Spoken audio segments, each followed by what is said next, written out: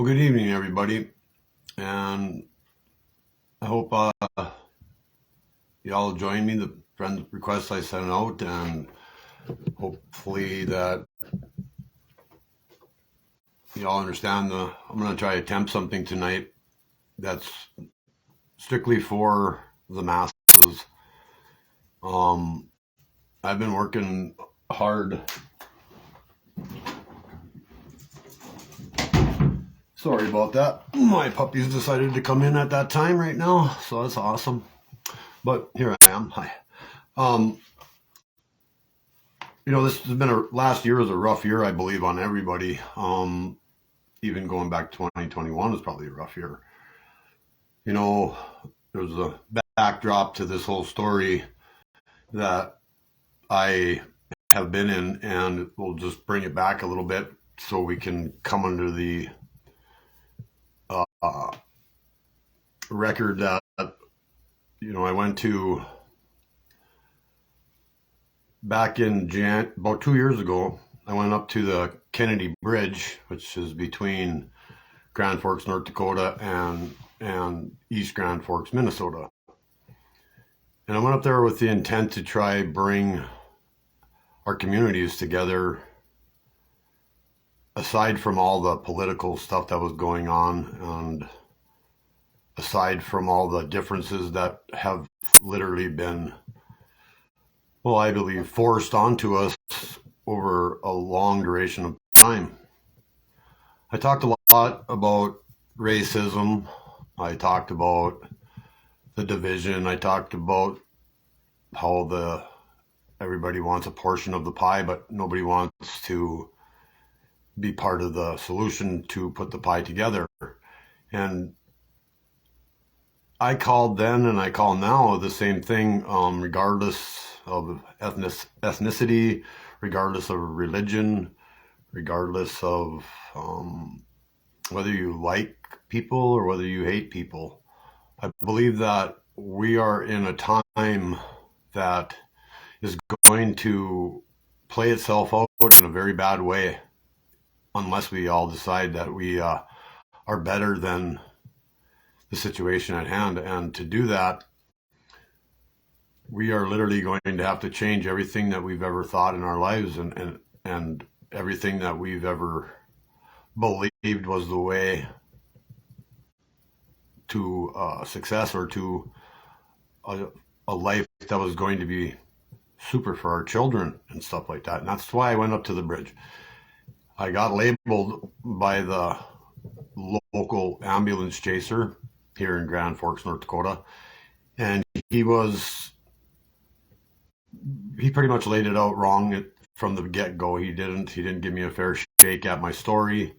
He had a very biased opinion of the stuff that was happening at that time. And I went up there with solid knowledge. I went up there with solid evidence. I went up there with solid research. And, he put my life in danger, actually. And a lot of things that happened since then. And it's been an accumulative effect because of people's misunderstanding, or of people's think that the knowledge they hold is above other people's knowledge. And, moving forward in life is about the only way you can continually be on a better path, is always looking to a better spot every day, day by day, actually. And coming day by day, you gain internal strength that you didn't realize that you had, or you knew you had, but something has now taken that out of you. And so being in a state of enlightenment and being part of this awakening that's happening across the United States, across the world, actually. People are coming to this new place, which is on this three-dimensional realm, has been a very bad situation for a lot of people, and has separated a lot of people and has divided communities, and it's taken our military apart. It's taken its toll on everybody, on the everything that's happened.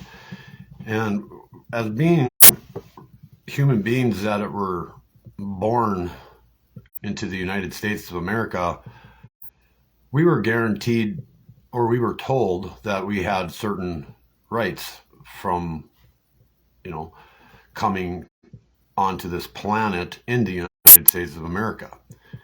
And a lot of people my age are just bewildered of the situation, considering that we are always stuck in the middle, and we have lived by the rules and walked by the rules and followed the rules that was laid out in front of us.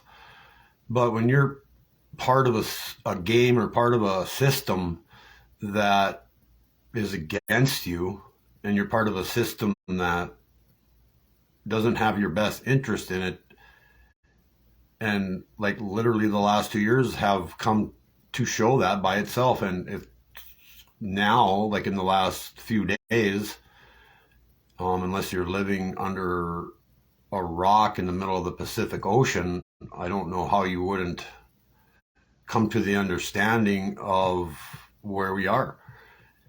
Going to work in 2020 and going to work in 2022, the taxes, the availability for good work to be had has fallen apart. And so with that falling apart, they just keep stealing our money. They keep dipping into our treasury. They're printing money from the Federal Reserve System, which is a corrupt banking system that is based on fractional interest. And if you go to the bank and you gave them $10,000 to store there and to put into the savings account, you would find, if you worked there, that at that bank they take that $10,000 and they only deposit $1,000 of that money that you gave them, and then they turn around and make that $9,000 worth $90,000. And so you can do the math on that. That's just the way it works. And as they take your $90,000, they borrow it out to other people and give it away as if it's their money, and then borrow interest, or borrow it out and then collect interest on your money, and you never see the revenue from that. And then when you go to get a loan and say you have the $10,000 in the bank, and you were going to use that $10,000 for a down payment or something, for something of $100,000 to say, then you end up borrowing $90,000 of the money that was actually, they had turned around and invented it to be $90,000. So there you would think that you would be in service with the bank and working with the bank, and the bank would be working with you. And because it's not that way, and because it's exactly the opposite of that, that is why we are currently in the crisis we're in, as far as the hyperinflation and the recession and overpaid, under-talented workers in the United States. And we have the people that have these jobs that are associated with our government, that are outside of the government. And when you have a position in the cities or states you work for, you are basically stealing from your own people. You're corrupt. You're part of the corrupt system, whether you know it or not. I don't know how many people do know, but I know there are plenty of people that do. And because of that, we've really fallen apart. We could start from the bottom or we could start from the top. It doesn't matter. It's a corrupt system.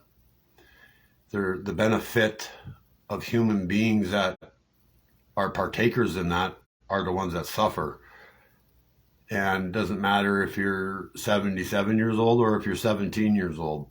And for us to be able to keep along with this system, we're going to find ourselves in a very bad situation real quick.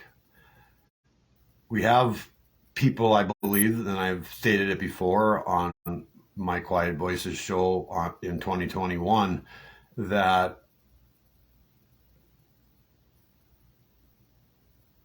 the system at hand was falling apart then, and they were scrambling to come up with a way to keep us in that plan that they've had. And this goes back, to actually the Revolutionary War of 1776. And from that time, we've had a family of elite and very rich people come in and dictate governmentship and dictate stateship, and literally turned the sovereign human being that had God-given rights stolen. And then we're fed this idea from our churches and our religious beliefs that we were born into some sin. And I went to a Catholic church my entire childhood and was confirmed at 10th grade, took on a name of a disciple, and did the whole thing. And after I was out into the real world, say 17, 18 years old, I understood that what they taught us about that deity in that place was an incorrect depiction of our true Father, of the true essence of us, the true meaning of why we're here and what we're to do when we're here and how we're supposed to conduct our lives. And because of these people and because of the system and because of the way they designed it, they took all of our natural laws away from us. And for my family, both on my mother's side and my father's side, came over from Europe to start a life here in America around the early 1900s. And little did they know, as upon their departure from the western side of the Europe, as soon as they got into their vessels or their ships to cross over the Atlantic to come to America, the king over there decided to declare you dead at sea, your grandparents or your great-grandparents, or however it worked, declared them dead at sea. And at that moment, he stole all our land that we had over there. He made it part of the kingship, if you will, or, it took it over. And at that exact same time, claiming that land, he denounced the people that were going to start a new life and declared them dead at sea. And so by declaring them dead at sea, they were no longer a living soul to the tidal water aristocrats that ran the East Coast back in the mid 1800s. And with that being said, as you established yourself, you were supposed to get certain things, and then you fast forward it to our parents' time on this place. They were taught a certain way of behaving in America, for instance. And I've been having a real tough time with how to say some of these analogies of why this thing is against us and what it's done to us, and how bad it has literally divided families in all different directions from that time forward. and it's gotten nothing but worse is the problem. And here's the deal. When back before the 70s, we didn't have all the sugar, we didn't have all the additives, we didn't have all the chemicals, we didn't have all these things, and people were somewhat, for the majority, healthy. But what happens is every time you run into a government system or a democracy, if you will, that uses a currency to steal from their inhabitants or their, the citizens of that country, you come up against you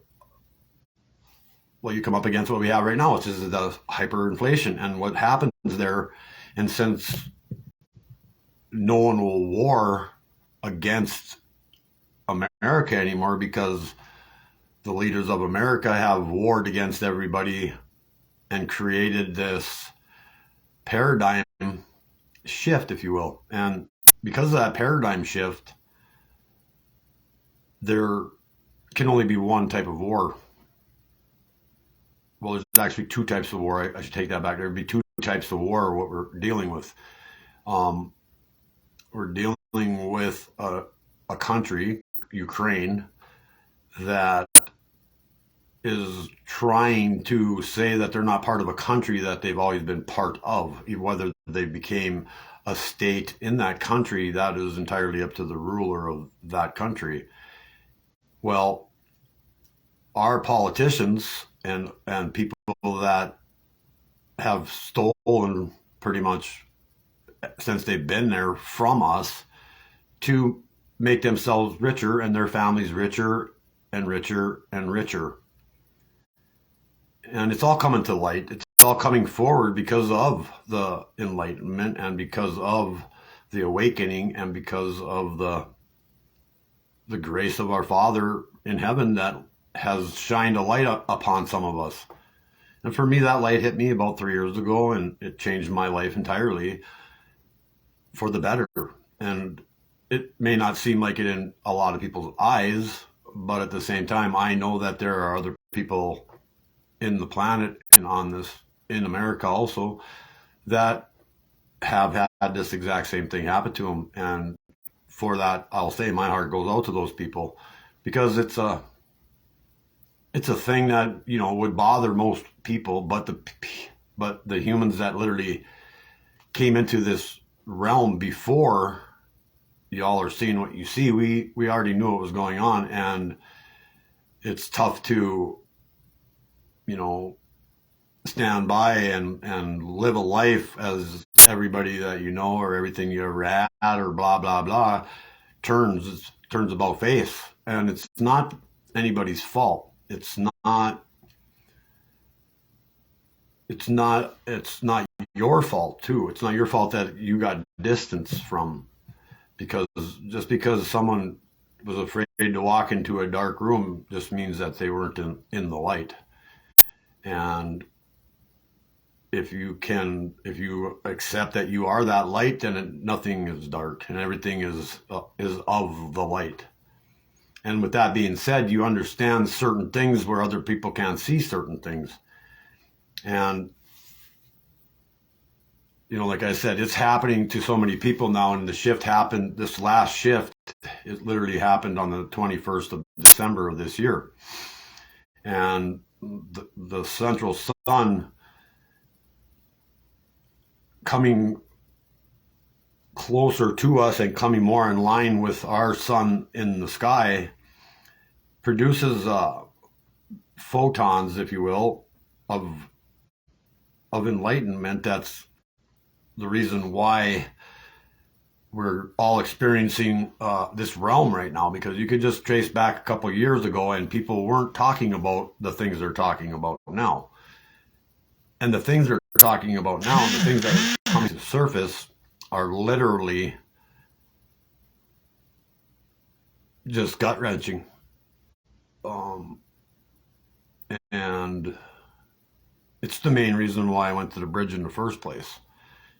It's because of, I don't know how I knew, but I did, the truth to the whole situation a long time ago. And since that time, of feeling the deaths that were happening and knowing 100% about the election fraud, the election laws that were broke. I stated it on the bridge. I stated it to interviewers and told them that any type of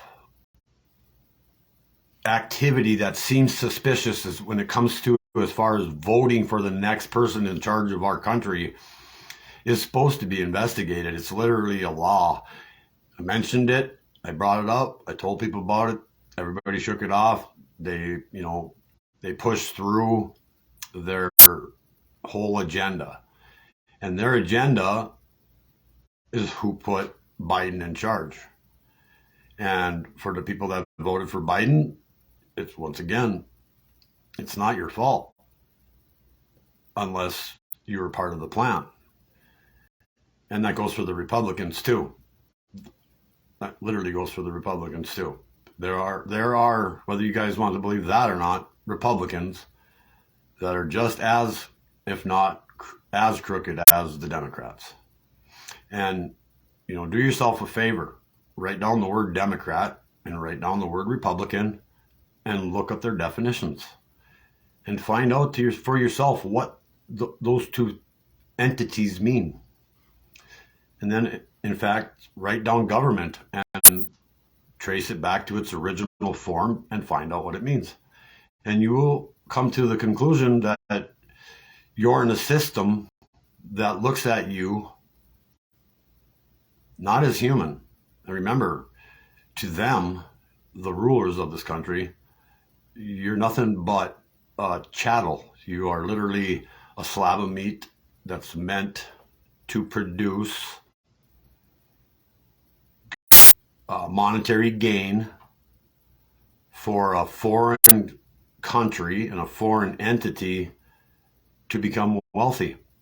And then the other flip side of that is to control those slaves and to control people and keep them in their place. And there's literally, if you really wanted to dig deep, you would find that there's a hereditary put down of people in communities. So if, depending on who you are or who your grandpa was basically, and how they fared in the works of things, and if they weren't part of a gentleman's club or they weren't part of a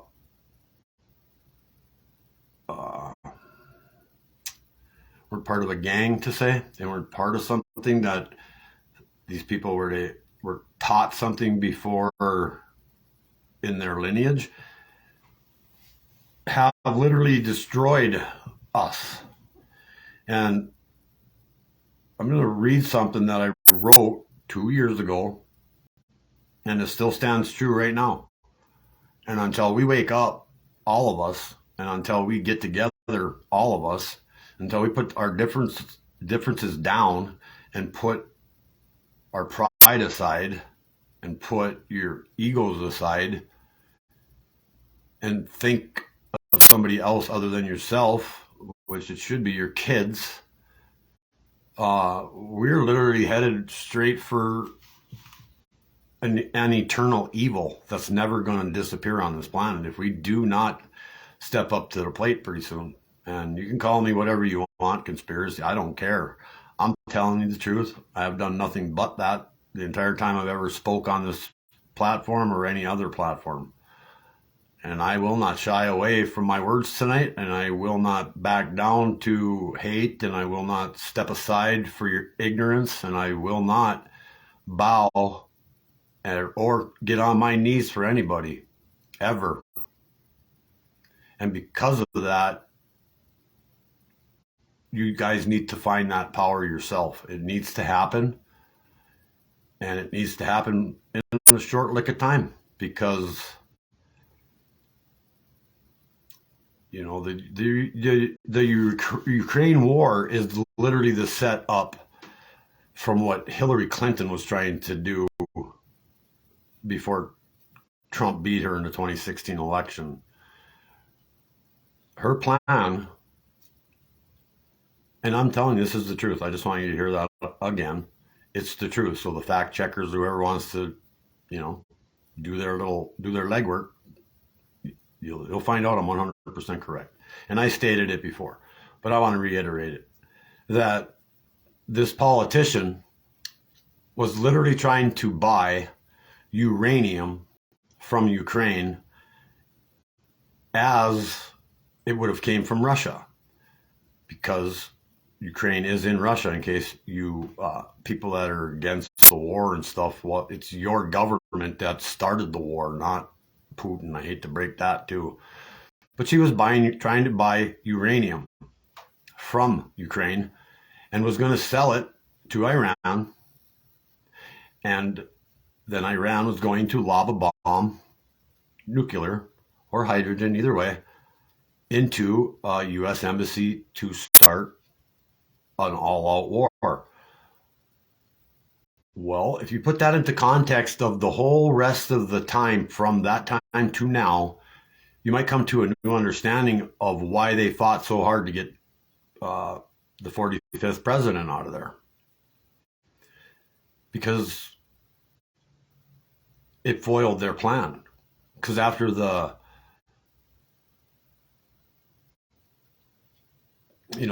communist, what do you want to call him? Obama was one of the biggest criminals that's ever been in our presidency. He systematically destroyed everything in 8 years, and Hillary was supposed to finish it up.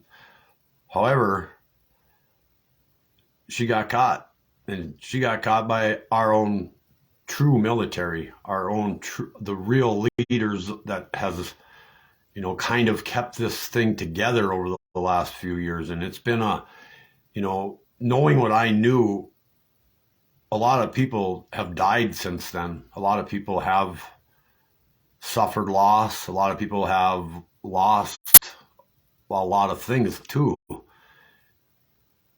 And so her plan didn't work out as the reason for the deleting of the 33,000 emails. And nothing was ever done of that. And that's how you have to ask yourself, well, how come, right? Like, what's the deal? So you got to realize, with that being said, they wanted to start a war, you guys. They wanted to kill us. They wanted to put you, your family, your children, and everybody you know and care about in a state of hell. That's what they want. And that's what they're doing with all these other things that they're attempting. And we'll get to that, because this might be one of the longest live videos that's ever going to be on Facebook until they cut me off, because I don't know that I'm going to stop until I'm done. And if you will, we'll call it a marathon. We'll call it something that they used to do back in the day. And I don't charge money for this. I never charged money for 36 episodes. I never once monetized any of my information. So that's why when I told the truth, my truth was for free. And this truth I'm telling tonight all of it will be for free. And it's up to you to take it or leave it. And I'll state it one more time, and I will probably over the evening do so many times. I don't care what you think. I don't care if you like me. I don't care if you don't like me. I don't care if you love, it's not about me. It's never been about me. I am literally here to share messages with everyone that can hear me. And eventually you will see that. You can trace all my steps, and you can go back in time, and you can hear my words, and you can tell that there is no deception involved anywhere other than the deception of the people that took all my stuff, my videos, and erased my information and hacked my computer and have done a lot of things, have infiltrated my life. And this is true because Twitter came out, and it was for me when Elon Musk did that. There was this big weight that came off me, and I wasn't really carrying that weight, but it was just like something that all of a sudden you knew what was going to happen. I knew what was going to happen after. I knew the trickle effect. I knew the slow drip that was coming, because that's what it has been over this last 2 years, was a slow drip of going around and making sure that these criminals were taken care of one by one. And if you knew what I knew, there was 222,000 indictments for arrests of political leaders, corporation leaders, state officials, the teachers union, the corporations that ran this place, the people that run all of the social media networks. They want us gone. They want a reduction in population. They just don't want to feed the chattel anymore. And it doesn't make any sense because, like, what are you going to do? I mean, what are these people going to do if they don't have their slaves working for them? What are they going to do? I mean, like, sit around and watch the grass grow, and who's going to mow it for them? Who's going to make their poisons that they put in our water? Who's going to fill up the airplanes that are dumping chemicals in our air that is over everything of the lands everywhere? Who's going to, like, start up the weather machine out there and make sure we have terrible weather and colder weather and all this stuff, and tell us that we need to spend all this money on climate change? Well, the reason why they're doing all this, and I've stated it on, I used to have a 4x6 foot map in my shop that had tons of information written on it. And look them up. Again, pencil and paper would be a good thing to have tonight probably, but Project Bluebeam and Project Paperclip and Project Looking Glass. And there's other projects, but once you start on one, it never stops. MK Ultra plans, Event 201, all these things. And I'm pulling most of this stuff from 2 years ago from memory still. I haven't even, like, pulled out a piece of paper yet, and I got it everywhere.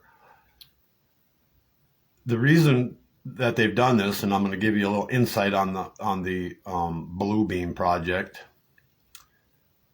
After the Roswell incident, a supercomputer was made, and since that time, this computer has had the capabilities to send information into the universe of a question formed by the people that were sending it. Well, after a duration of time and the computer got bigger and smarter, the thing got faster. And so they kept inputting new messages because it could shoot farther out into the universe. And the result was every time they got their return message, the result ended the same. It never came back as the end result, never came back different. Not one time.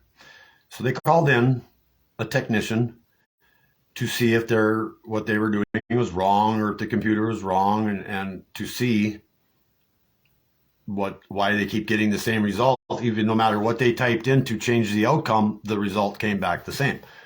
And with that being said, then this guy did his study, and literally, no matter what he did, he found that it came back the same answer. And that same answer was the awakening.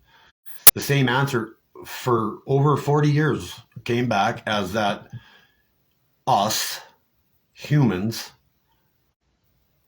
the people that come from the Father of all,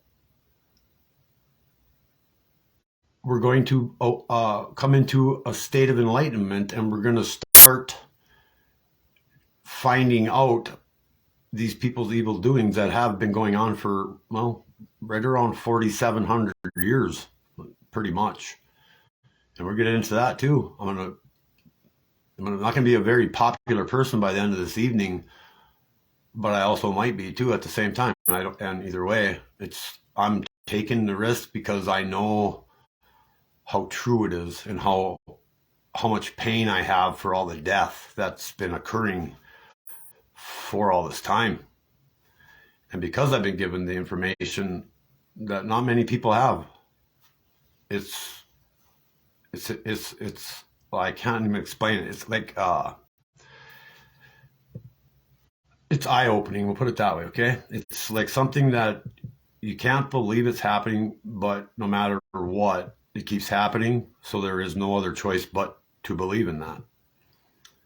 And I shouldn't even use the word believe, because that is one of their fake words, belief systems and all that. It's a word to write down and look up. If you believe in anything that they've taught you, you'll understand that you live in a world of doubt. And so just having that little tidbit that your whole life you've been living in doubt because you have belief should open some eyes and should help people understand the true nature of this beast that's been ruling this world for a long time. And I don't care if you believe in the Bible. I don't care if you believe in Islam, and I don't care if you believe in the Catholics, the Lutherans, the Protestants, Baptists, all of it. I don't care. It has nothing to do with it. That's something that's just as similar to the algebra, the language, the geometry, the current events that they taught us in school. I said it when I was a kid back then. I never understood then, and I still definitely know now why, but it was pointless. And then they kept us distracted with sports and extracurricular activity. Meanwhile, our parents paid property taxes and taxes and taxes, and all these things were supposed to take care of our school. But then slowly and surely the taxes run out, and because they're stealing them, and then now the parents got to pay for everybody to play sports, and you got to pay for all these raises. Well, then they turn it into the government controlled union. And once that happened, we were all doomed. And my age and right around my age, we grew up in that, but it has literally gotten to the point right now that if I had to send a child to any kind of educational system right now, I wouldn't. I would go, me and my kids, we'd be living in the forest somewhere, because they would be safer with bears and lions and shit like that around them than they are where they, as the predators that are in these schools currently, and they're everywhere. And it starts at the top and it goes to the bottom. And I don't care if you're in the situation where you know that children are being damaged, you're part of the problem. And I hate to break the news to you, not my fault, it's the truth. So you can either open your eyes and open your hearts and come to a new light tomorrow morning and change the situation you're in. I worked for the oil fields for a while, about 2 years, and I worked concrete too, and we used to phase out the people that didn't have the same overall good intention for the job or for the camaraderie between the men, and we would force them out, or call them posers, if you will, that people that just fill the position, don't really know what they're doing, don't care what they're doing, don't care about kids, don't care about any of it, but yet go to collect that check, because it's all about the money, right? It's always been about the money, but that's a whole nother topic as well. And then you can go from the education system, and you can go to the next system that's in place that controls us, which is our city police and our local sheriffs. These people are in the same basket, if you will, as the people in the student that are teachers in the union, that are holding down generation after generation of like I said, the hereditary line of people living in that community. And you'll notice that how that works. I mean, if you really are honest with yourself, you can look at it and think about the people and where the separation came, and you'll see it yourself. And it's sad. That's the part where I'm telling everybody this stuff tonight, is because it is super sad that we live in a system and have no idea how the system runs, yet we keep contributing to a system. And that's why I closed my business down, I did all these other things, was because I promised my father that I would not allow my hands to ever hurt anybody ever again. And as long as I'm able to go out and make money and collect money and pay in money and keep that cycle, that sick cycle going, I realized that no matter what I did, the only way to not be part of that twisted way of life was to pull myself out of the system, literally. And, it's been tough, but at the same time, I wouldn't trade it for nothing. I wouldn't trade this what I've gone through for anything, because I believe that with all my heart that I'm meant to tell you guys this stuff. And I have so many things that point to that fact. And it's troubling sometimes, but most of the time it just keeps, how do I say it? It keeps showing me that I'm doing the right thing. And it's good. It's good. And that's going to be like what's going to continue for this show and I'm going to read you a bunch of pieces and read you a bunch of things to open up your mind a little bit and to soften up your heart a little bit and maybe reintroduce you to somebody that, or I'm not going to give it away, somebody that should have never been stripped away from you. And I don't care how old you are, if you're listening to this and whatever, if anything's ringing true, please call somebody, call your friends, tell them to join, because it's going to get nitty gritty. And everybody needs to hear this. It needs to go to everybody, and it needs to expand quicker than the wave that's coming upon us, which is just around the corner. I have a very bad feeling that it's not going to be pretty. Even this week, the rest of this week, I don't know. It's not. Too many things are happening. A lot of people are retiring. A lot of the pedophilia stuff's coming up. And a lot of the people you all looked up to and supported, whether it was acting, sports, and any of that stuff, you're going to find out that they're part of that system too. And I got off topic there, so we're going to back up to the local departments of the people that are supposed to protect us from the bad people. So when you literally have perpetrators perpetrating crimes to catch perpetrators, you have to ask yourself, how is that beneficial for society? How is that beneficial for families? How is that beneficial for the future? And the people that have been affected by this know exactly what I'm talking about. The families that have had loved ones murdered, if you will, by authority figures that we're supposed to protect. And I understand they go up against hard things sometimes, but also at that same time, would it be so bad if it wasn't the way that they've treated the people they've deemed bad? Those are the questions you ask yourself. Think about that for a minute.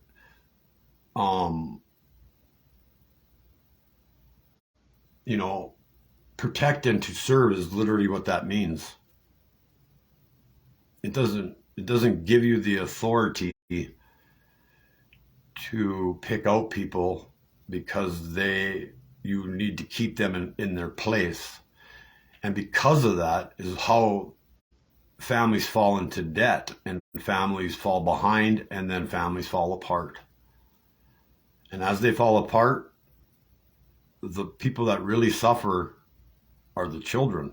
And so once again, everything I say, everything I keep talking about, if you are paying attention, you will see always falls on the innocents.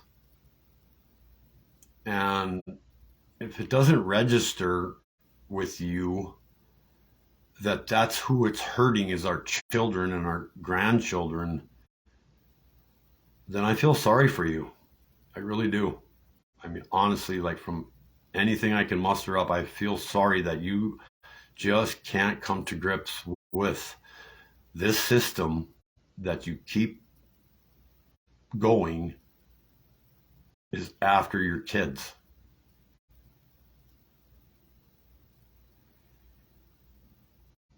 It's sickening.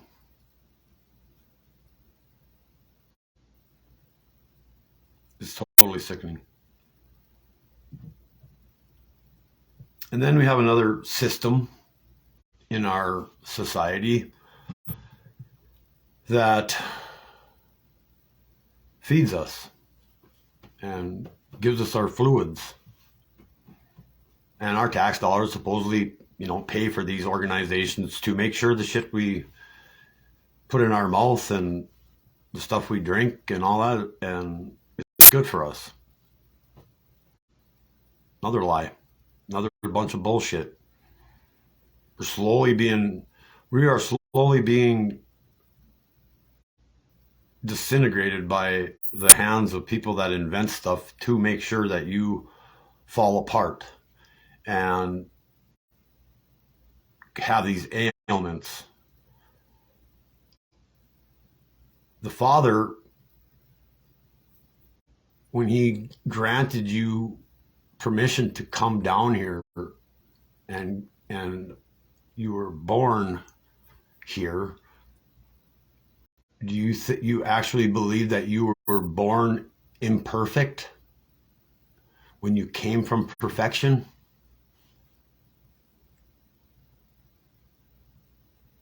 That's why you have people that say the things they say about God, actually.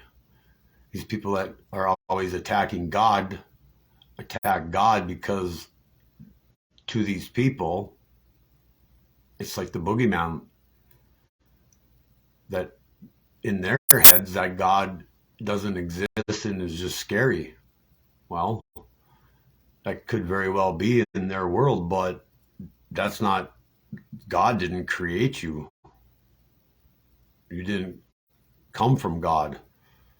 You are of God, and God is within, as well as his adversary, which, we can jump over to food and water and escalate right up to the next system that is designed to make you think the way I just said, to give you this impression that God is evil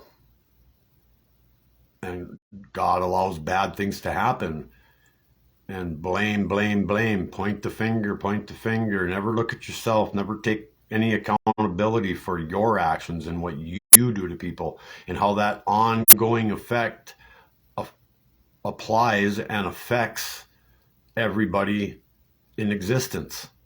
Everybody. And so, you look at your churches and you look at their doctrine and you look at what they teach you, and you come to this understanding that it's all designed to hurt you and to keep you in your place.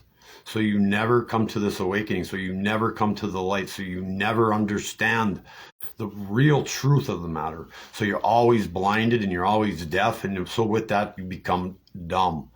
And dumb by meaning that you just are unlearned, that you didn't do anything for yourself, because in your education system, they had it laid out for you what to do. I stated it on my other show. Them things that they designed for us to do literally produces 85% serving class. So if you have 4 kids in your family, all 3 of them, and most likely depending on who you are, all 4 of them are going to serve someone else across the board. And that's not the way we're supposed to live. We're not supposed to serve in a nature that is designed to take care of the rich. And that's all it has ever done. And I stated it before too. If you work for a corporation and you've been there for however long you've been there, your last paycheck was your first paycheck, because of the debt you incur by their way of teaching in this materialistic, egocentrical, sociopathic life that we all have lived, and we all are guilty of it. And we've all been part of it. But once again, it's not our fault. It's not your fault. It's not your parents' fault. It's the people that were supposed to do the right thing fault. They're the ones that knew the true nature of us and understood how easily they could train us, if you will. I used to also always say, you can train one monkey to eat dirt, and 40 monkeys behind are watching that one monkey get trained to eat dirt. Them other 40 monkeys are eating dirt too, and you don't even have to train them. That's the society we're ended up with. And it gets worse as the more chemicals and the more sugars and the more corn and the more byproducts and the more chemicals that they invent in laboratories to put in your food. And all of that stuff has had a compound effect on every single person, especially in America. And because America has been successful on the backs of us slaves is the reason why the world's so rich. You know, at one point in time, our treasury was worth over $170 trillion of wealth. And whether you know this or not, that $170 trillion of worth came off of our parents and our grandparents and us that are of my age backs, and sweat and time and energy and our existence. And I'm telling you one more time that I'm pretty sure the Father didn't have that in mind for us when we arrived here. And so, because as you are that system of that indoctrination and slave tactics, you understand the last four things that I've laid out have been nothing.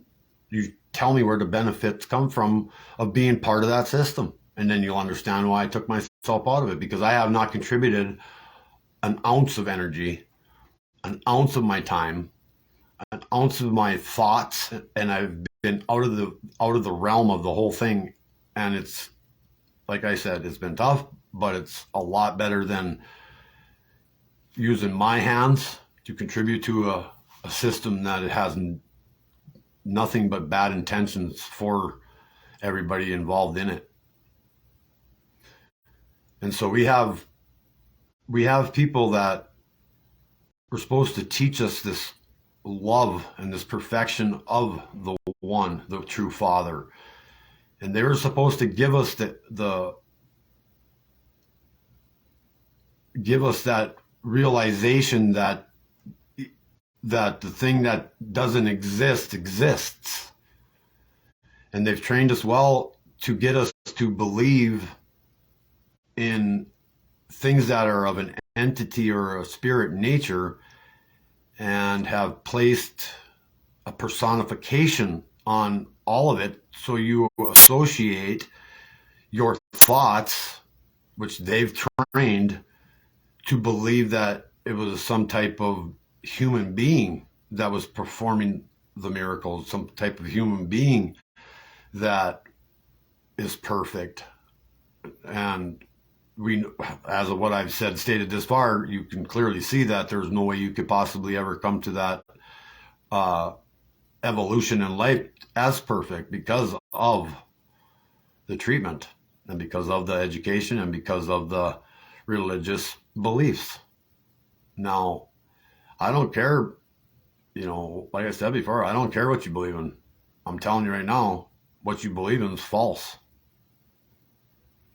It's literally a stolen religion from true faith that existed a long time ago, where this planet was in an age where everybody was in a state of oneness. And because of that state of oneness, things of like awe-inspiring things were created, and it's all over our globe. It's all over the globe. And we're literally going back to that age. That's why the Enlightenment's happening. We're going to the start of the golden age again. We start out at the top and work our way down. And if you know the ages, you know that it's gold, silver, bronze, and iron. Well, that's their goal. The elite, the churches, the police officers, the teachers, the government, the senators, everybody, you guys. I'm sorry, but it's the truth, and you'll see it because it's coming. And I'm trying to get ahead of it. I'm trying to give you guys this information because no one else's will.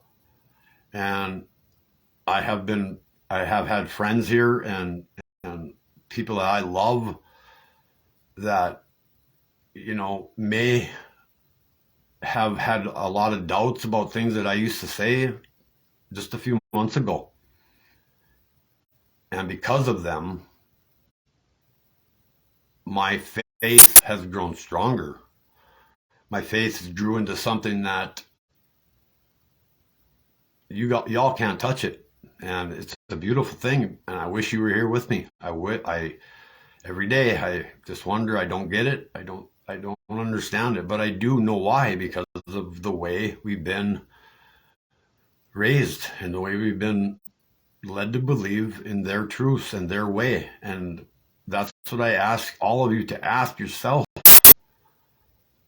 How many sufferings have you gone through in your own personal life? How many things have affected you in a nature that was not of a good ending for you or the other person? And so think about them things. Put that stuff into your heart. Get it out of your mind, but put it in your heart. And you'll see that it never comes out in favor, not even down to the kids. And now they got our grandkids already. Like, I have a 5-year-old and a 4-year-old and now a newborn. And if our present times are like this, what is the future for our grandkids? I mean, our kids are right behind us, but our grandkids are already $17,000 in the hole when we have a surplus of money, not money even, a wealth of abundance that was given to us to be stewards of it. We were supposed to dwell here, but dwelling here with respect to nature, with respect to the animals, with respect to the water, with respect to the sky and the air. And those are the elements that make us up. And so by literally poisoning the water, the air, the food, the ground, and stealing and doing all those things, it's literally like you are a contributor to your own suicidal death while you're living. And it's a slow, long, drawn out death that we shouldn't even be experiencing, and which takes us to the hospitals, which takes you to a place that you're literally not sick till you leave the place. And once again, these people follow the same methodology and belief systems of your importance, of what you are to them. And they don't know it right away, you guys. You got to understand, you don't know about the evil ways of the world when you're just a senior leaving high school, unless you have it figured out when you were a senior that what you were in was not like really good for you or didn't really benefit you in any way or taught you anything of any purpose that was going to, make you successful. Because if you did become successful and you were part of the hereditary lineage, didn't matter what you did, you were never going to be successful. And you'll have all these speakers and all these people telling you, oh yeah, you got to change your thoughts and you can achieve anything you want. That's bullshit, because they're part of it too. They're part of the system of the down, if you will, the system of the holding, the system of using the hands that are honest, that was meant to help and hold and to, keep close, not to hurt and hit and hold back. That's the difference. And it's literally what we decide to do with our members, which are your hands and arms and whatever, what you're going to do with those and how they're going to benefit society as a whole. Well, we can clearly see that everything that we've done and worked for does not benefit society as a whole, does it? I mean, these are simple questions you can ask yourself. Look at what's going on.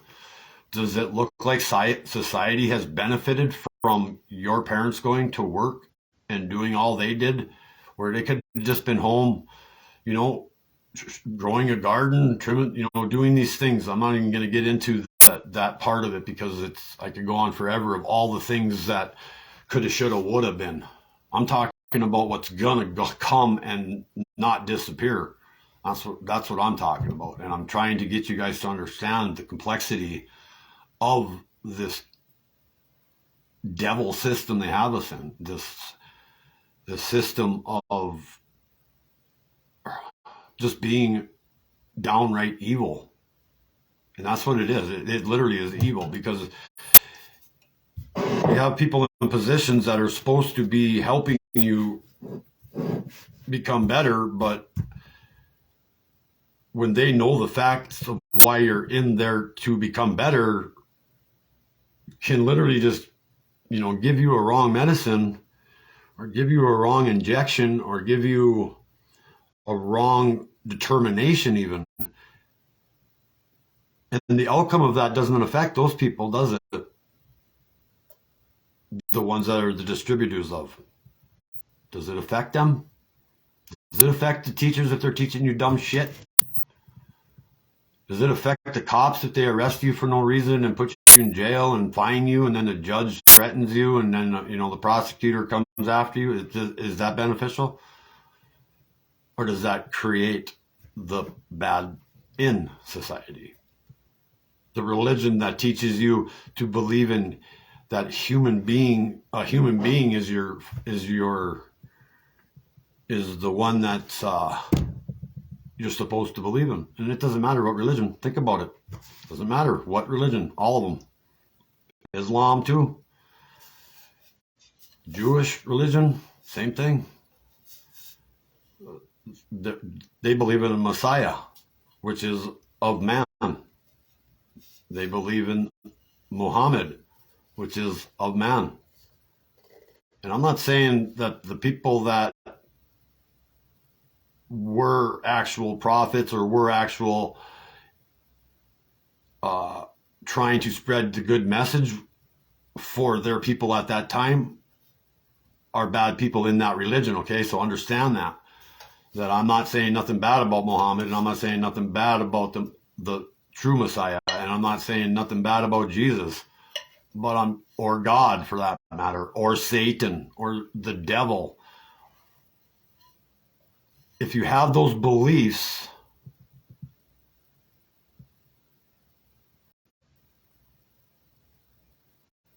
you understand why you have a disassociation with your belief. Because husbands don't believe in their wives, wives don't believe in their husbands, the kids don't believe in their parents, the parents or the kids don't believe in their friends. It's on and on. And so, because they are people, and so what the teaching of that shows you the dissociation even. So now you get all of these things that just keep pointing to the same thing, the pain and the separation of you with the true Father. And it literally just keeps pointing you to that over and over and over. And it just keeps going. I mean, if you want me to, I can go all the way up to the top of where this shit never ends.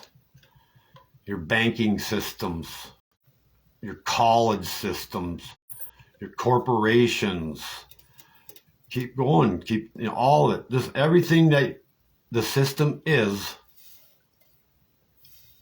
what it's not supposed to be for the people that are trapped in the system, that literally are giving away not only their blood, sweat, and tears, but they're giving away their time spent.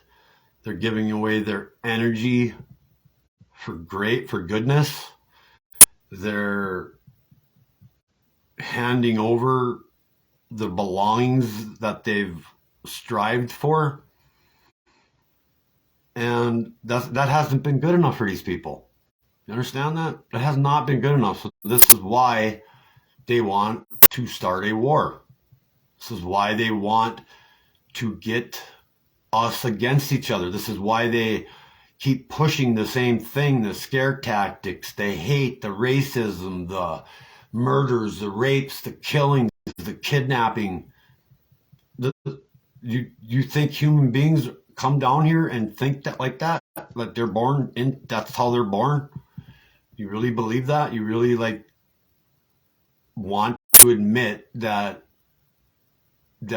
these people that do evil or do bad things, that they were born that way, or they were by being the kids of the parents, and the parents of those, and then those kids being their parents, and so on and so forth. When did it get to a point, right? When did that escalate to the point where what we have now, where everywhere you look, death, crime, all the bad stuff like that is like skyrocketed. And it's so they can sit back and watch us do this to each other, when in fact we should be doing the exact opposite of that. If we were taught the correct system, if we were raised in a truism, if we were put in place inside of us, instead of the thing that was inside of us taken from us. And once they understood this, is now you can trace that back. So like I said before, once you go backwards in time and you look at the things that are in existence, and you study that stuff, and you keep chasing it, and you look at it, you will literally see where this slave system, if you will, that we're all underneath. And as far as Americans go, we are literally born into this country underneath a doctrine that was actually written by maybe the good side of things as far as the human aspect, but at the same time that was infiltrated immediately when this country started. And so because it was infiltrated immediately, it was a slow drip of death for us. But nonetheless, being born here, we have these rights. We have a sovereign, benevolent Father that placed us in America. Okay? This is what I want you to really like wrap your head around right here. You could have been born in India. Just remember that. You could have been born in Russia. You could have been born in Ukraine. You could have been born in New Zealand. You could have been born in Antarctica. Doesn't matter. But you weren't. You were born right here. This place. And because you were born right here in this place, you have certain rights. It was ordained to you. And that means, since it was ordained to you and it was given to you from the Most High, the Father, the creator of the heavens and the earth and all that are within it, which is you. You weren't born into that slave system as everybody else was, or you were born with those rights, which makes you not born of sin and not born into debt. But these people started something here, changed the stuff here, convinced the people in charge here, and since that time, it's been nothing but wars. War. First World War, Second World War, and, well, now they know their time's up. They know the awakening's happening. They know the people that are going to come to the Father that have, lived here and have experienced this, are coming with a a fire in their heart that's going to extinguish their evil. And that's part of my message tonight. And so, like I said before, if you are watching, if there's people out there, I would start bringing your friends and family into the show, because it's going to get even more interesting than it's been. And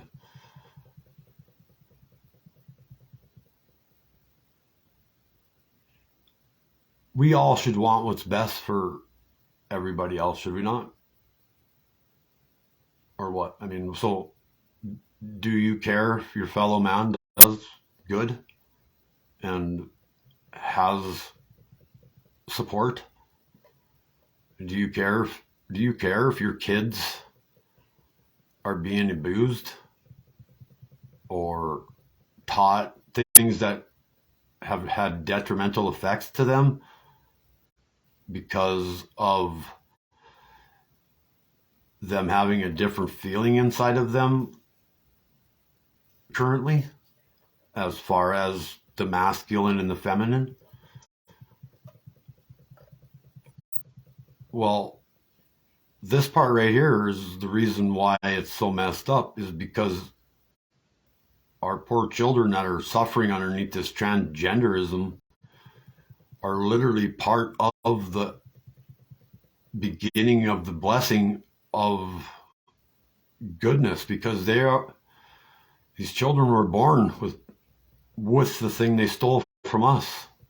They came down and had it eyes wide open, if you will. And because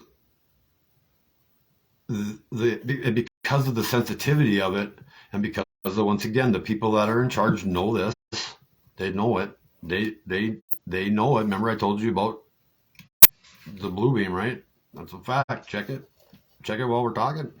You'll see what it's all about.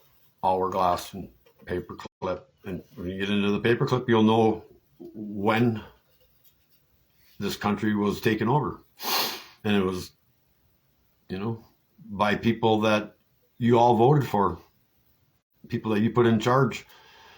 But the trick to that is you didn't put them in charge. They were already selected for you before you ever got to elect them. So think about that.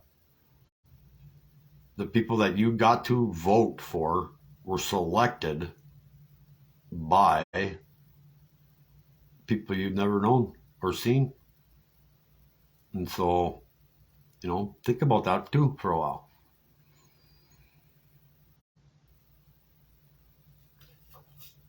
And so, as being born here in the United States of this republic, which is what we were supposed to be part of, we are sovereign.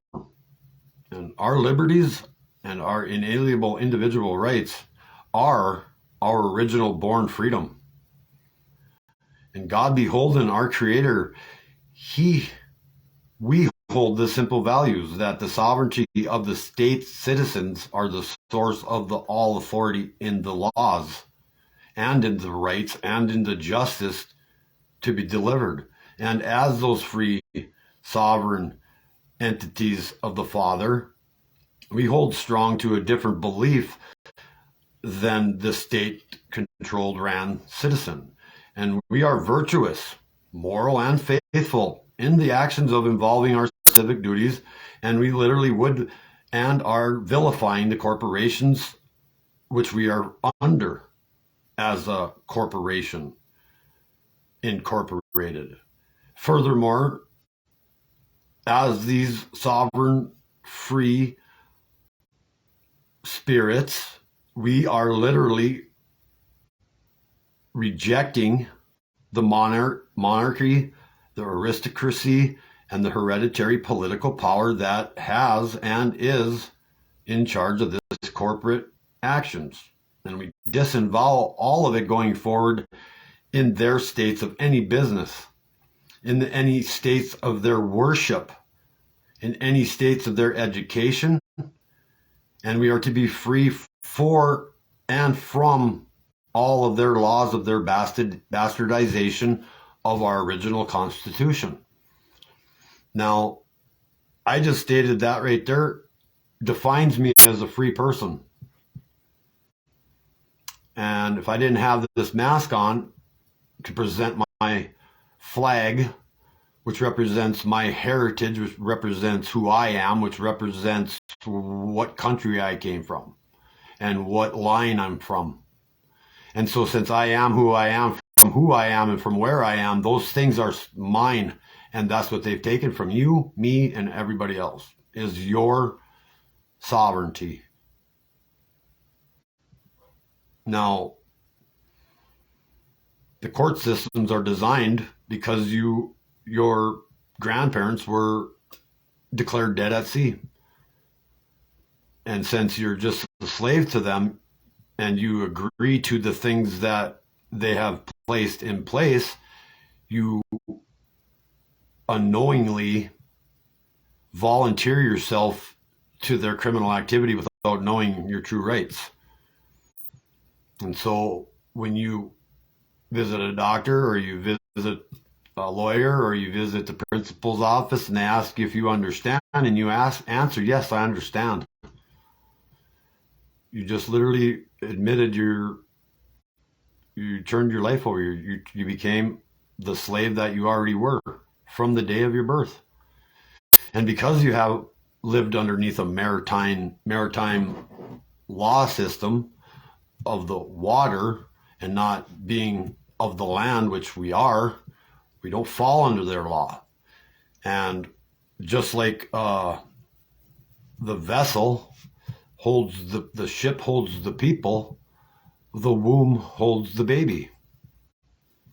And as the baby comes into the shore or into existence, they park the boat with the dock or at the dock, and that's who takes you out of your vessel, the womb, the doctor. And immediately from that point is when they take you away from your mother of nature that brought you into existence and immediately get your mother to sign a documentation that gives over her rights to the state.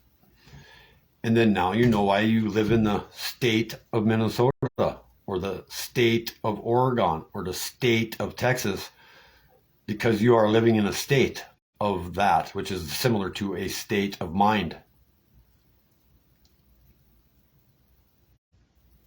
And because you are of the state now, you're state owned.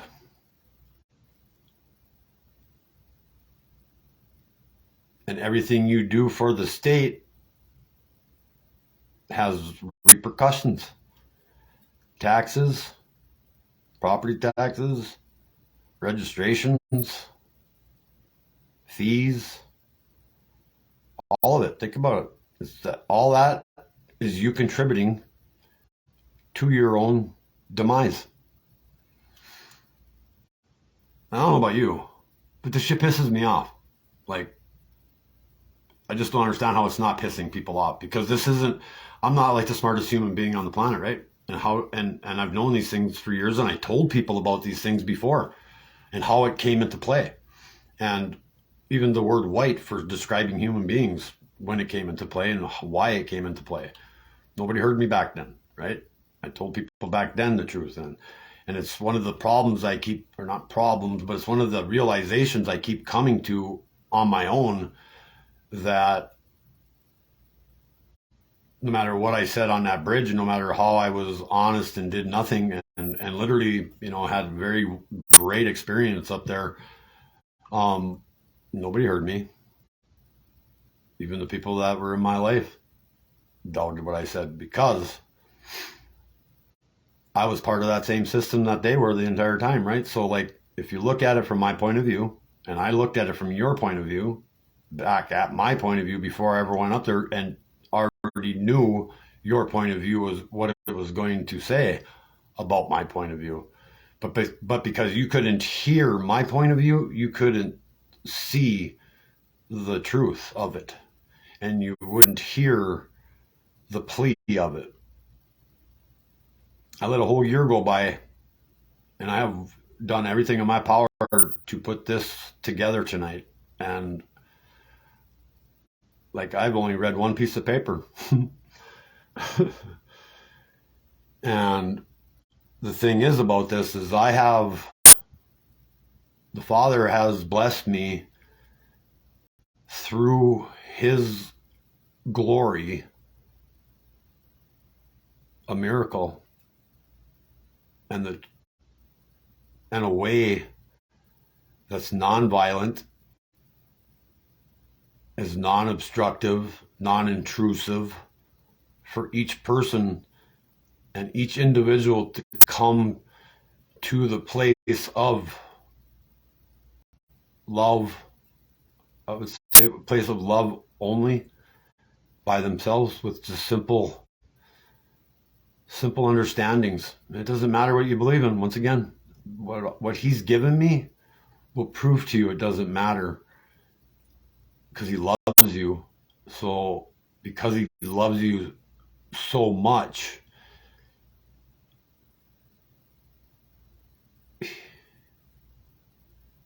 is why this thing exists. It's the only thing I can come up with. And I have the same friends that have been with me and starting to experience this stuff at a different level, like, have some downfalls, like, are happening immediately. And that is the stuff that's pushed me this last week, was watching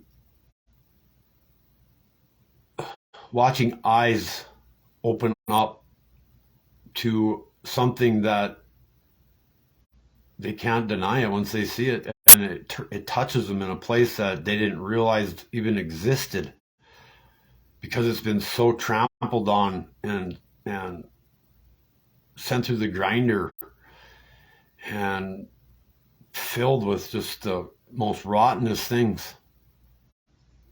And once they destroyed that, they had an upper hand, because then the indoctrination process starts. Then the you're worthless and believe in this and believe in that starts, and from there, the controller is of evil. The controller that runs the vessel doesn't have your own best interest in it. That's the crazy part. Like, and it's not our fault. Once again, I'm going to keep saying, I'll probably say that 100 fucking times tonight. I don't care. It's not your fault that you think a certain way. It's not your fault you act a certain way. It's not your fault you behave a certain way. It's not your fault that you keep falling into the same trap and keep becoming the same thing over and over and over, day after day, week after week, month after month, year after year, and it just passes on to generation after generation after generation. And pretty soon, what do you think happens when that keeps its continuing by itself? It's literally a thing that you just it's like a ball on a hill, and you just push it, and you know it's going to go to the bottom sooner or later. You know it. It's just inevitable. And so, knowing that what they've done is inevitable to literally force us to a lower form of life should show you that that system is designed for 100% you to be used until they're done with you. And then they take your children right behind you, and then on and on and on. They convince you to get married. They convince you to tell you that you're to be with someone. They convince you to buy a house. They convince you to buy a car, get credit cards, and then further, not only put your interior self into debt, but now your exterior has to work out that debt. And so now you are in debt. And that, my friends, my family, my loved ones, that is why the Father came down in the form and in the essence of Christ. And that's why Christ is the one true system, the one true belief, if you will, the one true faith, the one true way, the one truth. It's because it was of the Father of all, the Creator, Mother and Father, the one, the everything, the nothing, the plus, the minus, the alpha, the omega, the good, the bad, the left, the right, the up, the down, the in, the out, on and on and on. It goes the duality of this world that we live in. And the duality of this world is what keeps balance. The yin and the yang. The scale has a left and a right. On and on. Put this stuff to thought. Put this stuff to heart. Get it out of your head. Empty that head. Empty that poison that they put in there. Vomit it out your face. Get rid of it. Separate yourself from it. Cut the cord. They cut the cord on you a long time ago. And you had no idea they even did it. And your parents, they couldn't have stopped it because it was done to them before it was done to you. And their parents and their parents. And so shall we suffer. So shall we suffer. And know this in the depth of your broken, unhealed heart, that suffering is the only way you'll ever find true love, the real love I'm speaking of. And because he suffered, so shall the Son suffer.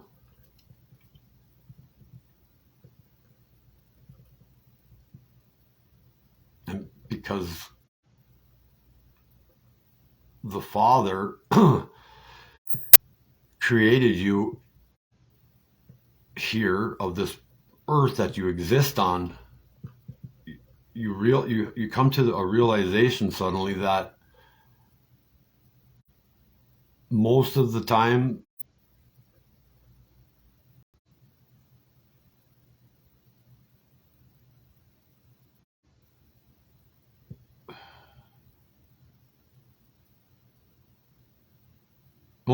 we're lonely because we're always searching for something. We all long for this something. We all think it's coming someday. But if you think that, they've been thinking that for 2,000 years.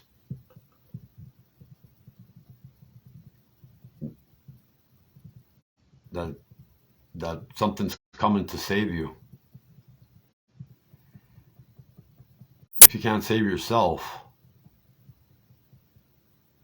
and go back and come back to him,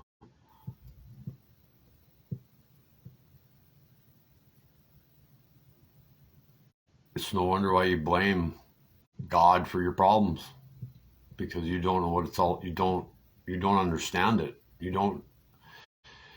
don't know the truth. You don't feel his love.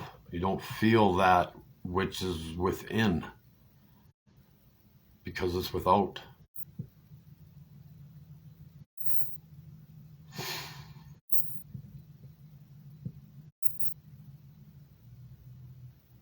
Who is perfect? This comes from John 8, chapter 8, verse 50 through 55. Who is perfect in love, so does the Son do. So I will, so do. Thy work of thy Father, and is do as in his glory through his Christ with his Holy Spirit has come, for his kingdom is surely to come. So let's talk about that verse right there. What that verse states is that the Son, who is of the Father, is here as Christ in the essence of nothing but love for his children, basically. And with inside the heart of the Father, as the Father was the heart inside of Christ, as Jesus, who was filled with both his Holy Spirit and his Holy Ghost. And what I just said there literally paints a picture for you of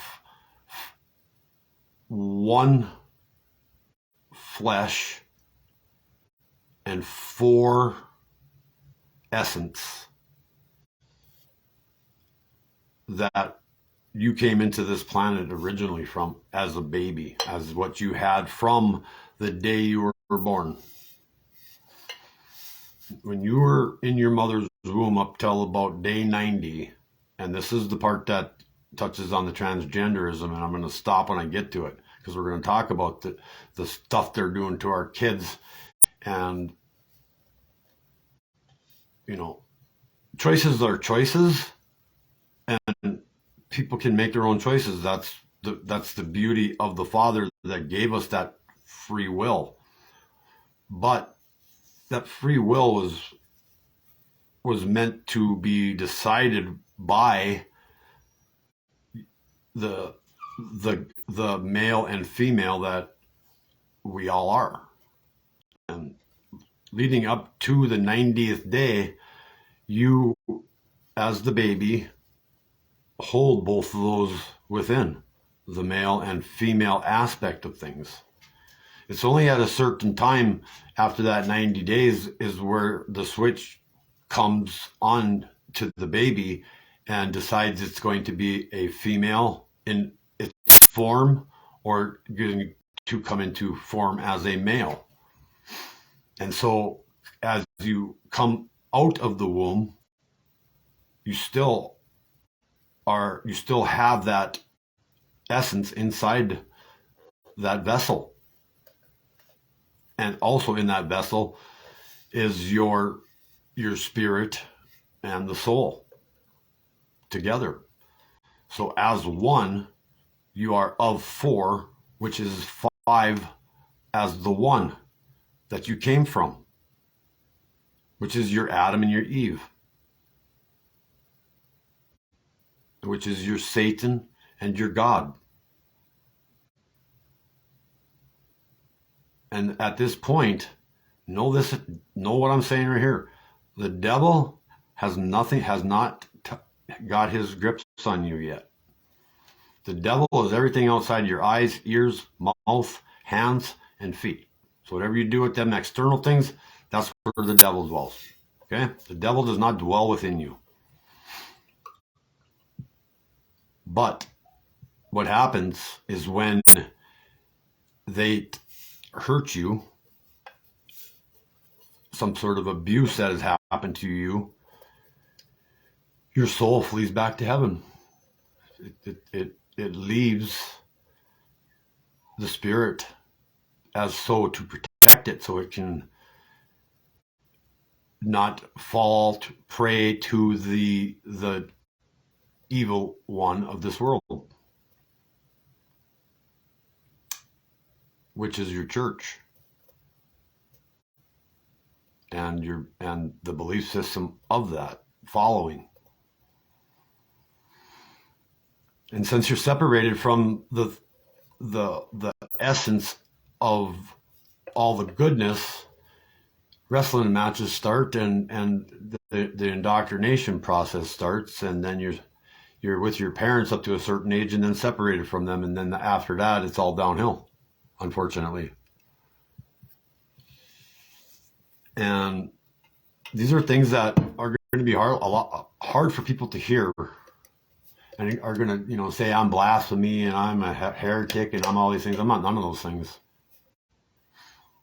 I am that child that I just spoke of at my age. I know what I have, and I know that the goodness that's in me is because of my suffering that allowed me to realize that as a man,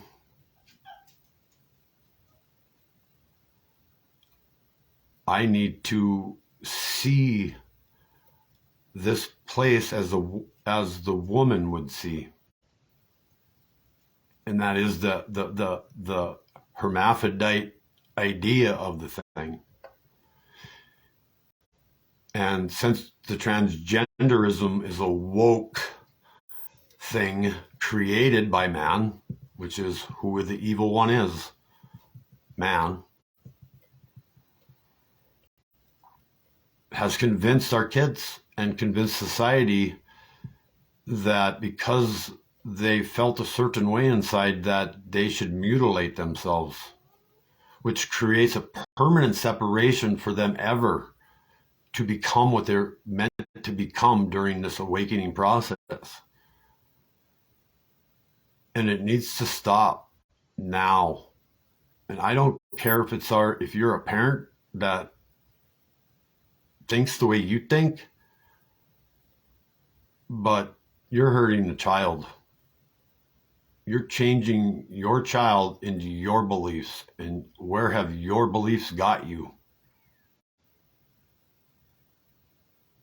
Pain and suffering, lies and deceit. And who did you learn this from? Yourself? You think inside your own head that you thought of this stuff to mutilate yourself and then mutilate your child and continue that on to other people's lives and other human beings, babies and stuff? You think that you're all right with that?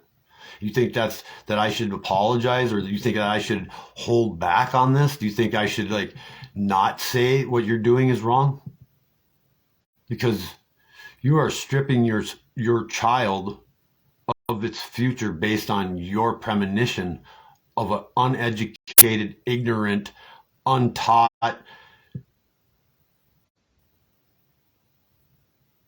jackass.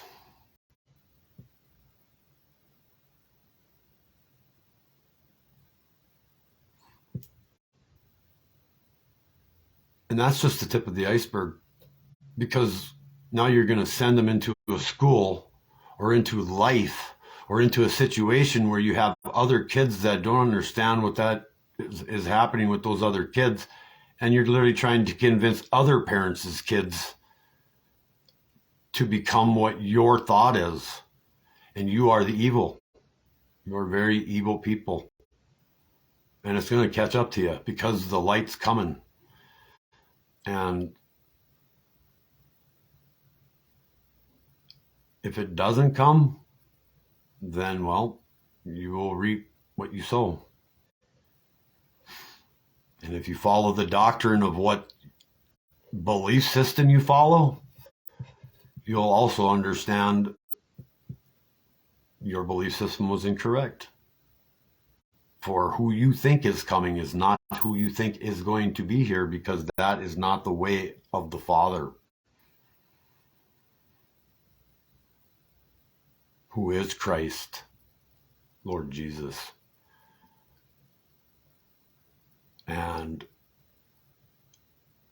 you're going to find yourself in a precarious situation that you're not going to be able to get out of because of your taught belief system. Now listen, I know what I just said was hard. I know that it hurts, and I know that you might be pissed at me, and I don't care. But the fact of the matter is, you can still change it all. You still have that opportunity. You still have time. You still have forgiveness. You still have love. And because I'm hard on you, and because I was saying what I'm saying to you people that are doing the evil to the children, does not mean I don't love you. And it doesn't mean the Father is not forgiving you and does not also love you. But for my heart, as it's filled from Him only, love is tough. But love is weak. Love is pain. But love is gain. Love is love. And if you lack the love that's love, then you lack love. And because you are in love doesn't mean that you know that love that you're in.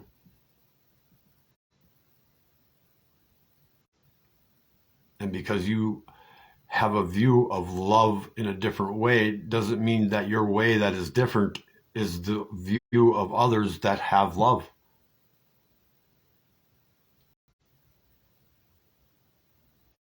And this love that can be achieved by all of us starts with the forgiveness of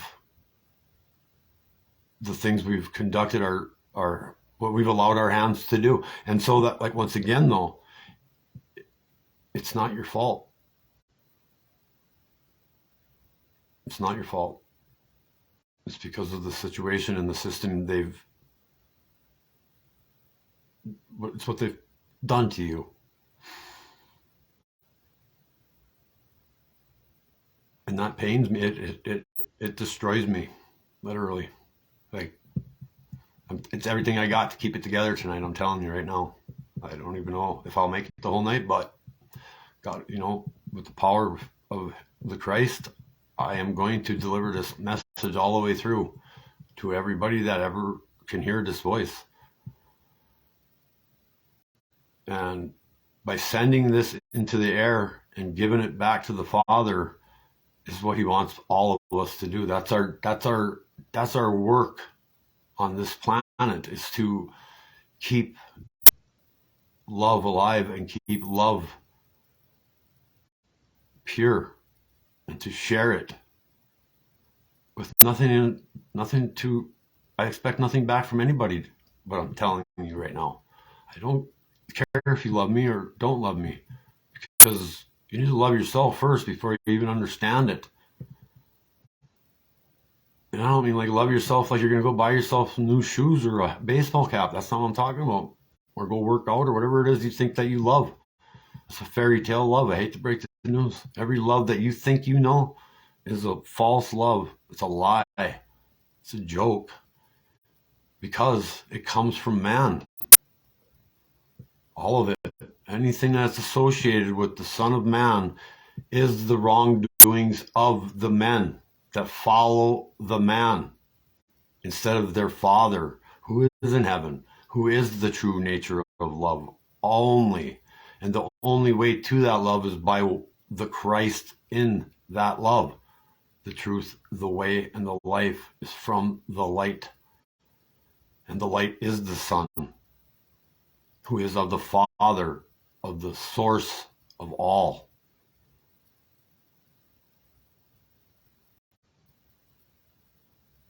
And trust me, like I said before, my passion that I'm sharing tonight comes from the bright eyes and the blossoming hearts that have been in my life the last week. And the people out there that I just referred to, they know who they are. Because my flame has been burning for quite a while. But they made my flame burn brighter. And my works are well pleased to the Father. And that's what it's about. I am a messenger of trying to repair the seeds and or planting a new seed on this place that understands His way and the enjoyment that we could all come of that. And the only way that can happen is if we come together and forgive each other for everything that has been done to us by the people that you will never see again that did it to you. But you gotta learn that what has been done to you first. You have to learn the system you're in. You have to find your own truth. And until you do that, you'll never have your power back. You'll always fall back into the system.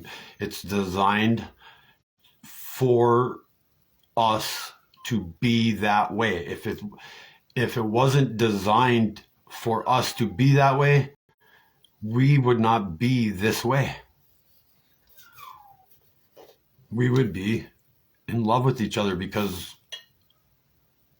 as much as I love you, I will never, as much as I love you and as much as the wrong things that others have contributed to, you understand that who am I to say anything of who you are other than telling you why we are the way we are. That's all I'm trying to do. I pray, I send love to you that you hear that. that your hearts open up. And in order for that to happen, you have to dump the shit out of your head. Hey, you have to understand that all that you were ever taught and believed in was a lie to hurt you and everybody you know. So if you're a great great grandma and you're listening to this right now, that goes down 4 generations that they're all suffering the same as that elderly woman. Which brings me to the point of the nursing homes and the beginning of one of my the pains that initially started this whole discovery of the true Father, of the one, of the all, of the source of everything, was the elderly being slaughtered by an invention of evil that I tried to tell and tried to warn and tried to give as much information as I could as about that sickness that was occurring that they designed and created in a lab. And I told everybody the rules of the way, if you're going to create medicine and stuff, you cannot take something from nature and put it in something of synthetic nature and then put it in a person. It's against the rules, man. It's against all natural law. And when things are against natural law, that's against the Father. And that's against the Creator. And that's hence the reason for the awakening, and hence for the reason for that we are coming into this realm of understanding that we were literally lied to about it, and then used our ignorance, taught ignorance, to help them assist in the deaths of loved ones because we weren't told the truth. And well, once again, it's not your fault, but what they did to the elderly people in those nursing homes and what they continued to do in those hospitals, knowing farewell that what it wasn't effective. But since people volunteered for stuff, and since people believed in stuff, that once again, it's believe is the key word. Believe is the trick. Believe is how it makes us ignorant. The belief in things. Belief is doubt. Remember that. The definition of belief is to not know. And to not know means you don't know. And if you don't know, why would you take somebody else's advice for something that they obviously do not know either? On my show, I've had 7 episodes, 2 hours long, about this specific created disease, this thing that they thought would have an efficacy of much higher death rate. But since it wasn't doing its thing, they pumped oxygen into our elderly, and they pumped oxygen into the people that were in the hospitals. And this thing that they created, when oxygen is added, it's basically like blowing up a balloon. And the proteins that they had attached to it were designed to seek out weak cells and weak molecules where it could attach itself to and then expand. And this next part should be hard on you. This next, like what I'm going to say here in the 6 seconds, is those older people that were on this planet that worked hard and did the right thing and raised families and contributed to society their whole life. were dying by suffocation because they were breathing oxygen.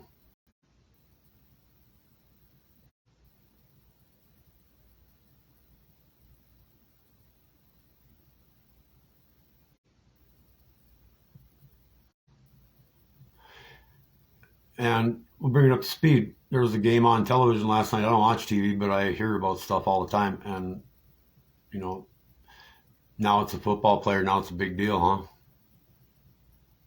Because it's a football player? Because actors are disappearing. It's a big deal. You know how many homeless kids are on the street right now? How many abortions are taking place right now? You know how many people are starving to death right now? You know how many people that are getting something put in them that's going to literally turn them on and off right now? You know how many people are continually to believe the thing that doesn't exist exists right now? Right now.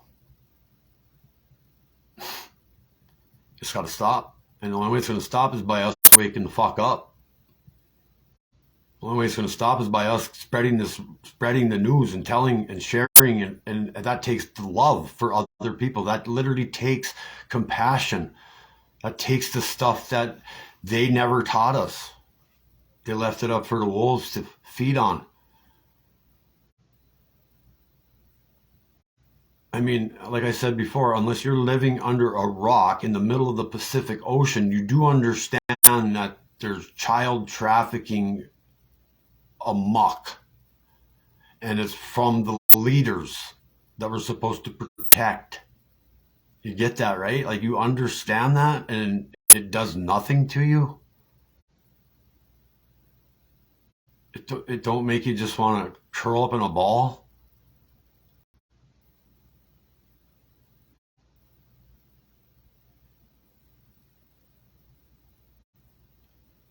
And we're not even talking about the adrenochrome and who the main shaker of that was. Like, if I told you the name of the main shaker of distributing infants' blood to other people across the country for consumption, that's true. It's real. It's happening right now. And this is a public service announcement from me right now, that anybody that sees anybody putting black zip ties on back passenger doors, you need to have them arrested, or you need to grab these people. They are targeting your daughters. They are looking to steal your child. They take a zip strip and they attach it around the car because they've stalked out your child as a vulnerable human being to be taken.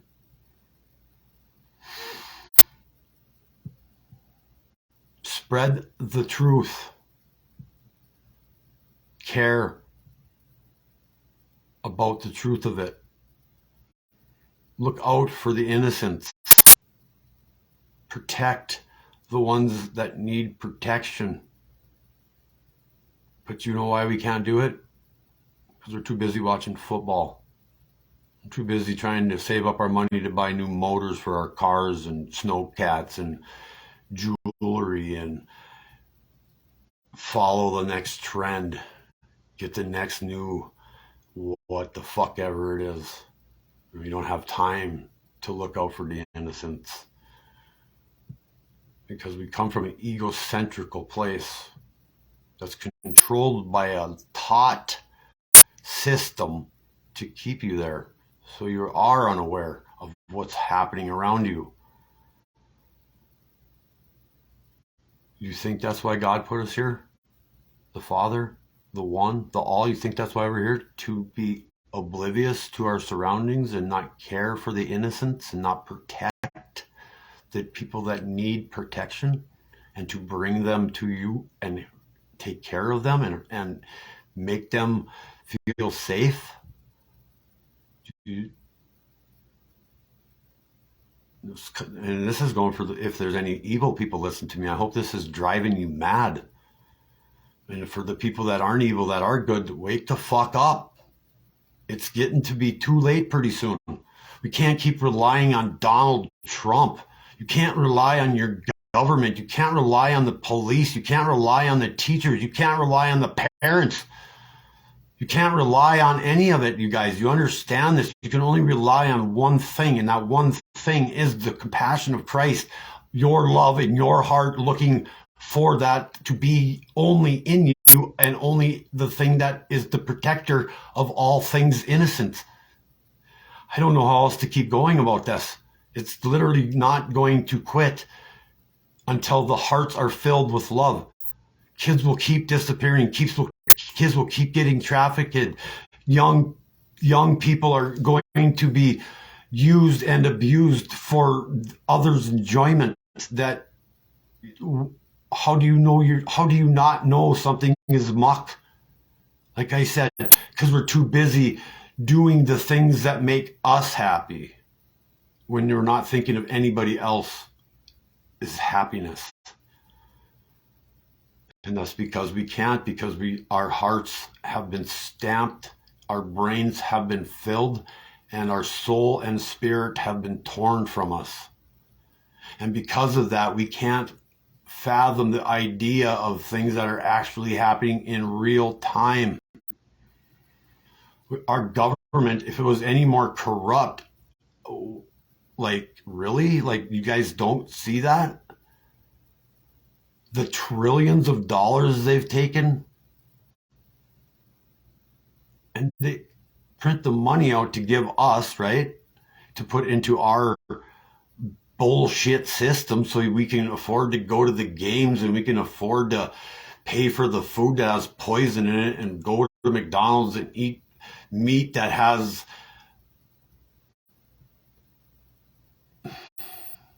the flesh of human beings in it.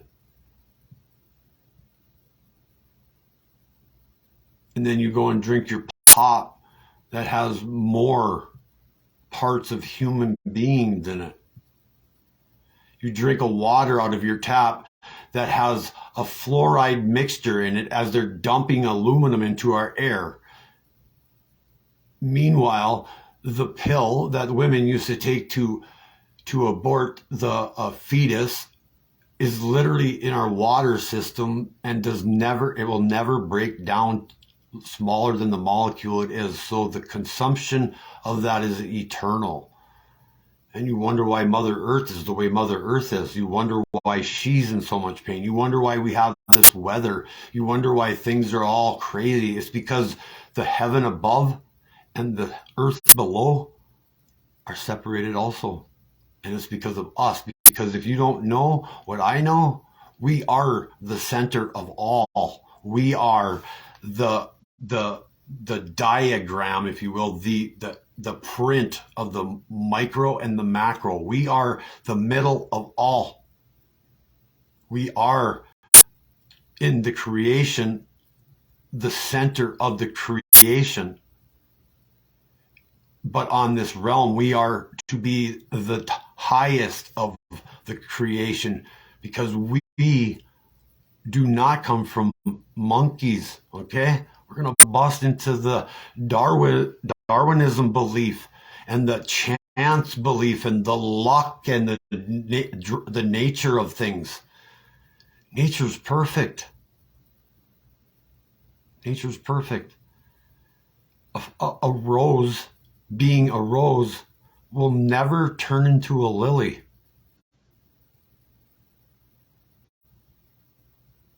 Think about it. So, if that's true, then how can an ant turn into a giraffe? There's 30 billion species on this planet. And out of them 30 billion species on this planet, every one of them have their own DNA makeup that designs how it's going to come about in reality. And because that DNA is built or is established that way, you can understand where perfection is in nature. And there's called the golden, excuse me,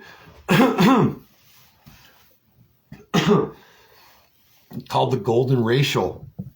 And the golden ratio starts out as the 1, the 2, the 3, the 5, the 8, and so on and so forth to the 13. And that is in everything that's in nature, takes on that form.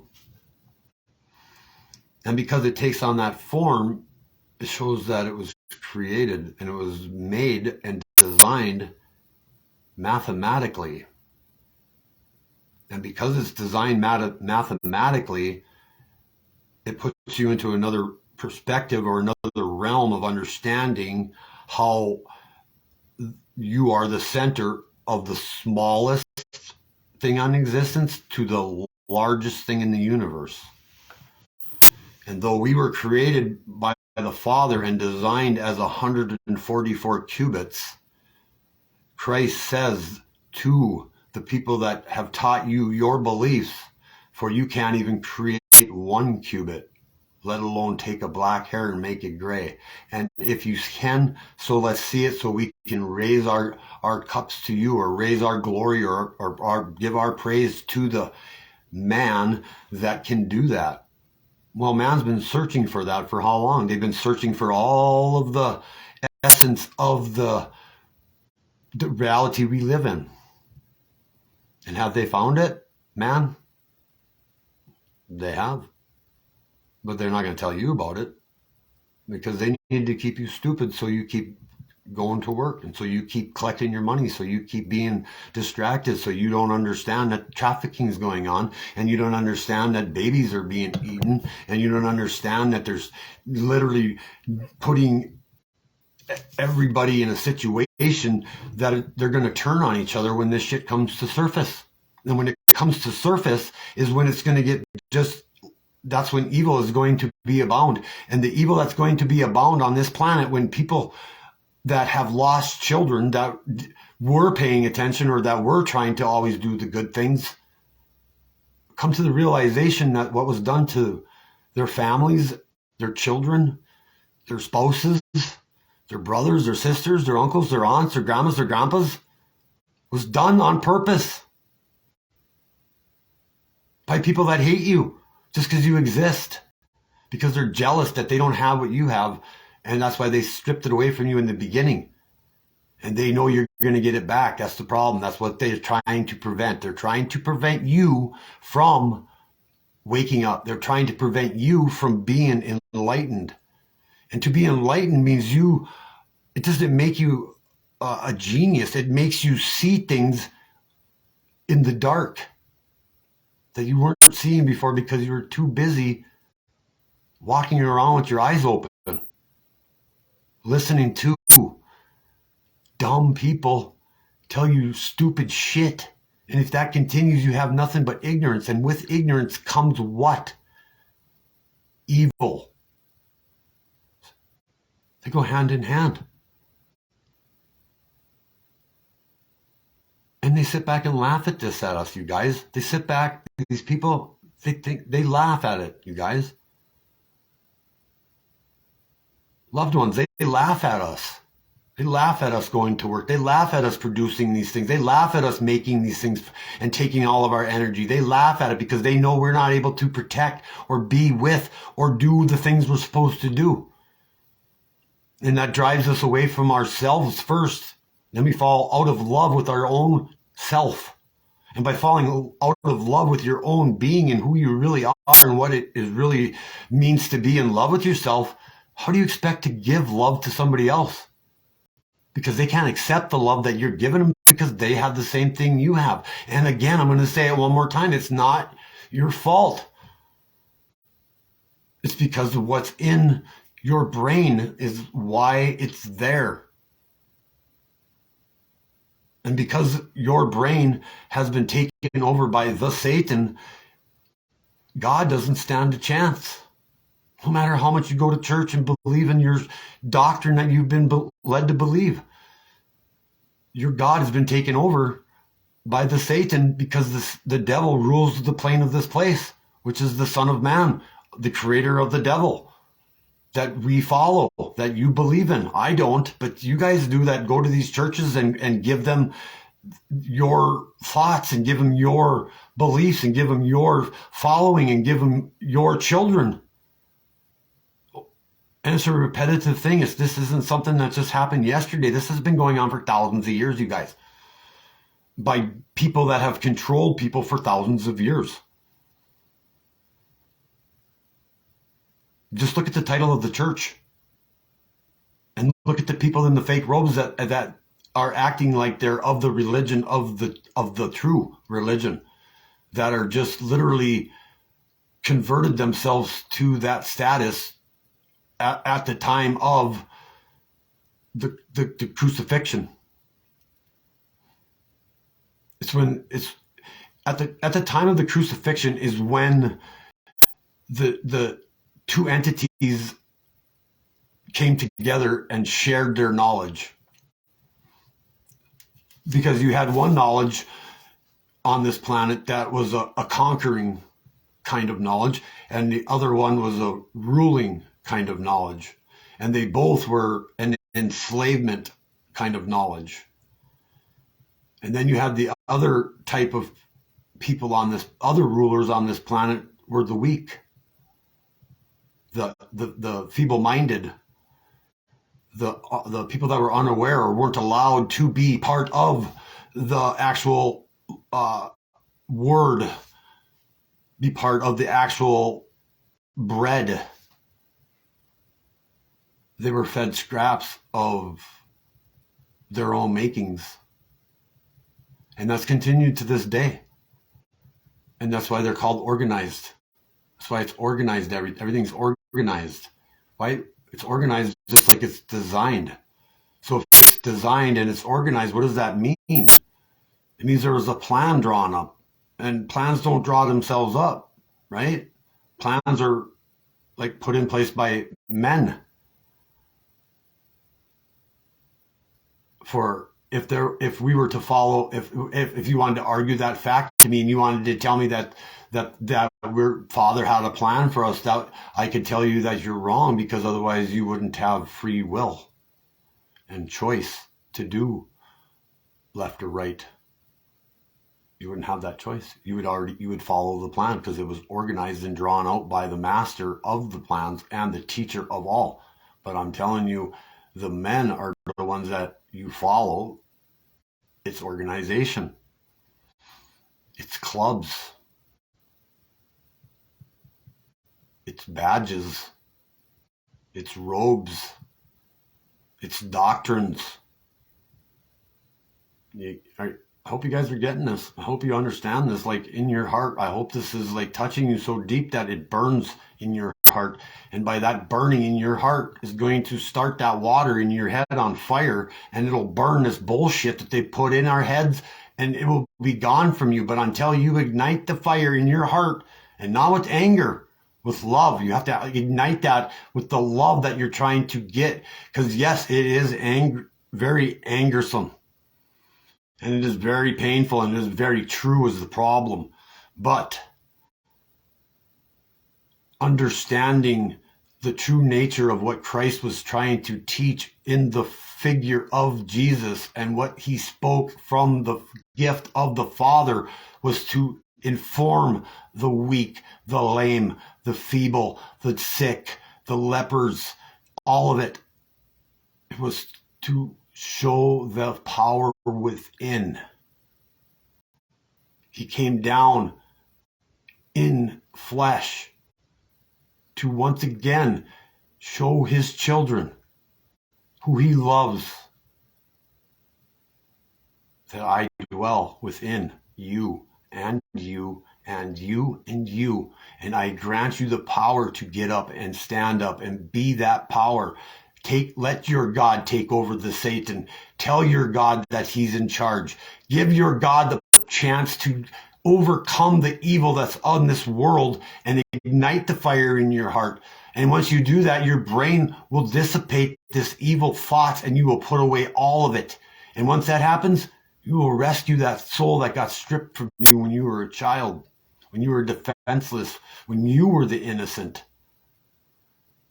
And you will go into that next dimension and you will find her and you or him, and you will rescue him or her, and you will bring it back to you. And now you are in love with yourself again. You have done your duty. Save your soul. Save your soul. Love yourself.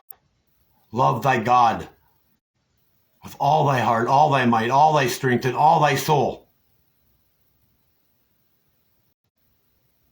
So you can become one within. Eat of the good bread, drink of the good wine. Do not consume the meat of the evil one. And the meat of the evil one is what we consume every day. The meat of the evil one is what comes through your eyes. The meat of the evil one comes through your ears. The meat of all of it is everything that's not of it, which is the love. And everything that's not love, it's not love. Love is only love by its own definition. That's it. Because it only comes from the one source, is the true love. The infinite, endless, uncorruptible love.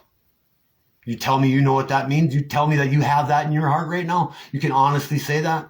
You can honestly say you understand what that means to be incorruptible love. I used to not be able to, and I am cut from the same cloth as you. I have lived the same life as you. I have done and worked and done things that are not of the right thing to do, but I understood that I had that evil inside me. I understood that that temptation was next door. And I kicked his ass to the curb, which allowed me to understand that I had to save my soul and combine my spirit back together with what I was created with from the onset, which he gave to us. He did not place us here or or give us life to be dead. And that's what we are. We are dead if we don't have those things inside. If we do not, or we are not in twain with if you're not in twain together in your spirit, in your gut. And the only way to do that is to quit gobbling down their meat. And so then from there, you can send a new energy that is going to tell your heart, hey, something's not right here. And then your heart will hear you, because guess what? In the center of your heart is this organ. It's called the organ of Corti. Have you heard of it?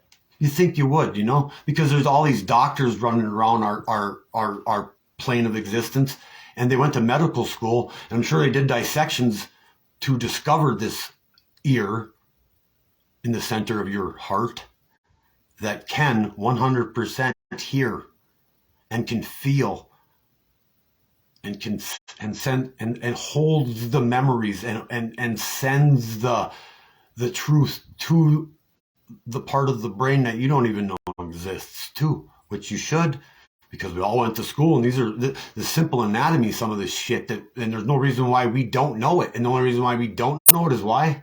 Well, because you're part of a system that doesn't give a shit about you. And if they told you that stuff, we'd have ignited this fire a long time ago. Perhaps when I was standing on the bridge, freezing my balls off, trying to tell you the truth back then. The cush of it. I was given the cush of it.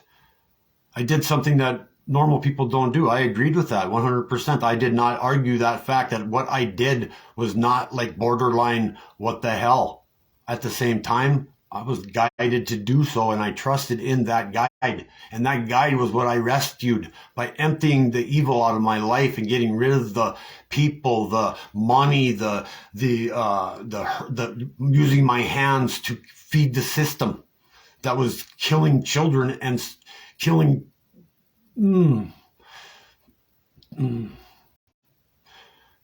Every tax dollar you earn is every person that money is responsible for hurting. It's not your fault. It's not your fault. That's the thing.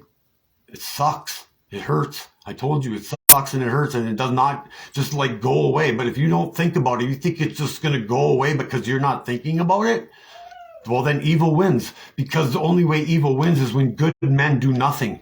And if good men do nothing, then the innocence is lost. And if the innocence is lost, then we are going to be in a perpetual evil, and our children and grandchildren will never be able to experience love ever in their life. They'll never even understand it, because this world will be filled with evil.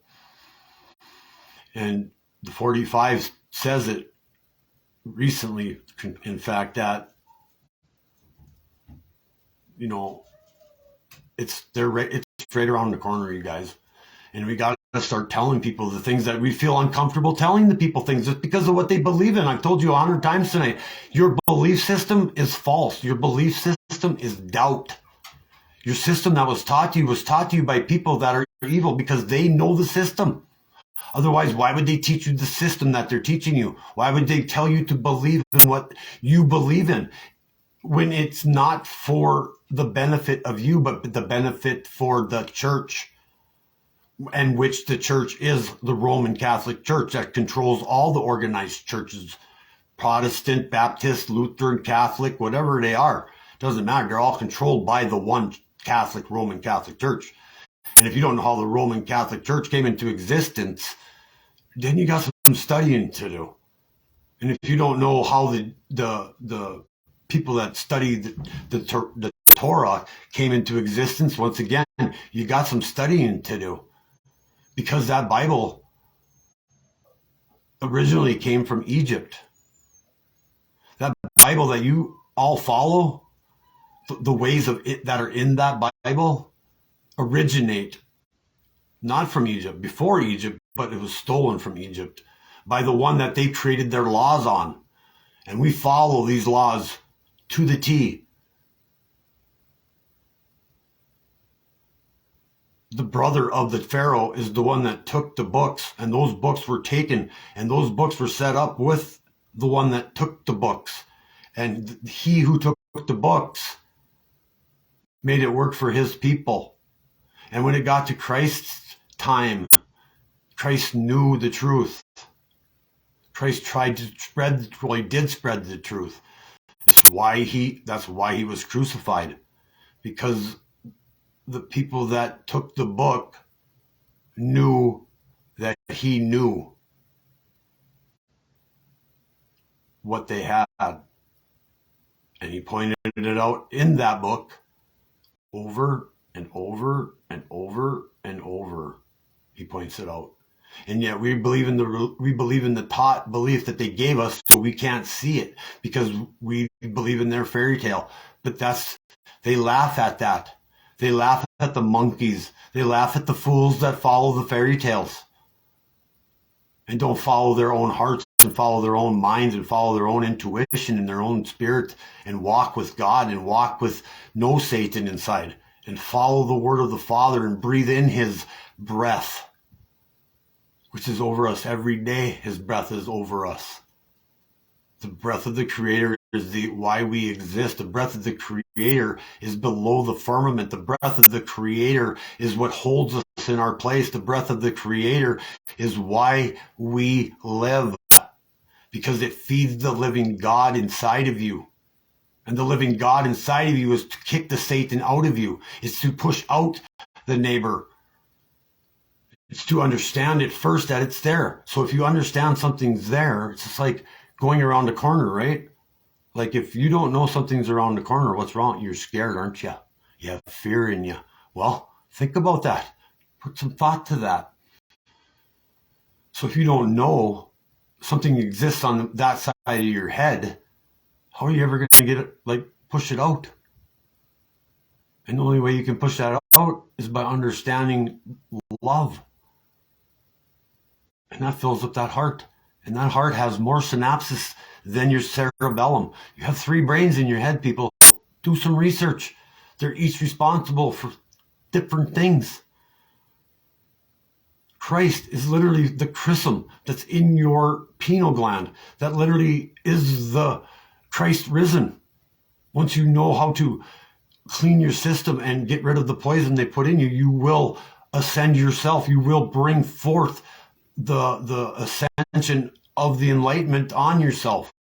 And there is a thing on my wall that I will show you that holds us and keeps us in place, because we were never taught the true walk. We were never taught the beautiful way of Father's love for us. And if we knew that love from the get-go, I wouldn't even be talking to you guys right now. And it's not kumbaya, hippy-dippy shit. I'm not talking about that, you guys. And I know people will cut it all down. And these are things that you are going to have to combat in this evil place, because people will doubt and people will shout and people will yell and say you're this and say you're that. And you have a choice right then and there. Who runs your show? Who runs your show? Does your belief system of what they've taught you run your show? Or does the thing that you don't know exists, that you can't see, that you feel in your heart exist? And does that run your show?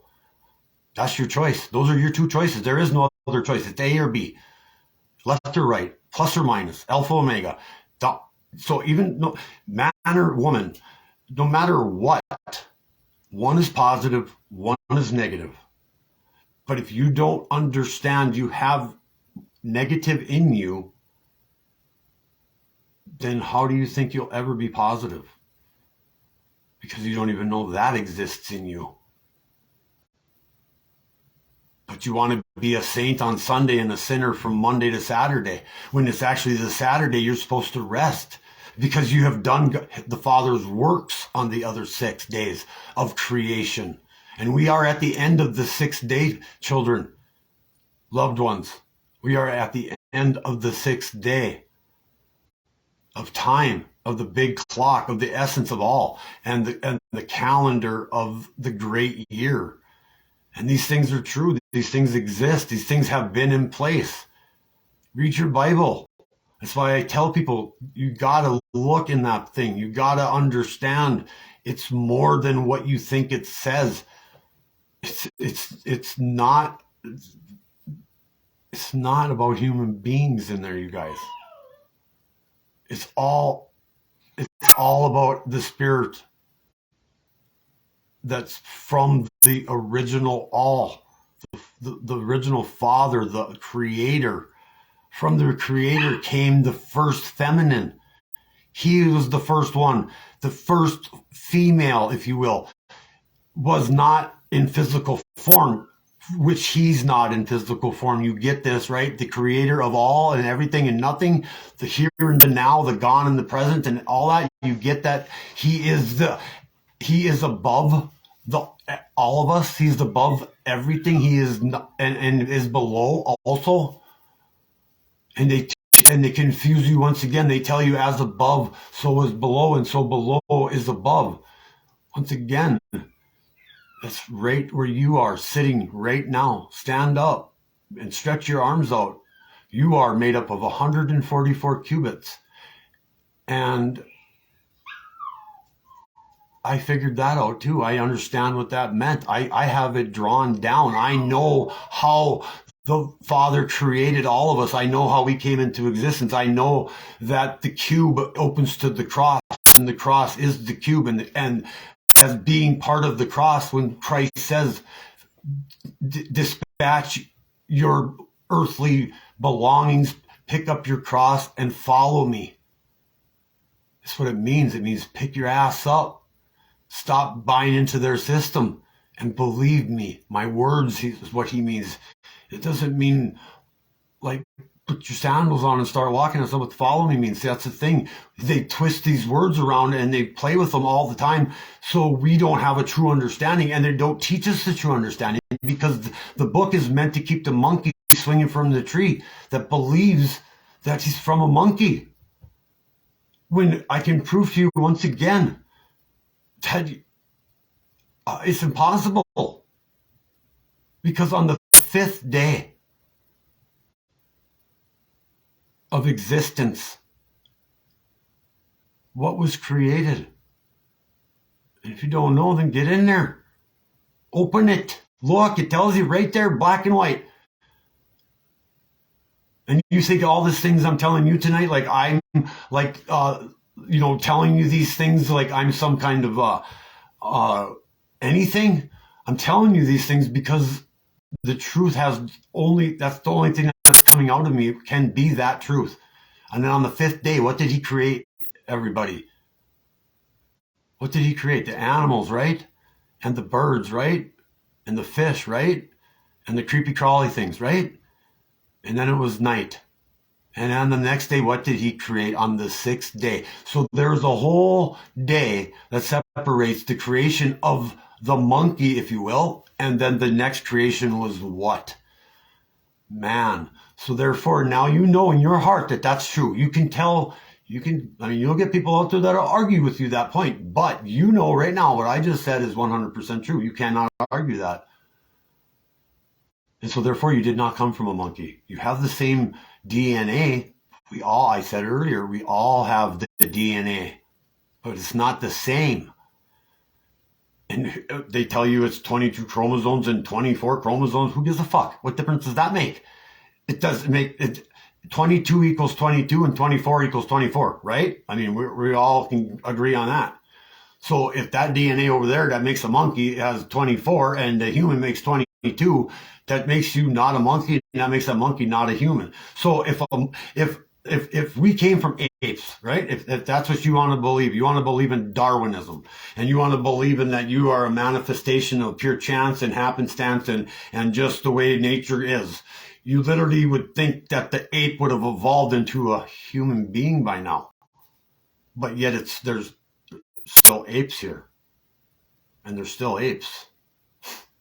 So that's your proof. That's your understanding. That's your truth. And take that truth and put that in your heart, not in your head. Put that in your heart and let it muster in there for a while and keep sending it to your logical brain. But put it in the heart brain first, because that's where you're going to come up with your truth. You're not going to come up with your truth in your brain because you have been polluted with all of the evil one's ways. That are transmissions, that are sights, that are sounds, that are consumption. Those are the things Christ says. It's not what goes in a man that defiles him. It's what comes out. That's what that means. So everything that I'm saying to you, even though I have to consume things to live, I know what things to consume though. And I don't eat of the leavened bread, and I don't drink of the fermented wine. I eat the truth, and I consume the love. And like I said earlier, it's all around you right now. Take a deep breath through your nose. Relax a little bit. Go. Bring your chest way up. Take as big a draw as you can and blow it out. Blow the filth out of your mouth. Blow the filth that's in you out. Repeat it and do them things. These things are the things that you need to do. These are the things that clear the vessel of their poisons.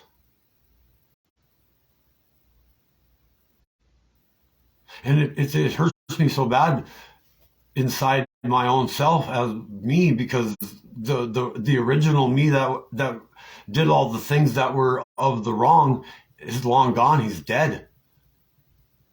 And so I know what it means to be born again, and I know what it means to be circumcised because of the old flesh I used to have, and because of the old ways I used to live.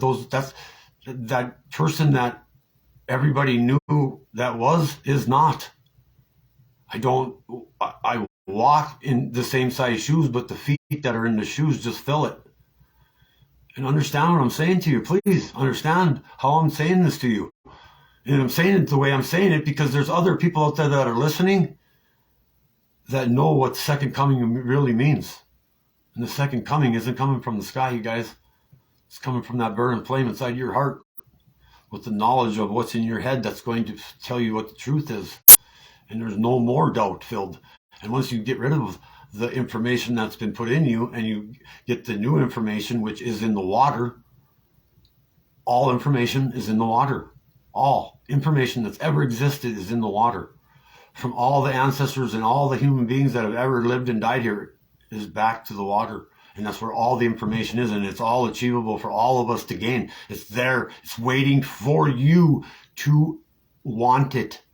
But you're not going to get in until you get rid of the stuff inside. You can't take the new and put it in the old until the old has been cleansed and baptized with the new. And if you are in your Bibles, you know what I mean.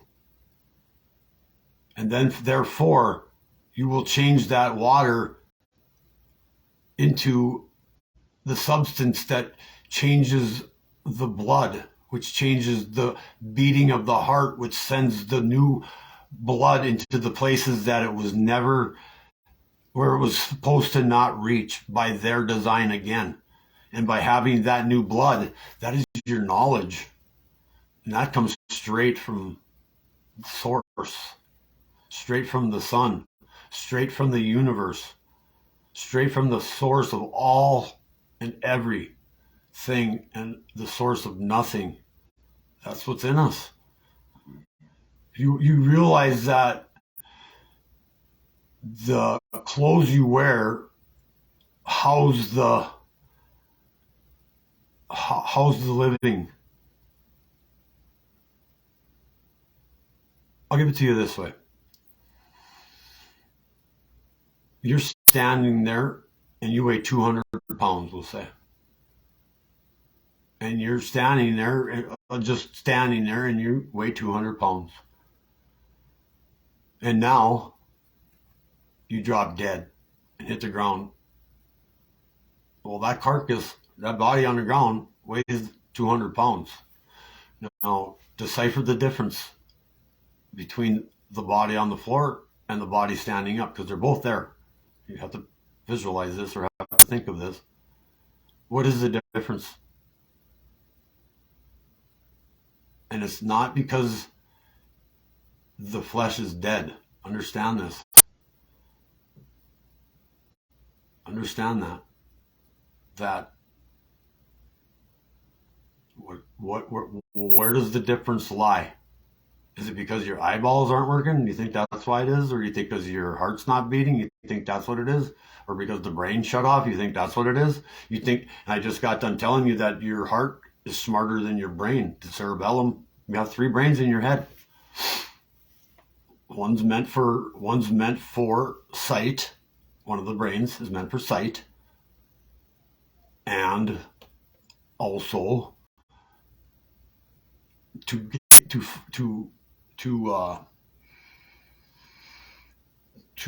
expose the light, the other part of the brain. And it's in the Bible. I can show you. I can show you what I meant earlier about the book being taken and put into place by a certain person. I can show you what he knew and how much power he had when he knew it, and what he did with that power. And he had to share that power. He had to share that power with the same person that had to wash his hands 3 times and said that he was innocent of this man's blood. But the crowd chanted, "Crucify, crucify, crucify." Why do you think that is? Because Christ Jesus was a evil person. He did witchcraft. You think, like they say, that's why they killed him, because he was practicing works on the Sabbath.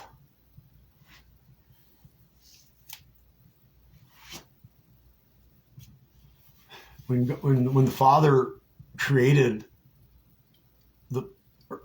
our dwelling place, and his reasoning for what he says, as far as he rested on the 7th day, which is the Sabbath, and shall be held holy, right?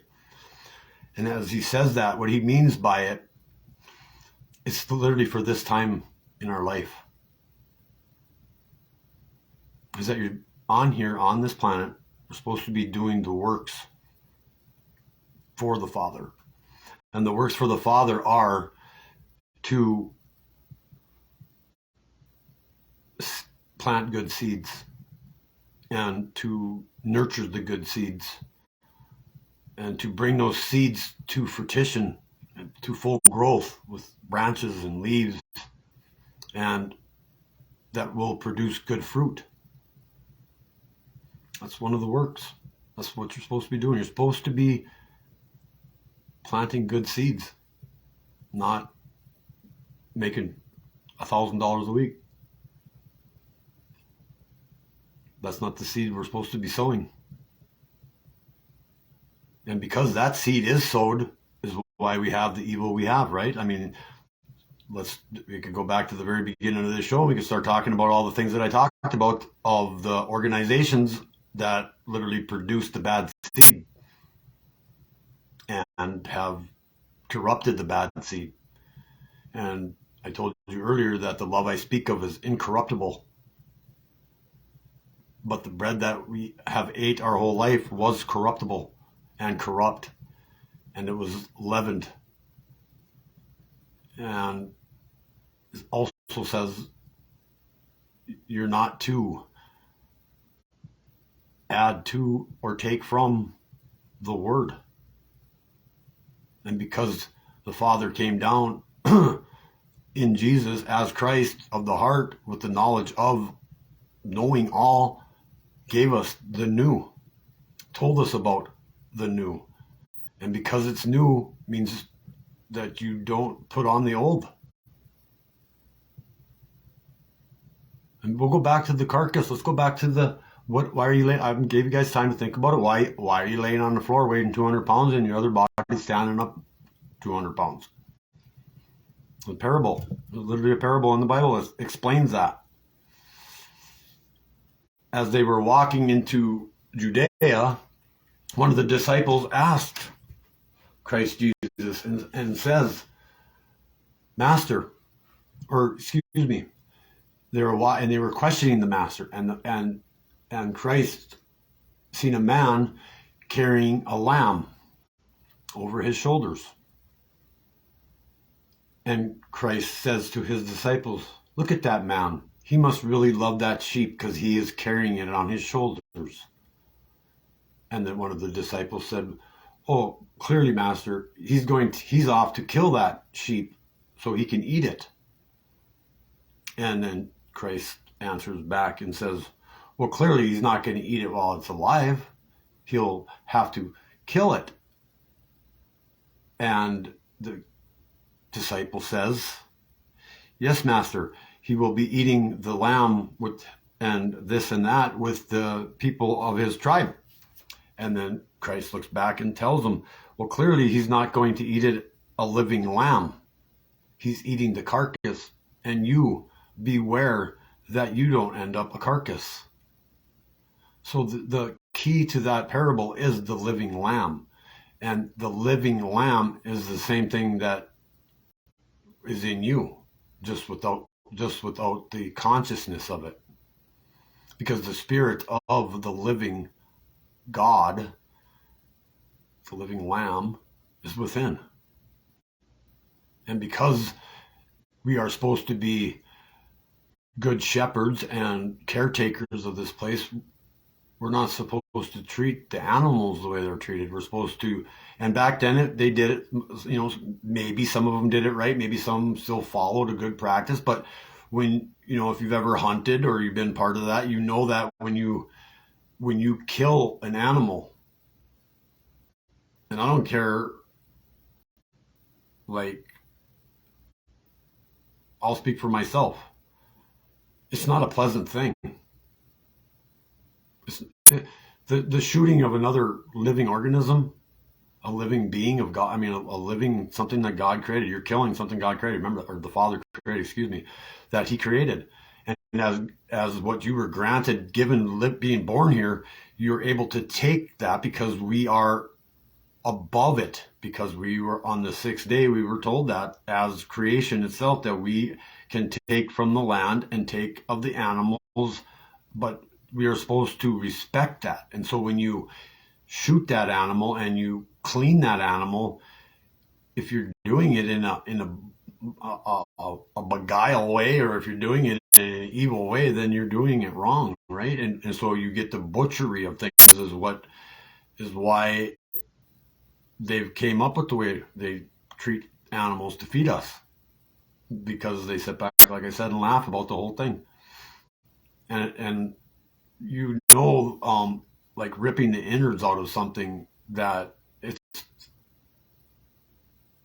was alive and now it's dead. But the thing that lived isn't dead. And the thing that's dead is now with the living. You get that? That's what we have to do, you guys. That's what it means. That's what you are. We are walking dead. Where do you think the terminology comes from? You think it's just like a clever cliche that some Hollywood director came up with?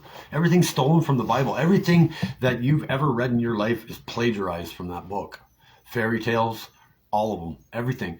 Any heroes and the damsels in distress and all of it. It's all plagiarized from the truth of it. So it keeps the fairy tale alive that's inside of it also. And the fairy tale is inside the same place the truth is. They're side by side. And I've said it before, and I'll say it again. The book's twofold. And if you're not filled with the Spirit and the soul, you can't read it properly. You can't see it. But you got to go into it to see first if you can see it. And it opens you up to a different view. And the trick is, by getting into the Word, you have to first realize the neighbor that exists in the head, right? If you know he's there, he's going to combat you. He's going to try to prevent you from reading, right? He's going to, I got other things to do. I got to go work out. I got to go do the laundry. I got to go buy a car. There's another parable in there too that the master tells the servant to go invite people from the prominence to his house, and the servant does it 3 times and nobody comes. And that's a parable too of, like, don't waste your time on people that aren't going to come. And that's the brutal truth of the Bible too. People think the Bible is that you get all these attempts. It's literally written down where the servant came back after the 3rd attempt and told the master they were all busy. They couldn't make it. They had to wash their car and, trim their trees and jerk off. So he sent them back out and said, bring me the vagrants and bring me the homeless and bring me the weak and bring them back here and we'll feed them. And that leads to another parable. For you can't take any of this with you when you go. You know that, right? Like, it doesn't matter what you achieve, what you have, how empowered you think you are, or any of that stuff. You realize that is empty thoughts. Those are the thoughts of the man. Those are the thoughts that are taught. And those thoughts that are taught are bought. And being bought means you're what? A slave to the man. And not a servant to the master, your teacher, your father, the one that loves you. The man don't love you. Literally everything I've been saying tonight proves that he doesn't love you. And so therefore you understand the love that we've been taught also can't be true then. You understand that love that we all follow and say, oh, I love you. Well, put it this way, to bring it to modern times. You tell your wife you love her and she says, she loves you back, and then you go to the mall and she says, I really love those shoes, and you say, I really love that hat. So you just equivalated each other to a shoe and a hat. That's your definition of love, because love is thrown around like it's something just like all this other stuff. They want you to throw it around like that. They want you to believe in that type of love so you don't know the depth of his love, the Father's love, and what he wants to see. And once you get your head cleaned out and your heart emptied and your gut cleaned up, you get all these things that are going to fill you up. And once that's filled up, you're going to understand that definition of love that he's been trying to tell us. Well, for sure, for the crucifixion, there are other things that we weren't taught, so it's hard to go back. But there are other traditions on this planet that did do it right before, the old devil, the serpent tongue, took over.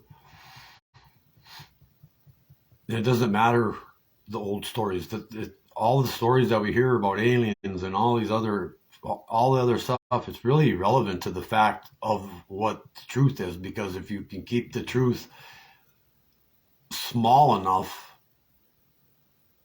because it is literally that simple. It's not simple, but the way we are supposed to be is literally a word that defines a word, and you're supposed to give it away freely and expect nothing back from it. And then you would understand the Creator's love and his patience. And to understand that patience is to understand his love, which is the truth. And when this all comes together in you, you won't believe in anything that's not of it.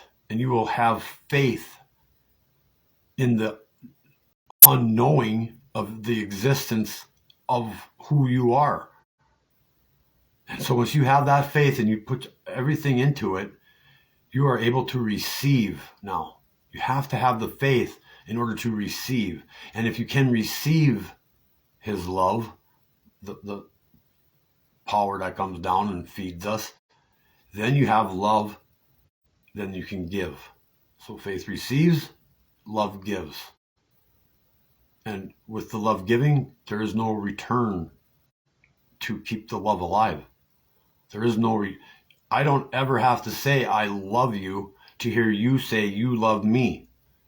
Because if we are all in love, we know this. It's known. So do you get it? That's why it's true. That's why the way through Christ is the way to the Father, right? Is it making sense? Is the true teaching making sense to you?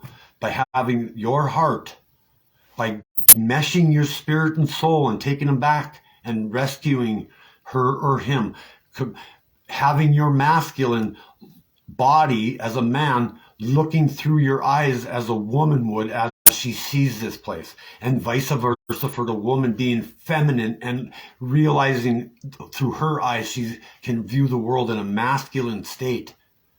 And doing so balances you and brings you back to center, and realizes that you can't take, if you take a left foot with your masculine, your right foot's taking the feminine. You are walking together. You are in the walk together. And that sends the positive energy, the positive blood that you just emptied all the poison out to your heart. And now that your heart is beating with nothing but the truth of it, you understand that going through Christ is the only way, is what he means. Because otherwise, in the forebeginning before this, they knew how to cut off your chakras. They knew how to separate you from your solar plexus to your heart. They put it there. But in the new age of things, they figured out how to block your chakra, your heart chakra, to your brain. So that stopped it closed your heart off.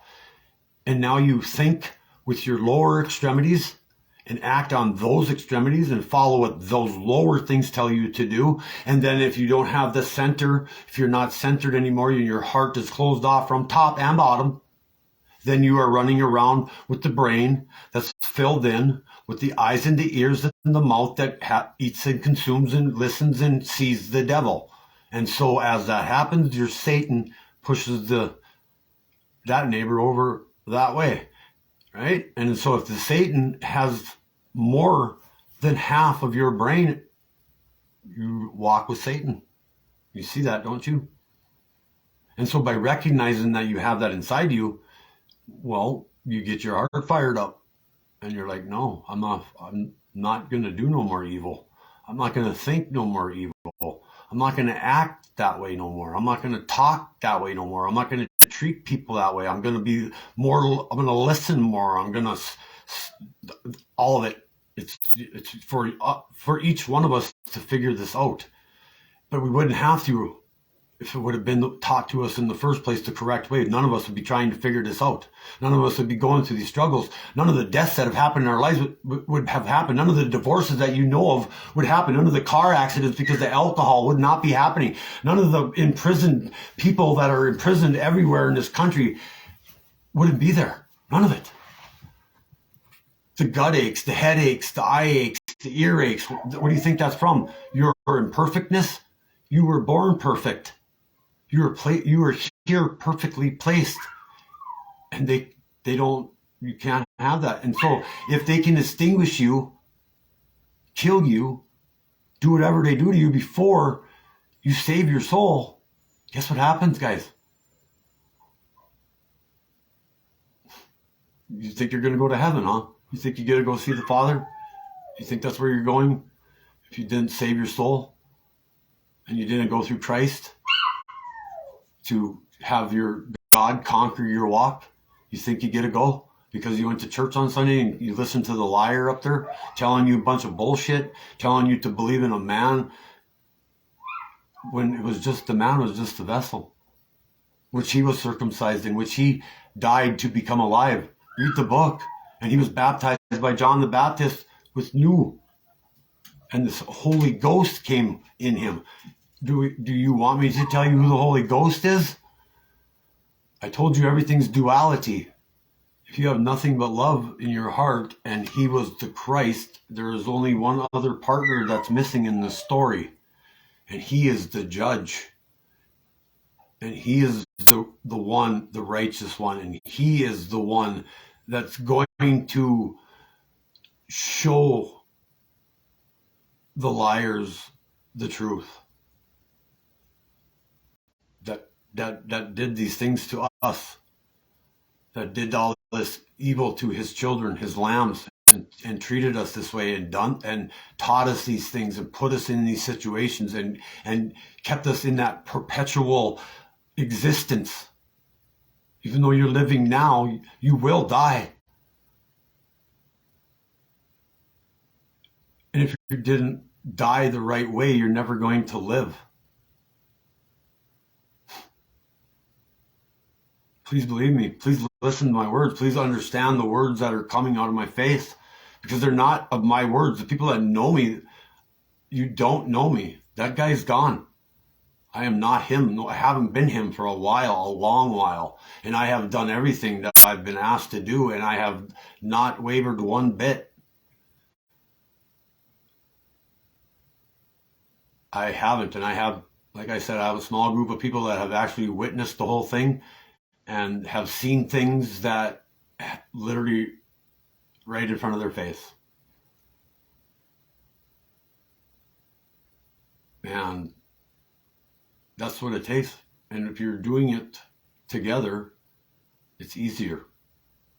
If we come together, just like the congregations, they come together, but they're all coming together to worship Satan.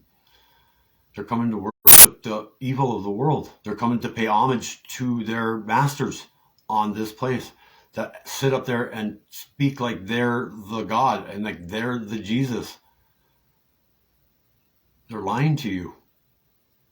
And what that does is it hurts you in the long run. It strips you of you. It takes your power away. It takes your flame away, and it drowns you in your own water. And it fills you up with their dirty bread, their leavened bread. Their leavened bread is their book. Their leavened bread is their book that is filled and added to with the people that teach it to you to make it them look like to rise above the truth of the matter. Same thing with the water. Same thing with the wine. There's a reason why Jesus broke the bread. There's a reason why he changed the water. There's a reason why he said, Moses says this, I say this. For he had that power because he was the father of Moses. Which Moses was not the son of that father, though, which is the teacher of that religion, which is beside the new one. Why do you think they're side by side? I just told you have an occupant on this side and you have an occupant on that side. That book's built the same way. Just like your heart's built the same way. Just like your stomach is built the same way. So if you hadn't figured out what the opposite, who Christ's soulmate is, it would be the morning star, you guys, right? And the morning star is called Lucent. In Latin, known as Lucent, which is Lucifer. But Lucifer is of the Father also, just not begotten of the Father. And if you know how creation started, you know how creation is. And if you know that everything came from the Father, and like I said, everything has the duality to it. And that's why when you read that book, you'll see who's telling the story. You'll see who's saying which parable. You'll see how each one speaks of the Father. You'll see it with your own eyes, but you have to clean it out first. You have to come at that book like you're a 4-year-old kid. You have to empty your brain. You have to put all the stuff you've ever been taught. You have to act like you've never been to school. You've never been to church. You've never been told by anybody anything. You were just in the sandbox playing with poop with the other kids in the sandbox. That's what it's about. By coming to Christ as a child and naked. You get it? That's what it means, you guys. It doesn't mean anything other than that. And naked means you are stripped of the flesh and it's clean, and your soul and spirit are clean, and your heart is filled, and you are bringing that back to him, because remember, we are all of his consciousness. We all belong to him. We are all of him. Everything here is of the Creator. The book clearly states it. It's all of him, and it's all in the firmament, and nothing escapes the firmament unless you know how to ascend. And ascending isn't the way they've taught us. Ascending is not that. And even if you do ascend, you might come back because you are a good soul and spirit and you want to save more. But that used to be the way. But we're coming to the end times, you guys. And the end times means what it means. It means that the time of goodness is never going to be revealed again. The love of the Father is never going to be told to, or will never be there for us to discover again. That's what it means. And it means that the souls that never had a chance, and this is the good part of the whole thing that comes out of that whole thing, is that if you do die before this evil tries to fight the Christ, that you get to go to heaven, but you don't ever get to leave the fiery lake. You're stuck there forever. And if you're stuck hell on earth, then that means you're stuck down here with these sadistic fucks that have been running the show. You got to keep coming back, and you never get to leave. And so we need to bring everybody we can to Christ, to love, to fire in our hearts, because that fire in our hearts is the second coming. That fire in our hearts is the strength of the oneness burning with the love of the Father. That's the second coming of Christ, you guys. He's not coming down in his chariot. He's not coming down in his throne. That's not happening. The one that's doing that is the other one, the judge.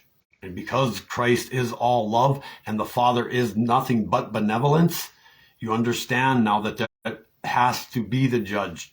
The Father is not going to judge you. He loves you. If he was going to judge you, he would judge you, right? You would literally stop doing the wrong thing right away, because he's coming around the corner to judge you. Just like if you do something wrong when you have your dad. Your dad is your dad. Your dad's not your father. Your preacher is not your father. There's one Father, and the only Father in heaven, who is the Father, Mother, Creator, both male, female. plus, minus, alpha, omega, beginning, the end. You see that, right? You get it? I mean, I hope I'm driving home to somebody. I hope people are hearing me, because I hope that they're sharing this with somebody, because it needs to be shared. You need to keep pulling people in. We need to keep building the thing. I have been 7 days in a row preaching, not preaching, that's the wrong word, spilling the truth out of my face to the people that keep coming to find out the truth. And I haven't stopped, and I will do it till you don't see this mask pop back up. If I have to go all night, I will, because I have all kinds of things that I have been written down out of my hands, that no ear tells me what to do, and no action of my own persuades me to keep doing it. 4 pages, 3 pages, on and on. And, I might lose listeners when it comes to that, but I'm not going to lose the listeners that have wrote some of the, have twisted the words around the way they've done, because the words that are on the paper are words that I would never use, as far as the human being part of. So I hope you understand what I'm trying to say, that my hand does the will of whoever is telling me to do it. And I don't know who's doing it. I can't tell you if it's straight up the Father. I'm not going to say that that's the case. But I could lean towards my spirit, my soul, that's the one I saved, the one that's on the other side, that has always kept his eye out for me, or she's always kept her eye out for me, and always, I have had bad things happen to me, but I've never let it break me. All my life, go back to third grade and ninth grade, I got beat up every day, picked on, bullied. Didn't change me. I could have made varsity football when I was in 10th grade. I got screwed over on that. It didn't let it affect me. I was supposed to go to college football at UND. Something happened. Once again, whatever. Had babies. I was raising children at 19. Divorced 3 times. Businesses closed, lied to, stolen from, all these things that had happened to me. But did it break me? Did I change who I was? Did I still drop? Did I still act like a child through the whole thing? Did I still never lose my trust in people? Did I keep my happiness and love inside me? Yes, I did all, and I don't know why. I do know now why now, but those are the lessons that we're supposed to learn. And unfortunately, my head was filled with the same thing everybody else's head was filled with. And until I got sick and cleaned out, until I got completely destroyed by everything and everybody around me, I was able to look at everything as a clear white slate. And so when I delved into what I delved into, and I followed what I followed, and I believe, and I had faith 100% in that what I was doing was the correct thing to do, from the only place that can allow me to do that, the love in my heart, and trusting in humanity, and trusting in others, that everybody is capable of the same thing I am. Period. It have to be. Otherwise, I'm wasting my time, am I not? But I don't think I am, because I didn't even want to do this today. But the ongoing events of the last 6 to 7 days has undoubtedly pushed me to this right now. Pushed me here. I don't know how to freaking hook up that computer, or hook up anything, So I have to come off my phone, and I can't even put this message out to 5 channels at one time, which I want to do, so I can reach other people that possibly don't have Facebook. And that's why I lean on the people that are still in my life, that I feel are going to at least give it the time of day to push it to the next person, whether if they're afraid to do it or not. I'm not afraid of anything. I'm unshakable. All those events that I had just said that happened to me has made me that way. And I'm not trying to say I'm a huge person or anything. I'm just saying I ain't afraid to go. And so be it. Because I know what's on the other side now. I never did. I always was under the same assumption as everybody else. I had inclinations of things, and I'd talk to certain friends about certain things that were on a side path walk with me. But it wasn't just till this past September, this 4 or 5 months ago, that if you were in this room right now, you'd understand.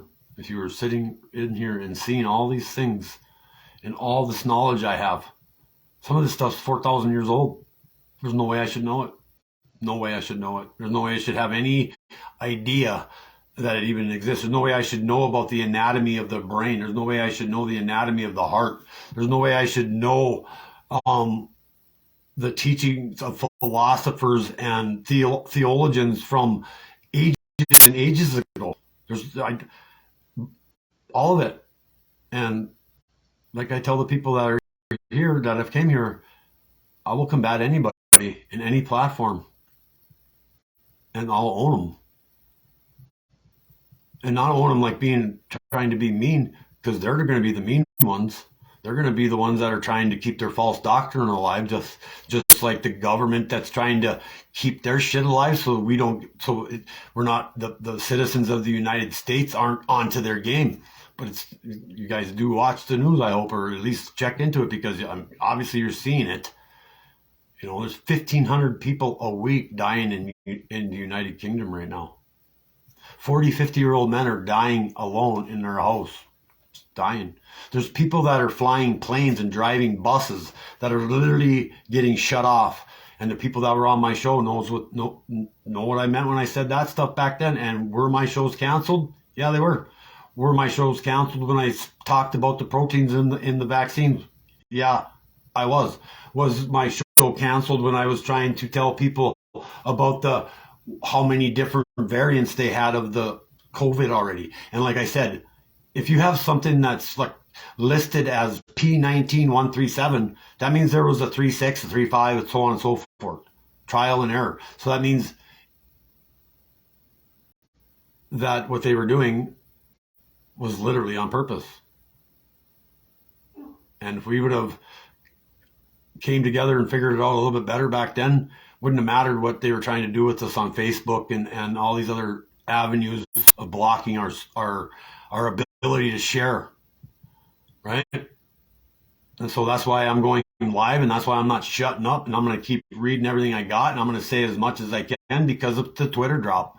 And I'm pretty sure, I have a good feeling that Zuckerberg's been yanked too, so time will be the teller of that also. But at the same time, I'm not leaving it for chance.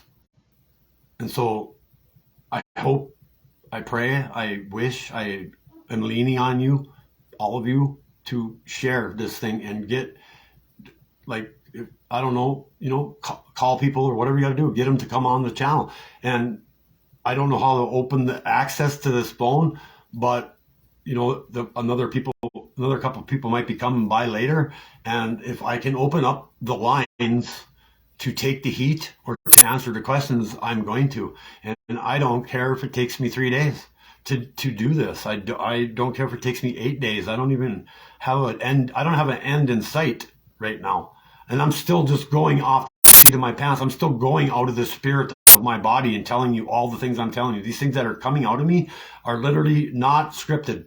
This is literally me sharing with you my year of discovery and wholeheartedly handing over the existence I used to be to do the things to achieve this. Because so I don't know if you guys know what an octahedron is. An octahedron is a tetrahedron stacked on top of itself. And a tetrahedron is a it is a 2D triangle.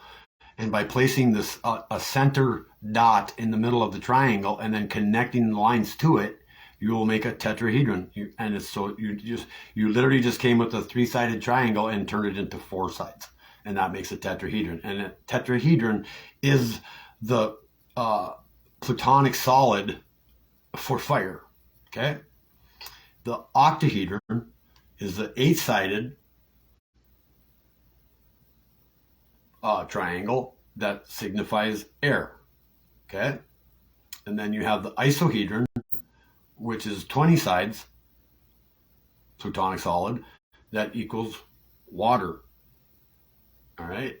And then you have the dodecahedron, which is a 12-sided plutonic. And then you have the cube, which is a 6-sided square. Once again, by popping the center dot into the things, the two-dimensional measurements, you end up with these 3-dimensional solids. And those are the 5 solids that are in everything. And all 5 of those solids fit inside a sphere. And those 5 solids are the 5 things that I told you about from the beginning that are above. The 1 plus the 4 equals the 5. Okay? And the things that I had just now mentioned, those solids are other than the excuse me for a second, other than the center, other than the point of the center of the sphere, make up inside the sphere, fit in a 360 measurement for the combination of it all. So the circle being a 360 and the square fits inside the circle as a 360 perfect square. All right. Then you come up with the Peruvian man, Leonardo da Vinci, right? Well, I never studied these things, guys, and I have on my wall a design that puts the Peruvian man to shame. Like, it literally is a miracle. And before I get into that, back to the octahedron. So if you take that octahedron, which is the 8-sided triangle, a top triangle and a bottom triangle stacked up on top of each other, you take that and draw that and then half turn it till you come to a point that creates from that center 12 extensions of it, just by getting it bigger and bigger and twisting it, and then bigger and twisting it again, and it keeps overlapping itself. Okay. And I have showed this to a few people that have been here, and I've showed it to them, and I didn't know what I was drawing. I had no idea. I was drawing it one day, right? And when I had looked at it, and as these other things were disclosed to me, the only place as I was drawing that came to a certain place as I was extending that came to the 10th extension of it, and it was literally the only drawing part of it in there that made a perfect square of a thin line all the way around. And that number 10 line, or that 10 gap, if you will, is the firmament of what we are under. And with the thing that's on the wall is also the dodecahedron is the 12-sided circle of things, but the outside of that dodecahedron is the 10. And then above that, outside of that, you have these 11, 12, and 13. Okay, so those I'll mention later, but I just want you to try understand that you got the 10, 11, 12, or 11, 12, and 13 are above us. And inside that sphere is where we exist from the count 1 through 9. And later, I'm going to show you how the numbers, and then I'm going to show you how those plutonic solids, and I'm also going to show you the colors, the primary colors, right? Biv. The rainbow too, but actually just red, green, and blue. How those 3 different states equal the creator's masterpieces in it's in everything. It is in everything. But back to that thing that I drew. I was explaining the 10 now. So that 10 is the darkness. The 10 is above the firmament, which is the black, which we have never been into that. We don't. Nobody has ever left this place. We've never had nobody. And if you believe that, well, then you believe in NASA. And if you know what NASA means, the definition of NASA means to deceive. So anyhow, inside of that perfect square line that goes all the way around this thing, it ended up becoming a pyramid that you could clearly see was a pyramid, right? And because of the way the tetri or the octahedron had turned in there, it ended up making not a perfectly square pyramid, right? It ended up like in the center of each line, it was kind of indented a little bit. So it ended up being like an 8-sided pyramid instead of a 4-sided pyramid, right? Well, this is just, I'm clarifying something, and I'm showing you how it worked this entire time with me. That I showed people this stuff, and I could turn that, I start that thing out at a square, and I could turn it at a 23.5 degree angle, and the people that were staring at it and looking at it, it would create either a descent spiral, or if you turn it the other way, it would create an ascent spiral. And then if you turn it another way, it would create like a flat spot where like it was like a Russian doll where you could see how the other ones would fall inside of itself, right? So understanding that, what happens there is that a week later or so, they had just discovered that the Pyramid of Giza is an 8-sided pyramid. And the guy that discovered it said, we have all kinds of new problems now because it's an 8-sided pyramid. But like I said, I drew this thing before I ever knew what, I didn't even know what I was drawing. I just drew it. And so these are the things that I have been doing and have been coming to me on a steady flow. Like, and that's the reason why I'm telling you this is because we go back to that perfection of the pyramid and the design of it and how they built it and all of it. It's, once again, it's built, well, you would have to say it comes from the Father. You would have to say it comes from that somehow, or the essence of the Father, right? Like for them to be able to build an 8-sided pyramid. And for people to think for the last how many years they've been studying it, it was a 4-sided pyramid. And other people have been around me, speaking of the pyramid, going staying there, that there's a chamber underneath the pyramid, underneath it, that goes underneath the Sphinx and goes a canal of water from the River Nile would fill in and go into the bottom of the pyramid. And with hydraulics, if you know anything about like plumbing or stuff like that, or how to get water from here to there,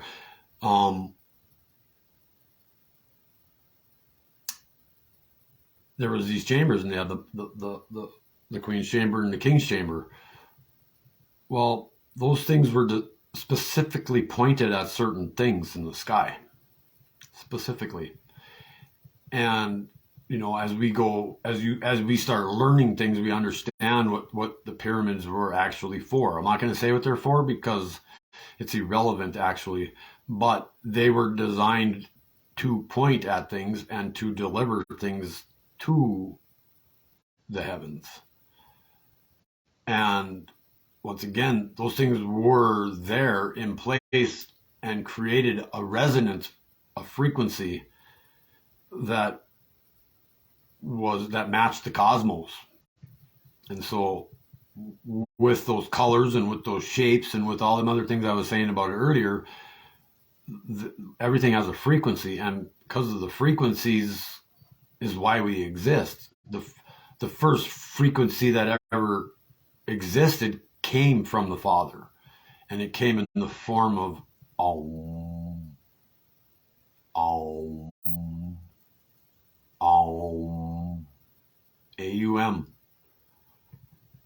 Those are the first words muttered from the Father from the point he started from to create everything. And that tetrahedron is part of that. And like I told you earlier, all you got to do is put a point in the center of the 2D drawing and connect the lines to the point, and it turns it into 3D. And so that's how we were created similarly on a 2D scale, and we see things through our eyes, which turns it to 3D. That's how we perceive 3D in that part of the brain. It's because of what it does through the eyes. If we didn't have eyes and we had looked at things other ways, we would see things in a two-dimensional way. So only like length and width. That's it. You would have no height to it or depth or whatever. You understand? That's how you get 3D. You know what I mean? I hope you guys do. Because you draw a square on a table, you have it's so wide and so long, right? So that's the 2D part of it. But by putting that point in the center of that square and hooking all the lines to it, you make objects into a 3D view of things, even though it's on a flat piece of paper, if you will. Well, how would these people know how to do all these things all these years ago? Unless they had divinity in them, or they knew things that didn't exist on this planet before. So you take these things into consideration when you're going back to find truth.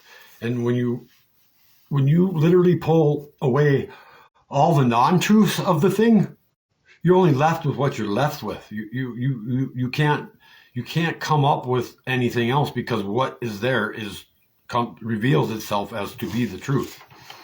And I had there was people on my show that were also in that area of knowing things that they knew were correct, but just didn't know it 100%. But we never lied on that show, and we never got called out for lying, or we got called out by fact checkers. But once again, I proved that shit wrong every time, and the people that were there witnessed that. But if you ever search my videos and you go back to when I was on the bridge, and the very first questions they were asking me, my message was obscured then and made fun of then. And that had a profound effect on my actual message, right? Whereas if that wouldn't have been the case of the delivery of my story, I might have had other people might have actually believed a little bit in what I was saying to them, which is happening and has happened. Things that I was saying at the end or in the beginning of that election process. And we started the show because of the stuff that us men were figuring out or finding out, or however you want to say it. All I know is we would say something on Tuesday and report things that weren't being talked about, and come Thursday they were being talked about, right?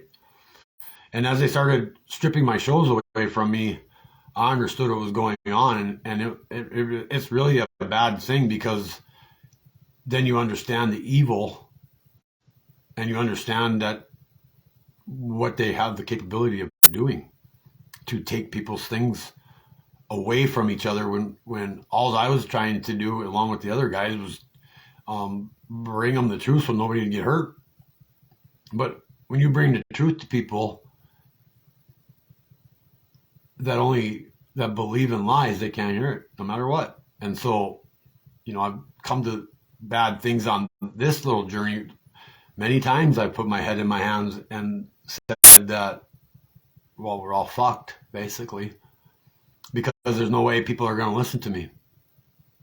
There's no way people are going to believe the things I'm saying. But I can feel it through this phone. I don't even know what's going on the other side. I don't care. But I can feel it on this side of this phone, that some of the things that I have said tonight, people can't shake it. And I said this before, one of my first drops, because I was trying to soft hole this coming into this, and I was just going to do portions. People told me, well, you should only do 5-minute runs of things, or you should only do 7-minute runs and just do, bust it all down and this and this and this. But you'd have to understand how much is here to do that. And like I said before, I can't repeat steps that are of the simplicity to make sure that the same audience and I'm reaching the same thing like all these other people do. But yet I can draw an 8-sided pyramid starting from nothing. And yet I can figure out the words of the truth. And we could talk about vaccines and the COVID manufacturing and where it came from and who's the players and all these things. We talked about all that stuff. And we were never 36 episodes. So I don't know if the other guys know this or not, but we never once had one thumb down. We never had one, like ugly statement, if you will, I guess, or a shitty comment towards us. I mean, maybe when I was on the bridge, I was getting that, but I didn't understand that either because I wasn't on my phone. But all of a sudden, people are saying things. And then after that, I got to read some of these things. And literally, I never went into look back at the trip to the bridge. I just did it a week ago or so ago. And I just want to say thank you to the people that defended me. And these are people I don't even know who some of these people are, right? They're just people that were watching the thing unfold, And not all of them, were like nice and pleasant about the thing. But I'm saying there was people that were sticking up for just to be able to live in America and tell people a different way of looking at things or to listen, and that's the point of this whole show tonight. The whole point of this whole show is to open up hearts, empty the minds, so they can rescue what they need to get their selves back together. And whether you think you got your shit together or not, I don't care. If you do, then I'm leaning on those people to help me get more people. Because like I said, if we keep letting our family members and our loved ones follow a false doctrine and keep believing in things that aren't true, the COVID is going to look like a chunk of candy, you guys. And the vaccine's not even going to hold the flame to what's coming. The good has to, the love has to prevail this time. It has to. Otherwise, our kids and grandkids are never going to know it. They're never going to understand what we had the chance to have. And it's easy for people to say, well, if we'd have got along in the beginning, if we would have did this, well, how could we? How could anybody do anything positive when you're in a system that's nothing but negative? I said that earlier. If this side's running, if this side of your head's running everything, then and it's got more real estate than this side and more followers, what are you going to do? But like I told my buddy earlier today, one of us that has the faith in the strength of, we won't even have to really do anything. Because what I feel is coming is going to be people out of their minds. Because they're going to be so hurt and so angry of what's happened to them. And they're going to come to that realization of everything I just told you guys tonight. They're going to come to this realization immediately. It's going to be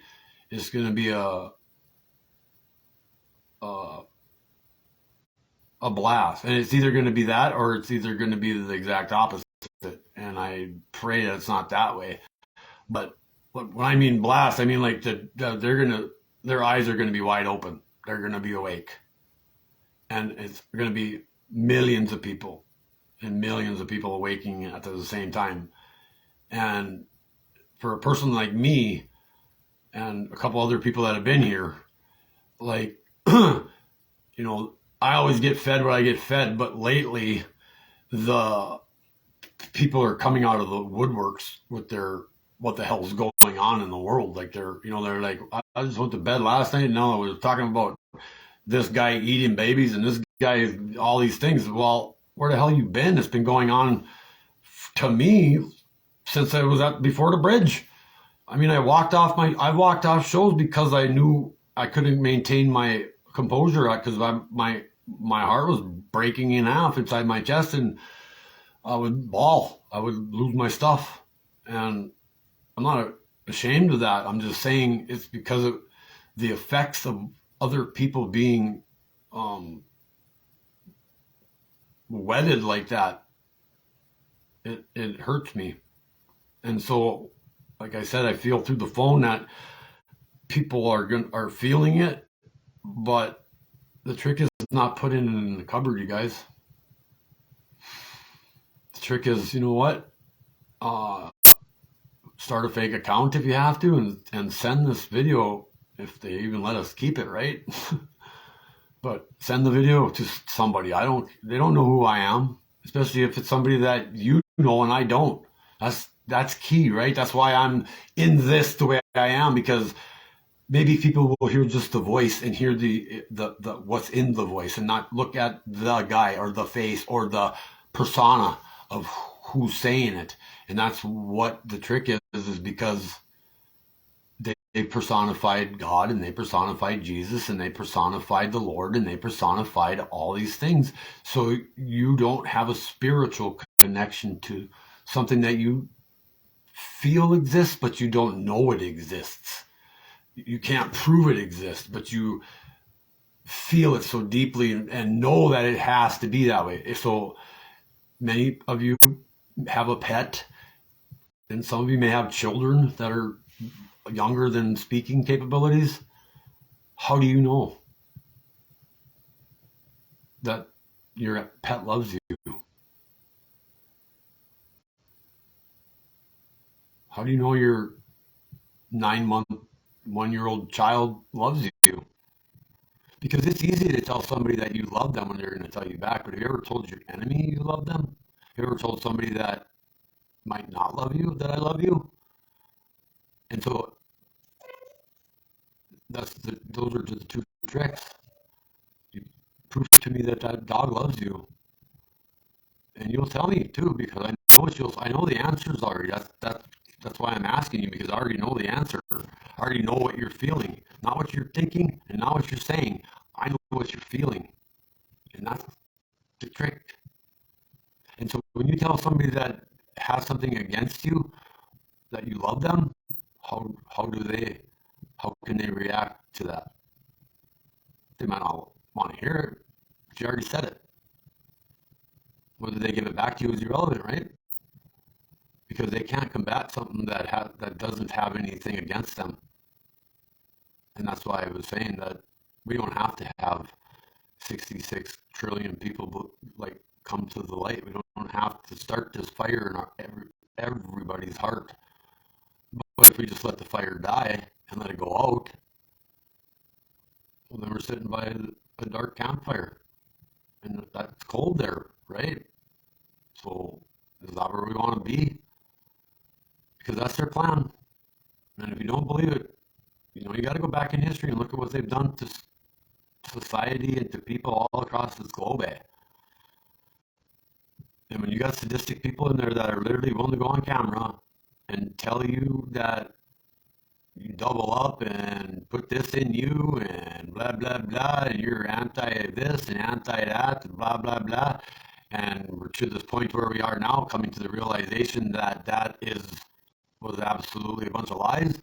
Those people that were against you back then talking about that should come to the realization, right, that those guys were telling the truth. Those guys did care. And we didn't even give them the time of day, right? But here's the thing. They're not going to.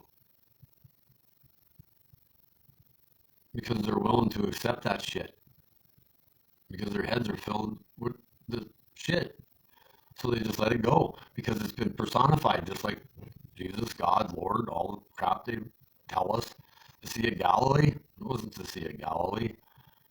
The Jordan River, the Jordan. It's all allegory. It all signifies our body. It all signifies us. The entire time, the entire thing is talking about how to walk the walk, talk the talk, and bring it back to the originator. Empty and naked, but filled with love. And we got to realize that our eyes are His eyes. Everything we see, everything that comes through our eyes, everything we hear that hits our consciousness, everything we spit out of our face, that all goes back to the original form, to the original place, to the originator. And those are the things that we have to come to understand so we can accept the depth, but the simplicity of it.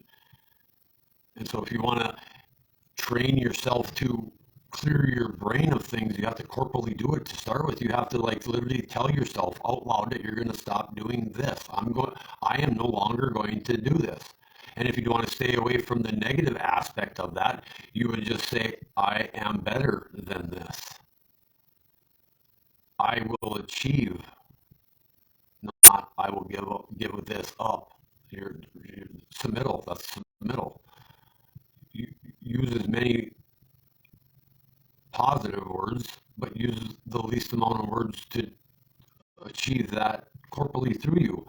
You can do it silently. You can do it internally too, but when you send it out the mouth, it creates the vibratory frequency that helps your heart hear it.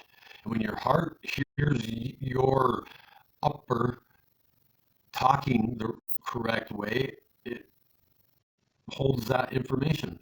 So as above is below, and as below is above. It's not the sky.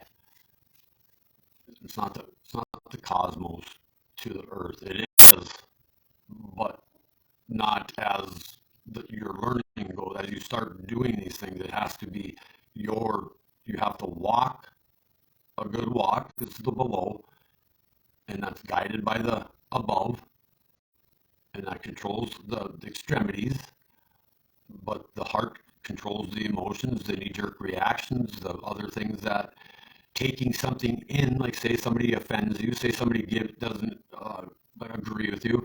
Most people are defensive. Most people will come back with something to say, or somebody like, so if somebody says you don't know what the fuck you're talking about, you have two choices. You can, agree, or you can take it to your heart and see if it's worth talking about. And if it's there over and over, you're going to get the answer to combat that every time. There's nobody that can tell me anything anymore that's going to turn me around ever again. And my defense is I'm a mirror image of you. So if you're on the other side saying he's throwing rocks at me, well, it's just you're throwing rocks at yourself. If you're sitting there saying, I don't know what I'm talking about, and you're a dumb shit and all these things, well, you're literally saying that to yourself because you're trying to project your ignorance onto something that is not going to accept it. And I'm not saying you're ignorant. I'm not saying anything like that. I'm saying that what you know is incorrect, so that's what gives you the ignorance. And in a brain that's filled with crap, will always have a knee-jerk reaction to that effect, and so then you end up getting into verbal competition with somebody when you don't have to justify what you know. So like I said, how do you know your dog loves you? How do you know your dog loves you? He doesn't talk, so how do you know? It doesn't matter if he's wagging his tail and got his tongue out. He does that to strangers, right? But your dog doesn't love love strangers like he loves you. Innately, he's full of love. I mean, unless he's been raised improperly, then the tail can be wagging and attack you still, right? We all know that. But all dogs are innately have love. Most animals have that. They just don't have that consciousness of the Father. They have His Spirit. in him, in the animals.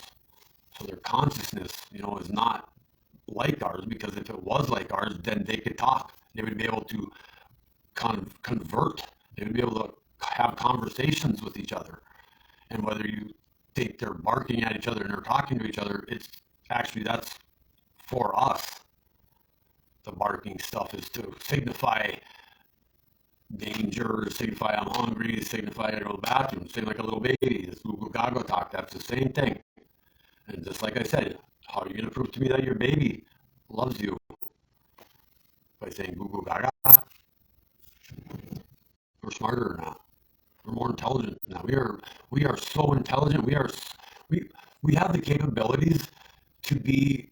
It's unbelievable what we could achieve together as one in consciousness with that idea of love in you only. Nothing could stop it. Nothing. People have asked me. People have said, "Well, how are you going to pay for food? How are you going to take care of people? People are going to die." Well, if you love me as much as I love you, why would that happen? And if we have a whole camp full of that, we have a whole community full of that, everybody loves love, who's going to let anybody die?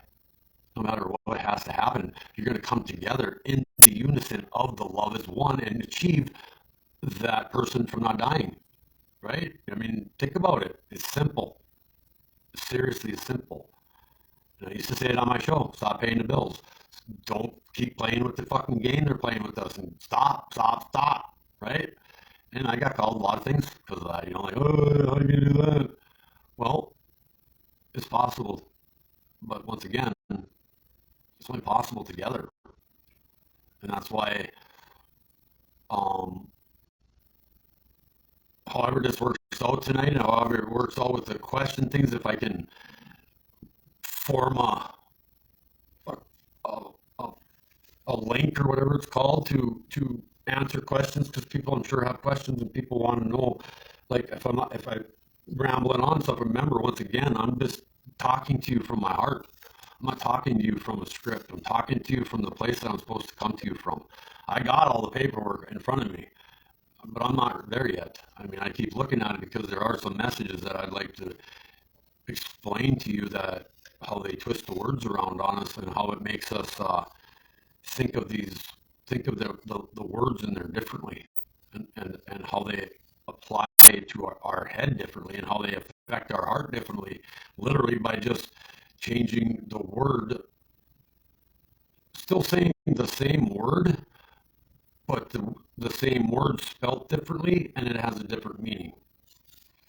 I'll give you an example because it's bugging me. I've been staring at it forever. Okay, so when you understand what I'm saying, you'll understand what Christ says when he tells, when he talks about peace. Okay? When he's talking about the word peace, he's not talking about the two fingers up in the air type of peace. He's not talking about the war peace. He's not talking about let's fight. That's not even what that two fingers up in the air means. Like, that doesn't even say what that signifies. Okay, so this is a tidbit. The peace sign signifies a scissor, and that scissor signifies cutting the second chromosome in your DNA, where the splice happened. So in your body, every one of us, on the second chromosome down on the DNA rung, the second one has been clipped and fucked with, okay?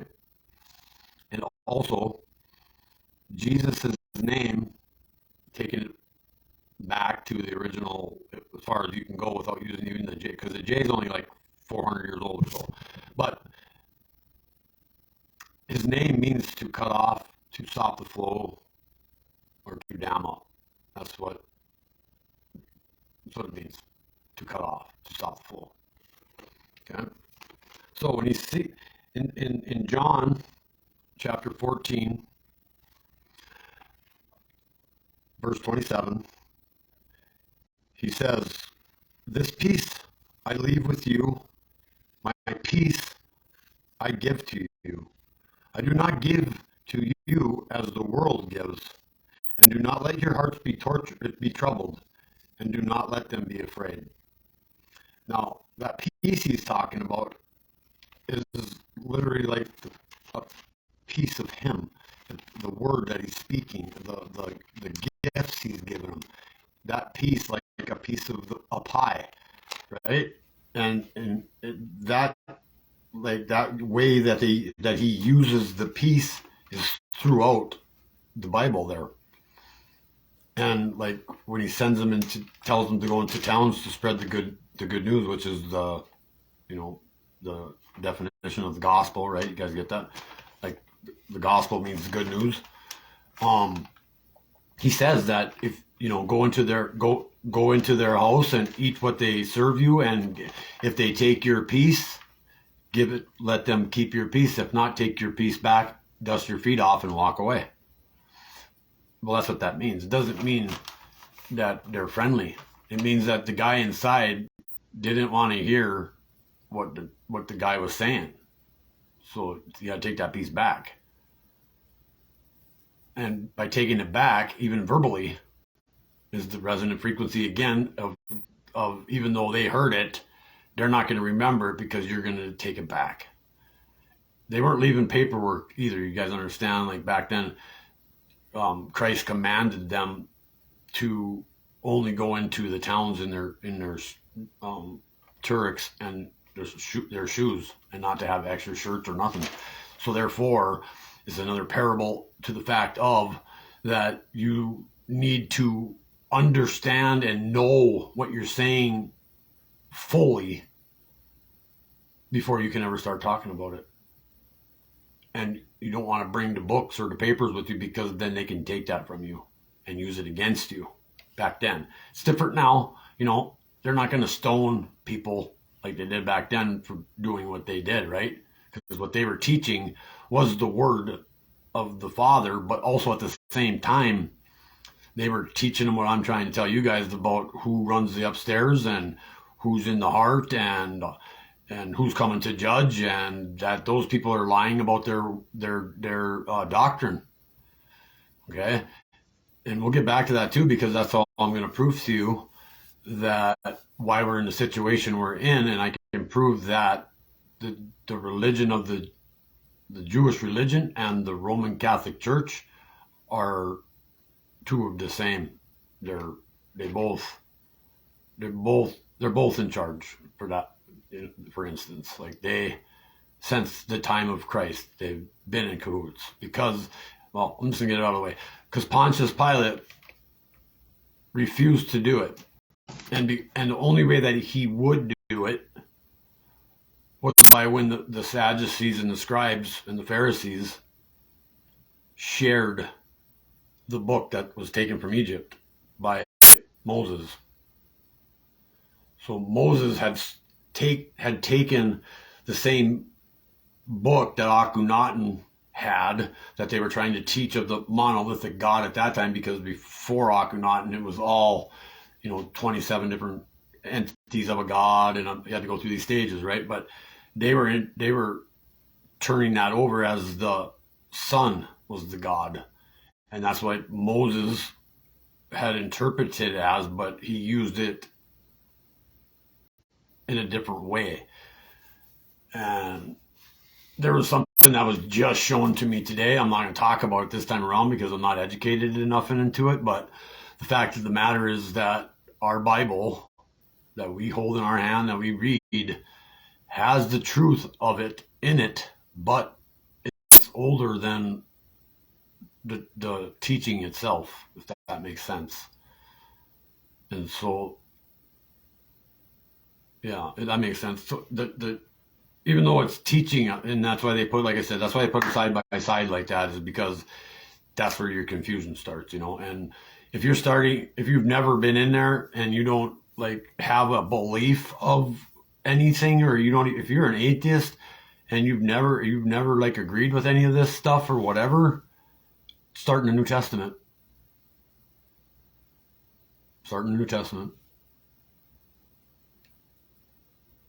And if you read Luke first, you'll get, well, I feel you'll get a better translation of the whole of Christ's conversations. Like, it's just written different. Because Luke was a scholar, Luke was a doctor, Luke was a historian also, where Matthew is written in second person, Mark might be written in third person, and John is written by somebody else that is portraying John. It could have been Peter, but I don't know that. I can't. I just know I just know, like, Luke wrote Luke. Okay, John wrote Acts, and John wrote the Revelations too. But I don't know if he wrote John, the book of John, actually. And that's up for argument too. But that's, like, once again, that's for stuff that's pitter patter. It really makes no difference of the fact. The fact is, the four stories line up in different ways, but also at the same time, if you're not reading the correct Bible and you're reading a NIV or a KJV, if you're reading out of those books, you're missing the structure and the content of a lot of it, because they've taken verses out, actually, like, and the verses that are removed are the verses that, like, give it the strength of the context of what you're reading. And I have verifiable proof of that too. So, I mean, it's not something I'm making up. Okay, I just want you to know that. So I'm trying to prove to you, if you want to get in it, that's where I would start. For the other people that go to the sit down, kneel down, stand up churches and stuff like that, they're reading out of the New King James Version or the Amplified Bible, or whatever they call it nowadays. Again, manipulated to the extent that they don't want you to find out all the stuff I'm telling you. The stuff that I'm telling you is in there. Every bit of it. Every single bit of it. Everything I've discovered, even drawing that pyramid, even knowing the plutonic solids and the stuff, it all started with that. It all started in there somehow or another. And I've discovered, I mean, if a couple of the people were here, I'd be able to refer to the stuff to explain it, but it's hard to do it by myself because it's so profound. It's literally, like, blows my mind. It literally, I mean, I sit here all the time after I do something and I said, it's so unbelievable, I can't believe it. And I'm literally the one that produced it. Well, I didn't, but I mean, it's produced out of me. And that, like I said earlier, when I write, my hand just goes across the paper and the words are there. I mean, depending on how long it is, I normally don't even read them right away, because I've learned that it's kind of scary. And people have asked me that too. Am I scared? And I'm not. I don't have fear, right? No fear, none. I'm unshakable that way. But that's not the same as what the context of her question was of being scared. It's scared for you guys.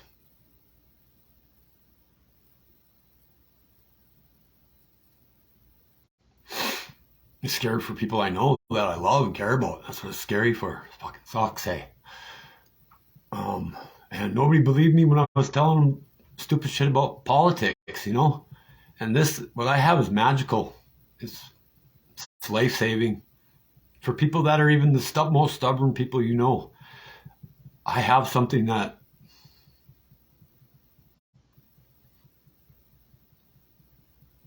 I know can cure people almost, like, instantly if they're open enough for it. It's so amazing. And everything ties to it. Every single thing ties to it. Everything. I can't even, like, get my head wrapped around how, like, it was given, how I have it, and nobody else has it. That's the other thing you guys got to understand, is that this thing is,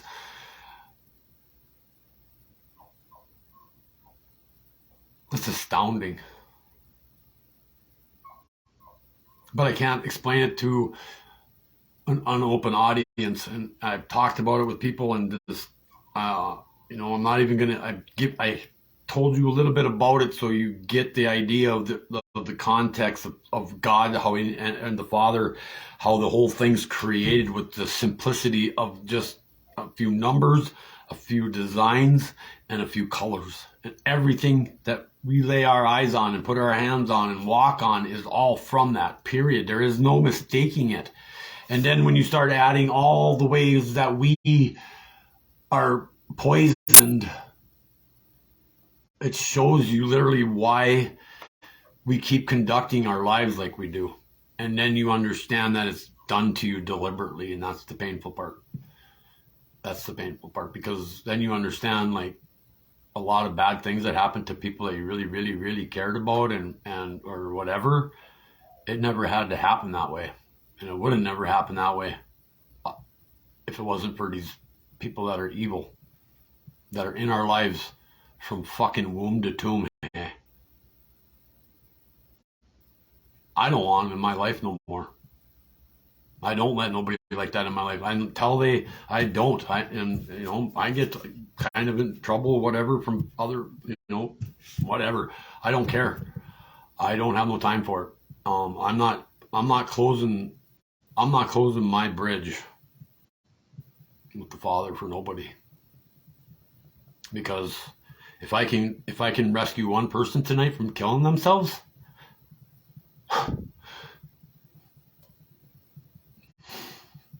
there's so many dads out there that don't get to see their kids. There's so many women out there that have been raped. There's so many.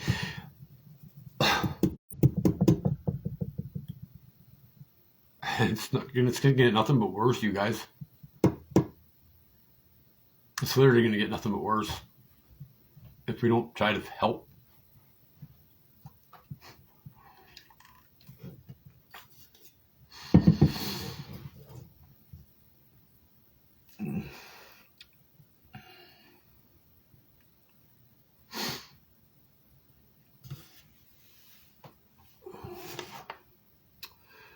I'll bring you guys back to November 19th of 2021. They call this non-essential. The people that weren't firefighters or teachers or police officers or doctors or nurses, right?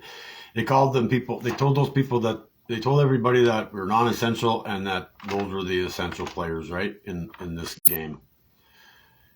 And yet, after it was all done and said, they were going to force the essential people to get that jab, and those people that were given that jab didn't want to get it, and they lost their job after all the things that they did. Those people still lost their jobs, right? And so that's, once again, also the military too. That's the other part,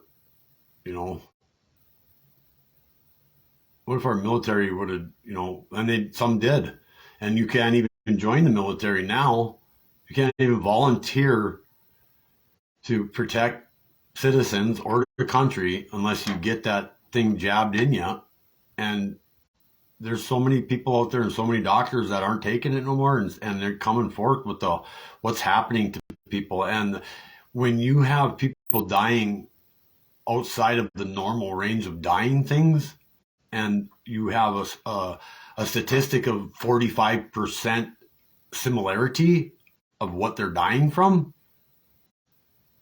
and it's after the jab, you tell me. I mean, it don't take no freaking rocket scientist to figure this out, hey. And so, I don't remember writing this, but obviously I must have read this on the show once upon a time. But it's the self-doubting being is what we've been under. And all under a spell, we're disenfranchised in the darkness with each other. And we start off every morning addicted to the phone, addicted to the way of life, addicted to the beliefs and its persuasion in their deceit. And it's coming directly from the sources that they give us, our media,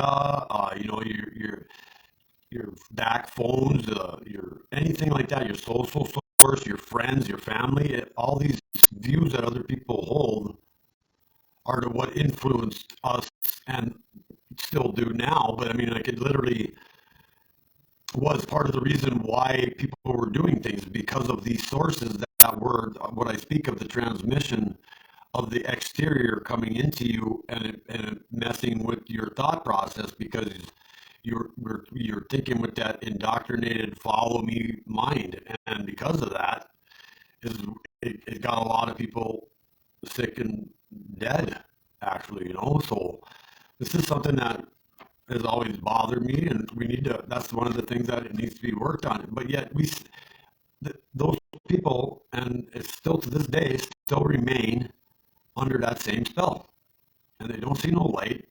And instead of doing this or this, they just keep gobbling up these distractions, and they keep that source of destruction within themselves. And it seems like some people are still just like drinking it up, like they're just can't can't come to the realization that it's happening. And I think we talked about it on our show called cognitive dissonance. Like you literally see your best friend beating his wife, but you don't believe your friend's like he's not a wife beater, right? I mean, that's what that means, and that's just pure insanity. Yeah, to me, it's literally insanity. And I wrote this back then, and so you can't even bear to see the truth, and so therefore you're in the abyss of the darkness, and it's going to be black, and so you shall hide from yourself, and that explains, like I said earlier, how are the people that couldn't see the truth of the way the politics have been, and those politics have been in our lives for a long time, like smashed right in our face, you know. To talk about the religion and the faith and the teachings and all these things I'm talking about is a lot more difficult than talking to people about the politics, you know what I mean? Because, you have a billion over there and a billion over there and a billion over there, all that are different faiths. Yet we have the Roman Catholic Church coming out in September and telling us we're going to have one world religion, while they're telling us at the same time we're going to have a new world order. At the same time, we're going to have a one world economy. Now, those three things, like, I mean, that doesn't. Also, how are you going to have a Muslim that believes in Muhammad believe in what the Catholic Church wants you to believe in? And then the same thing with the Jews that are waiting for their Messiah. How are you going to get them to believe in their doctrine? Because their doctrine is also teaching the same thing that those two doctrines are teaching. That by grace and tithing and going to the earthly Father, you'll be saved as long as, you go to church. That's the teaching, or you follow that way. So they're taking Christ out of the belief of all three of those religions. Well, the other two don't have it already. I mean, they say say he walked the planet, but they don't say that you got to go through him to get to the Father. So how are you going to do that? How is that going to come about? And I'm not saying. All I know is there's only one of the teachings, that one teaching that was on this planet that only promotes love for self and love for others. The other ones are dominant religions. You do what we say, and that's how it's done. So you tell me which is the good one to go after. You show me your proof that your book is better and your book is true, and you show me where your book is different than mine too, actually, where it's going to like proclaim that there's a better way, because then you would have to show me that you didn't commit evil to get people to believe in your faith, in your religion. And remember now, people will argue with me on that, and they will say, well, Christianity went around and did all these. No, it wasn't Christianity. It was in the name of Christianity, but the people that were in charge of making that name were not Christians. Remember that. They were Roman Catholics. and literally Romans in the name. So if you don't know how Rome behaved before and after the crucifixion, and you don't know the ways of the Jews at the time of what they did to people if you didn't agree with their stuff, and then also with the Muslim teachings, there's the Medina Muslims and there's the Mecca Muslims. So they're two different entities too. One's a peaceful teaching, the other one not so much. So nothing against anybody's beliefs. Believe what you want. I've told you this from before. Believe what you want. All I'm telling you, what I told you now tonight, if you want to go back to the Creator, you have to empty your mind of false doctrine, and you have to rescue your soul and fill your heart. And once that's done, you'll know what's the truth. You'll know what's the truth. That's the key. That's the trick of the whole thing. That's one of the keys. And I've given keys away. I've told people keys that are in their walk, and told them this is what part of the key. If you understand this key ingredient, you see it and you can't unsee it. And once you know it, you can't unknow it. And the convincing part's not up to me. I'm trying to paint the picture or draw it out as best as I can with the verbiage coming out of my face. I don't have big production, and I'm not going to have all these fancy signs and give you guys all these like arrow boards and stuff right now. I just don't have that. I have the gift of the double-edged sword, and that's how I'm supposed to give you guys my love through His Word and the discovery of what He's revealed to me for. Well, obviously not just me, because if it was just for me, then I'd be sitting here by myself and talking to a camera, which I could very well be, right? I mean, I don't know, but I know that it's in the universe, and if they don't delete it or take it, it's still out there. Then people have a chance to at least click on it and find it, and then can yell at me, or whatever, come against me. But I'm not against anybody. I'm not against a single person. I wish nothing but love on all of you. And I mean, even the ones that have hurt me and lied to me and done things to me, I don't care. I did that. That was over so long ago.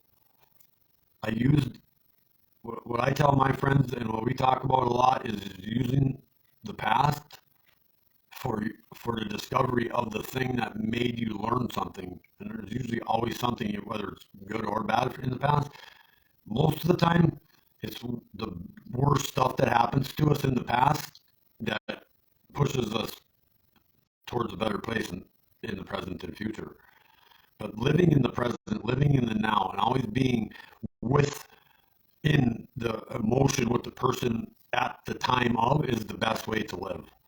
And once again, that's a teaching that's in the Bible of Christ's teaching from the Father. Like literally, that's the values of that. That it's not, you can't take anything with you, and leaving an inheritance behind, if it's not being used for the reason of His teachings, then you're just promoting the inheritance to be used for evil.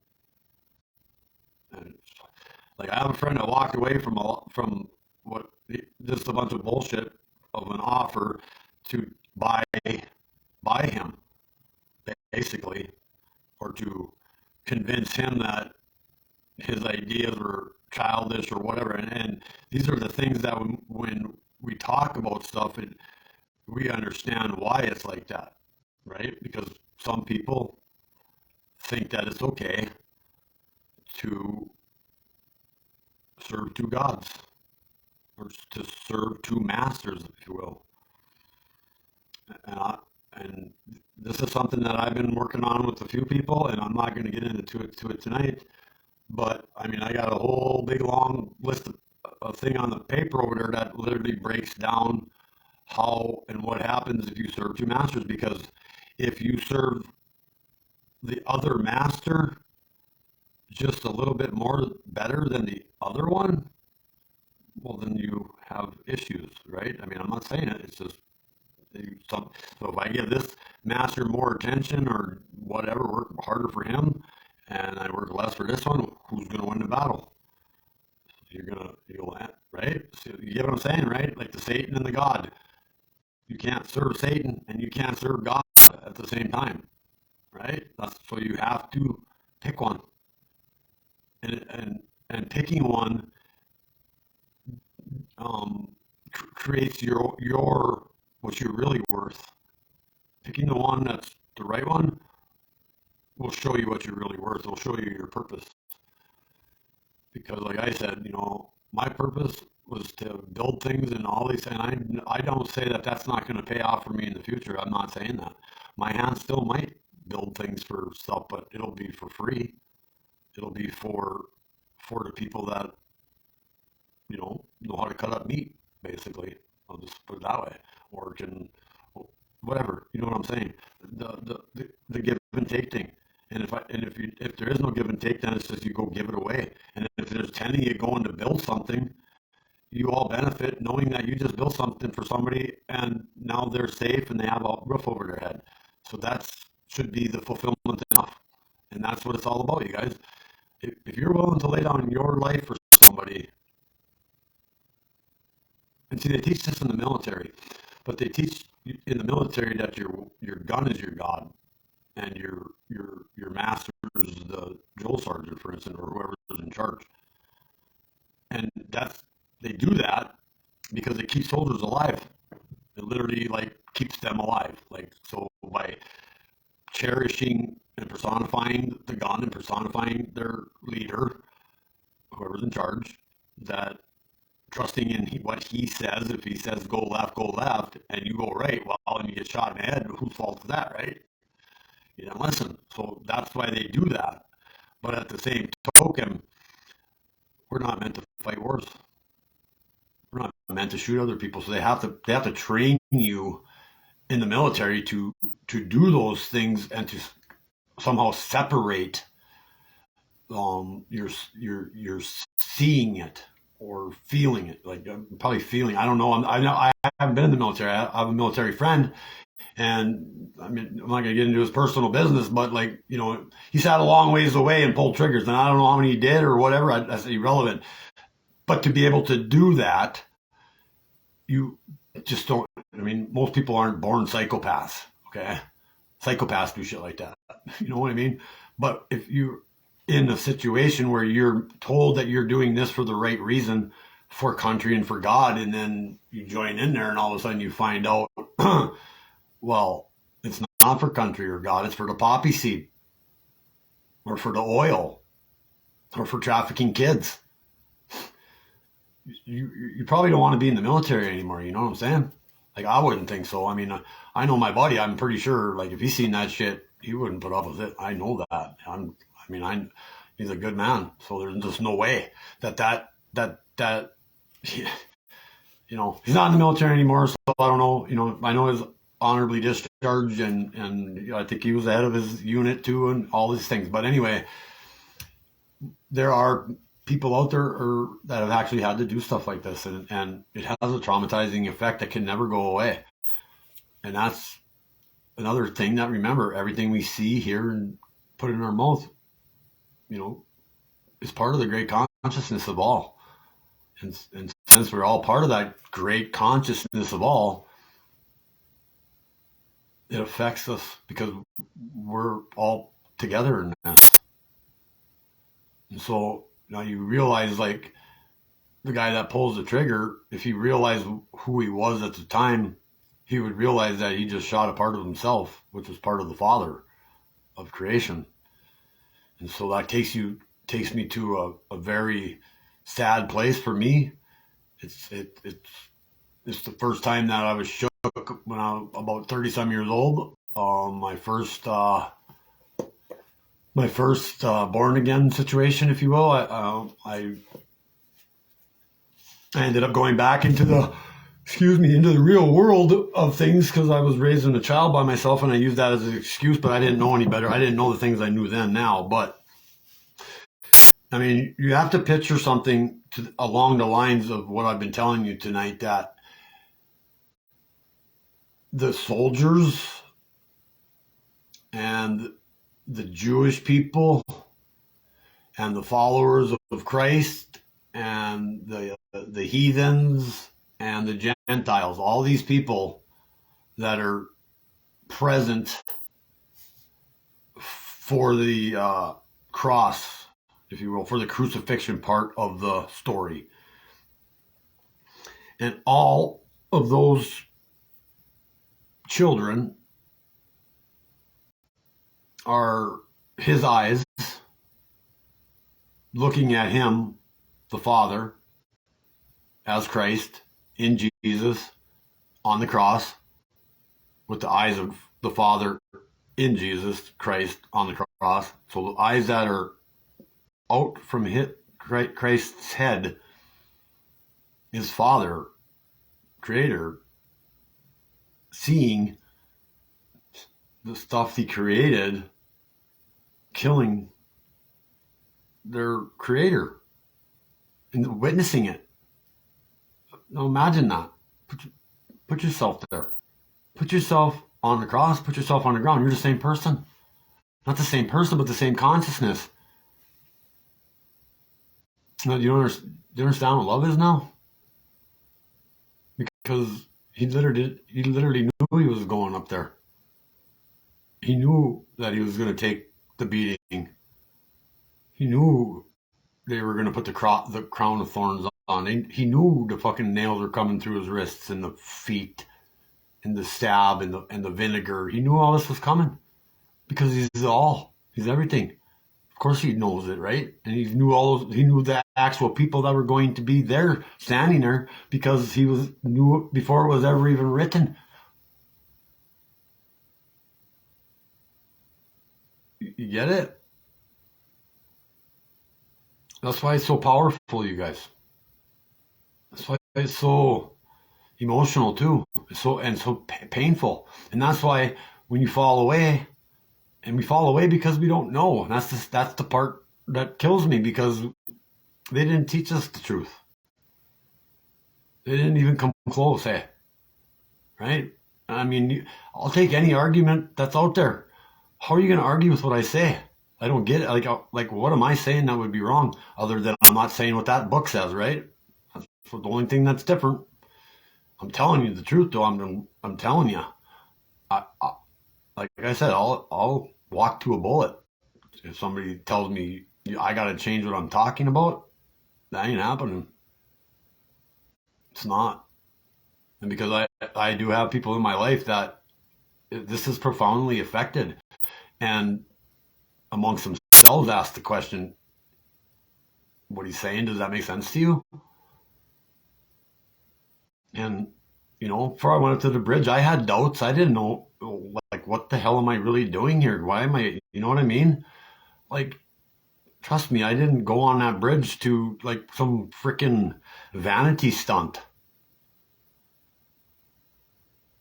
It benefited me absolutely zero. Just so everybody, I mean, like, the whole thing did nothing beneficial at the time for me. Where I'm at now is the reason of it, but that, 2 years ago. 2 years ago. So, I mean, 2 years later, I finally get to reap the goodness of it, I guess. I don't even know how to say that, I guess. 2 years. Literally, like, what's the day today? The 3rd or 4th? So in a couple days, the state troopers kicked me off and take away my First Amendment. That was the start of it. And that was part of the test, to show everybody what they're going to do to us. And nobody believed me. I had a cage. I had a flag. I had the cross. I had the Bible up there. I had the Declaration of Independence. I had the Constitution, the Bill of Rights. I had it all up there. And I stayed inside the thing in the middle of winter in January.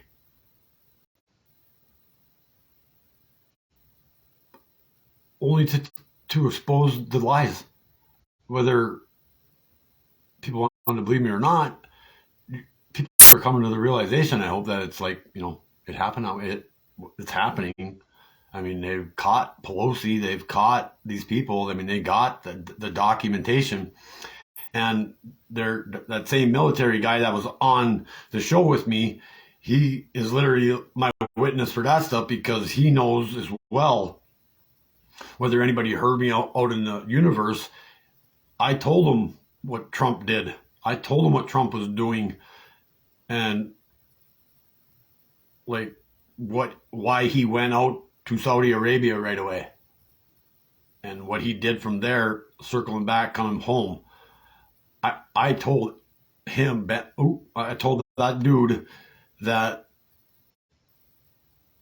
this is what's going on, and whether he swallowed the pill or not, he can't deny that, because he heard me say it, and literally it's something that's kind of profound, where you'd be like, well, how would you know that? Well, once again, the same way I got all this stuff, it was just like, for whatever reason, dumped on me. And when he went around and got the sword of Sultan in Saudi Arabia, went to North Korea and walked across that line, went to China, went to Russia, went to NATO, went to the World Trade or the WTO or whatever too, went to the Vatican, went to Buckingham Palace, and went to all these places and told them, I know everything, and I'm gonna take them all down. What side are you on? I'm giving you a chance right now to tell me. It's the only way he got into North Korea. I mean, logical thinking. Nobody's ever crossed that line. Nobody's ever stepped across that line when he met the ruler of North Korea, Kim Jong-un. Nobody. And he didn't even have bodyguards around him. And the only time Trump had any type of protection, other than his car, but the only time he ever had bulletproof glass around him was at the Rose Garden, his last day in office, when he told everybody. And I told the same gentleman, I told him the same thing. I said, he just read the rules of the Insurrection Act. And if you don't know what the Insurrection Act is, look it up. There's a specific line, there's a specific words you have to say to enact it, to let the military know it's enacted, without letting everybody else know it's enacted. And he told them to disband and go home peacefully. Those are the call words. That's the call sign. I think that's what it's called, the call sign. And that's just real. It happened that way. And then immediately what happened after that? The fence went up around that whole building, right? And I'm pretty sure he and I talked about that too, because everybody was pissed off. They put that 10-foot long chain link fence all the way around the Capitol. Well, that was to keep those guys in there, the criminals that were already in the building. Whether they were going to do it that day or the next day or whatever, it was still in place. So if they tried to run, they were going to work every day, and they didn't even realize they were like walking back to jail, or where they were going to be caught sooner or later. And then I'm gonna lay out this little secret too. I told everybody at that time, quite a few people, that it was like Donald Trump was playing Texas Hold'em against everybody. The whole Congress, all of it, everybody that wasn't him. And he's the only one on his side of the table. And he's holding his 7 cards, looking at them. And no matter what anybody does across the table, he knows he's going to win. And slowly and surely, those people from the other side understood something. The good, or the ones that hadn't been bought yet, or maybe, they were just hanging out the good old boy club kind of. And then they're like, well, this guy seems to really care about people, or really care about America. And whether you believe in capitalism or not, I can't say, even though I've had my own business. I don't know if I believe in capitalism as it stands. I believe that people should have to work their way to make a way, but if not, then whatever. But that's anyway. He still had the interests of America in that playing, and so those people started coming over behind him, and as the game progressed, they could see that Trump had the winning hand no matter what. And so they had choices. A lot of people had choices. I guarantee it. When this all comes down and around down the pipeline, we're going to get the whole story, right? I mean, they're going to tell us.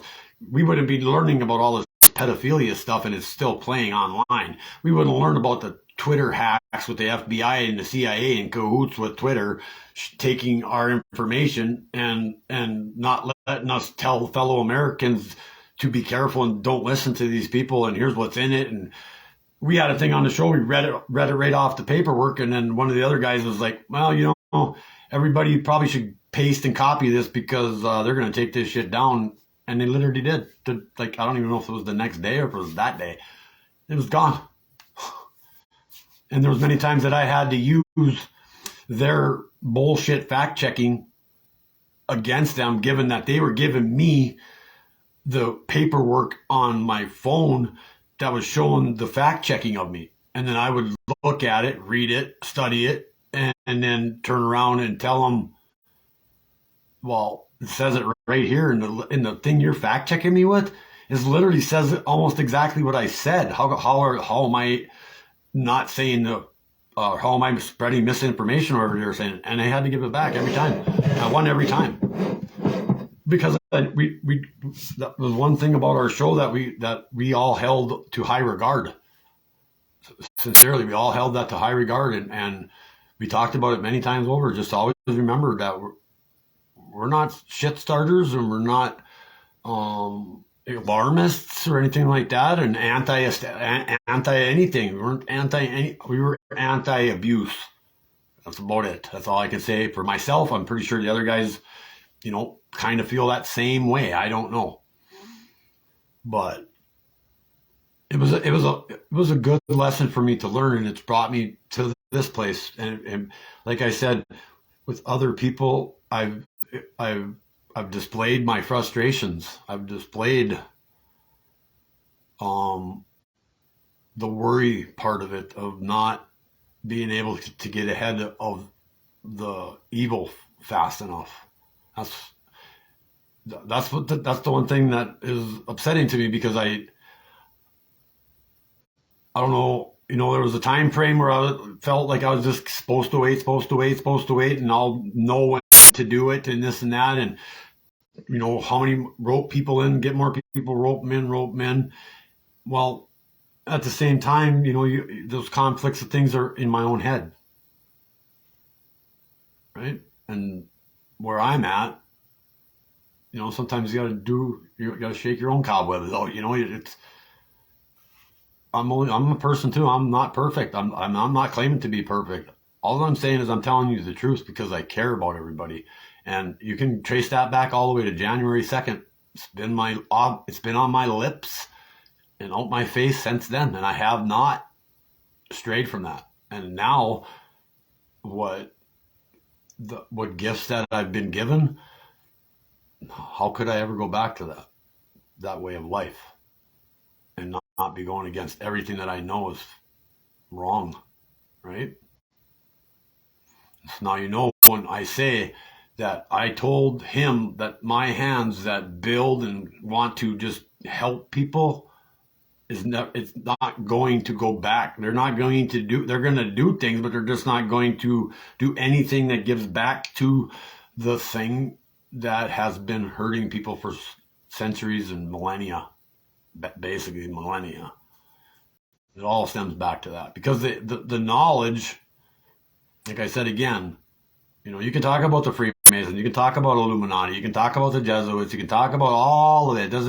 That is really actually irrelevant. It's all another one of these, like, what do they call them, smoke screen shit, another red flag deal. It's just something, or false flag. It's just another thing to keep you distracted from going after the truth of it. It's distractions, and then you get people that come in and, call you names and stuff like that. But big deal. You've never been called a name in your life. And so what?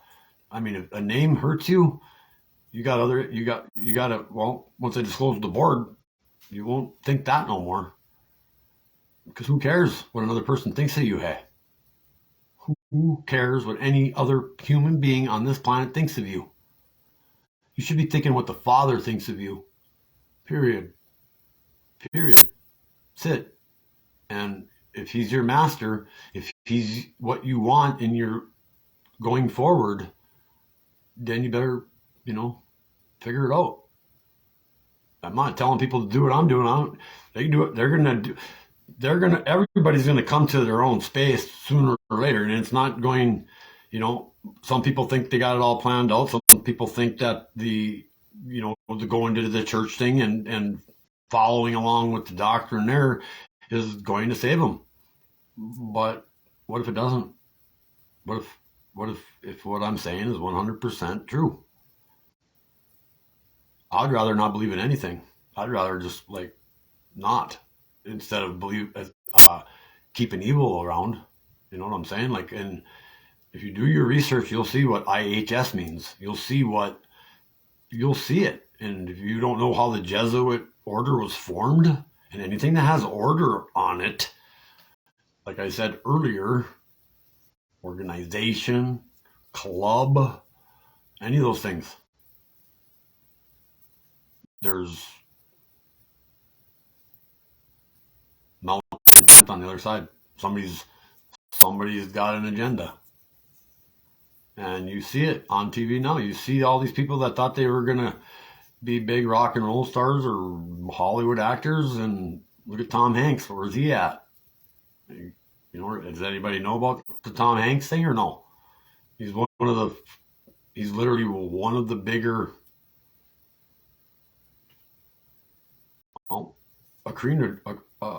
adrenochrome dealers worldwide. Believe that. I mean, and think of how many people looked up to that guy or thought he was this big, awesome person, when he's literally, I have a picture on my phone that if I posted it, you people would have nightmares. Me and my buddy actually ran across it by accident a couple nights ago, and I still can't get that thing out of my head. It's driving me crazy. And I can close my eyes and it's black most of the time, but it's not when my eyes are closed I see it. It's unfortunately, it kind of popped right up there right now. And I've known about this shit, and we talked about it, and it's broke me back then, and it breaks me now. I can't understand where these people's minds are. I know it. Don't get me wrong. Let me put it this way. It's hard for me to wrap my mind around what they do. And I can personally, I can put myself in a lot of different perspectives. But that, seriously, something wrong with those people, hey, and they want to come up with a terminology now. I don't know if you've seen this. They want to come up with a terminology to say that they're mentally ill. Well, no shit. Do you need a psychology degree to say that? These people are, if you harm kids, you're out of here, man. Should it not be that simple? Should it? That's a question I'll throw out there. Should it not be that simple? If you are literally doing the things that these people do to children and young women, you think they should be sitting and getting fed when there's vets on the street dying in the snow, and there's 18 to 24-year-old kids all lost on fentanyl, dying in the streets? We don't think we should take care of those people? We should put baby eaters in jail and feed them? And really, I don't believe in terminating people. I think they should do it themselves. If you get caught doing that, here's the thing. You know what to do. There's shows out there where they just put the gun on the table and walk out. You tell me of a better way, But I I just don't feel that that's a bad thing for me to say in my heart. It doesn't hurt there. So, and I'm not saying I'm an evil person. I would never kill anybody. I would have a tough time. But that's what I'm afraid of too, though. If I seen too many more pictures of what me and my buddy seen, and now I come to find out it's one of my friends' kids or something like that, or it's the teacher down the road, or in the military. It's just somebody you know. Now, that's going to be disturbing for a lot of people. And this is why I'm trying to talk about this stuff with people that are at least going to give it a second or three, because that way they might not do it. And the thing, like I've explained to my friends, and I don't visualize anything, but I see people getting torn apart by bare hands from men and women and like children too, because like, think about it. I mean, I can't fathom it. And that's that evil that I worry about, that once you go there, and that's what I think these people are trying to drive us to do. Honestly, and this is off topic, way off topic, but not really. I've watched like 6 videos over the last 4 or 5 days where a pilot flying a freaking military airplane in the sky, the dash cam's aimed back at him, his eyes roll in the back of his head, and he starts crappie flopping inside the cockpit, and there's no ejection. I've seen it in men in libraries go back in their chair at a 45-degree angle and start flopping, and then they're dead. And just, it was either today or yesterday, a bus driver got all stiffed up and 45-degreed in the chair and flopping all over, and the bus didn't stop till it crashed into a whole bunch of cars and came to an abrupt stop. And then I found out in UK, 1,500 people are dying a week in the UK. And 40 to 50-year-old males are dying in their apartments by themselves. They're being discovered dead. And so now, if you take it back to what me and my other co-hosts used to talk about, there were certain countries that they used like guinea pigs, really, like Israel. Like, if you went back in time and look at Israel and what they were doing in Africa, and UK was kind of the same way. They had I think the COVID that was there was the P11 or P117 or something like that, and then they had the P19, and then they kept saying that it was going to come across the ocean, and it was going to come into America, and then they were going to clash and all these things, and it was deadlier, and trying to push the shot, and then it was deadlier, and then they, it literally had a 1% mortality rate. Truth. That's truth. 1% mortality rate, which was last year. The year before that, when we were doing our podcast, it was less than the year before. More people died before the COVID came out than died the year of the COVID, of the causes that usually they keep statistics for. It was, I think, if I remember right, I think it was like 20,000 less people out here. And we wrote it on the board. It was announced that it wasn't from the lab, and then it was announced that it wasn't contagious, a highly infectious, contagious disease. And then 3 days later, they announced that it was, and then the next day they shut the whole world down. That's how it happened. I don't know if you guys remember that, but that's how it happened. And which brings you to a point of this is a little poem I wrote right here. It says, "The people in charge of your life would rather reach for the stars than to bend down here on earth." Is that not right? We got people that are, planning all these things for space when, like I said before, we got vets sleeping in the street. So in my world, in my view of things, do we come back and keep spending money to go to space, or do we take care of the people on the streets? You tell me. what's the right thing to do? And because those people are on the streets, it's not their fault. That's the thing again. It's not their fault. And people will argue that to me too, but I'll back it up to they're 5 years old, and I'll show them 5 to 14. I'll show them that. I'll show everybody actually about that. That's not their fault. The analogy is 5 children on a table, at a kitchen table, 5 spoons in front of them, and a big giant bowl of ice cream placed right into the middle of them, and then you tell all 5, don't eat the ice cream, I'll be right back. And then just stay gone longer than the anticipation of a 5-year-old child, which is only about 3-4 minutes, right? The ice cream will be gone. They'll eat it. It's because they already know that they're going to. That's why it's placed in front of them. That's just like everything else in our society. Everything. If it's put in front of human beings, we're curious. We're curious. And the reason why we're curious is because it traces you back all the way to the point of origin. It brings you back to the all, the Father, the creator of everything. Well, he was the first one to be curious. He was the first one to not be just the dot. He was the first one to go and create his own space. And then he realized what he was doing. As the space crashed back on himself, he became the dot and the om.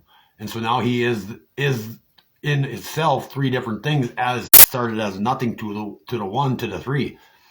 Because, and I know you're kind of confused there, but the 3 is the circle itself, which is the firmament of the cell. And then inside the cell is that space, that's 2. And then the dot back inside the circle and the space is 3. Well, you just imagine that continuing itself, and you'll come up with the infinity, and then you'll come up with the flower of life, and then you'll come up with the existence of why we have 10. Because literally, like, I don't know if I'm going to do it tonight, but literally, it works out to the point of what it is.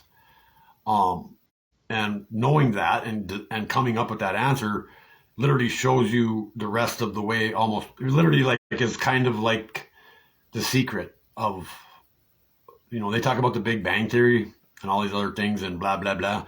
Well, it's just their ripoff of what really happened. It's similar what they're saying, but they're still lying about the whole thing, the whole aspect of it. Because the thing is, the reason why I believe I've been given a lot of this information is because I added the one element that they refused to put into it. They literally refused to put the Father in anything. So they're always leaving out the 5th element. They're always leaving out that God particle. They're always thinking they can, like, just explain something without that. But without that, nothing can be explained. And nothing exists, actually. It can't exist without him. And that's what they keep trying to leave out of it. And they've done a very good job of confusing the masses about that.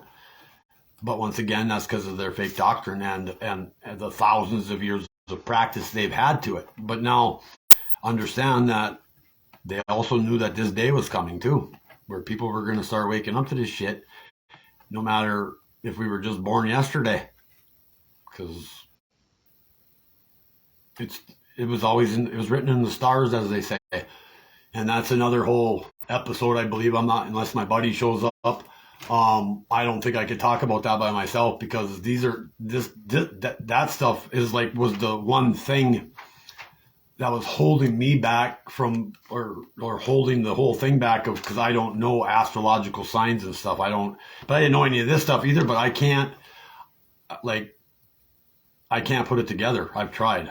I have all the tickets and the tabs and stuff, but there's a specific way of it, because it's in the Bible. It's literally in the Testament. It tells you certain things in Revelation, explains to you about it. And that's why you know how or what kind of planet or what we're on is because of the way the 12 constellations have never changed. They've always been in their same rotation around us.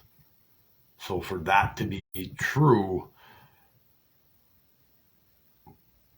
it's either the, if that's true, that means that the firmament that's around the planet is on a fixed point and is part of the planet, and it's inside the firmament, or right on the edge of it would have to be the firmament. But from what me and the other guy had seen, it's not, because once again, mistakenly finding this out, by my drawings being on paper, and then seeing this guy just yesterday or today, we looked at it, I don't even know what, but anyway, I already had it drawn on a piece of paper, the travel of the sun. So these are the things I'm talking about when I say the things I'm talking about, is like I have the stuff, it's already displayed, and then later, whatever reason, I find it or it's shown to me, and it's mind blowing. It is mind blowing. And I mean, the other guy was here, he'd tell you, it took us 3 hours to watch an hour-long video. Let's put it that way. And then it followed up with even more profound stuff that was just like, it makes you question everything. I mean, like, it makes you question everything, but it also makes you like know that, wow. And I say wow as meaning that everybody can do this. Everybody can find this. Everybody has that capability, because I'm not no special human being. I'm getting special things to me, but I'm not saying I'm better or special. I'm just saying, for the duration I've been in this little mix here, 3 years, it's worked. And I say 3 years because I don't know if I said earlier in the show, but I got sick, real sick, in 2019, and that was, I believe, my start of shit. So 3 years ago, literally like 3 years ago. And so this next one I want to read, it says, give and take heed. With poor beings, man lacks his will. So man, being ruled by men, will stack riches still. But you do not so, be not man with men who kill. And two, but be one ye, who is rich with his will, and one who drinks from his cup and fills it up from the temple, and has the fresh bread of the design of his. Then thee be wealthy beyond measure. In all of these trees are our deeds. For wealth has nothing and zero to gain, but to be one who is rich is the same.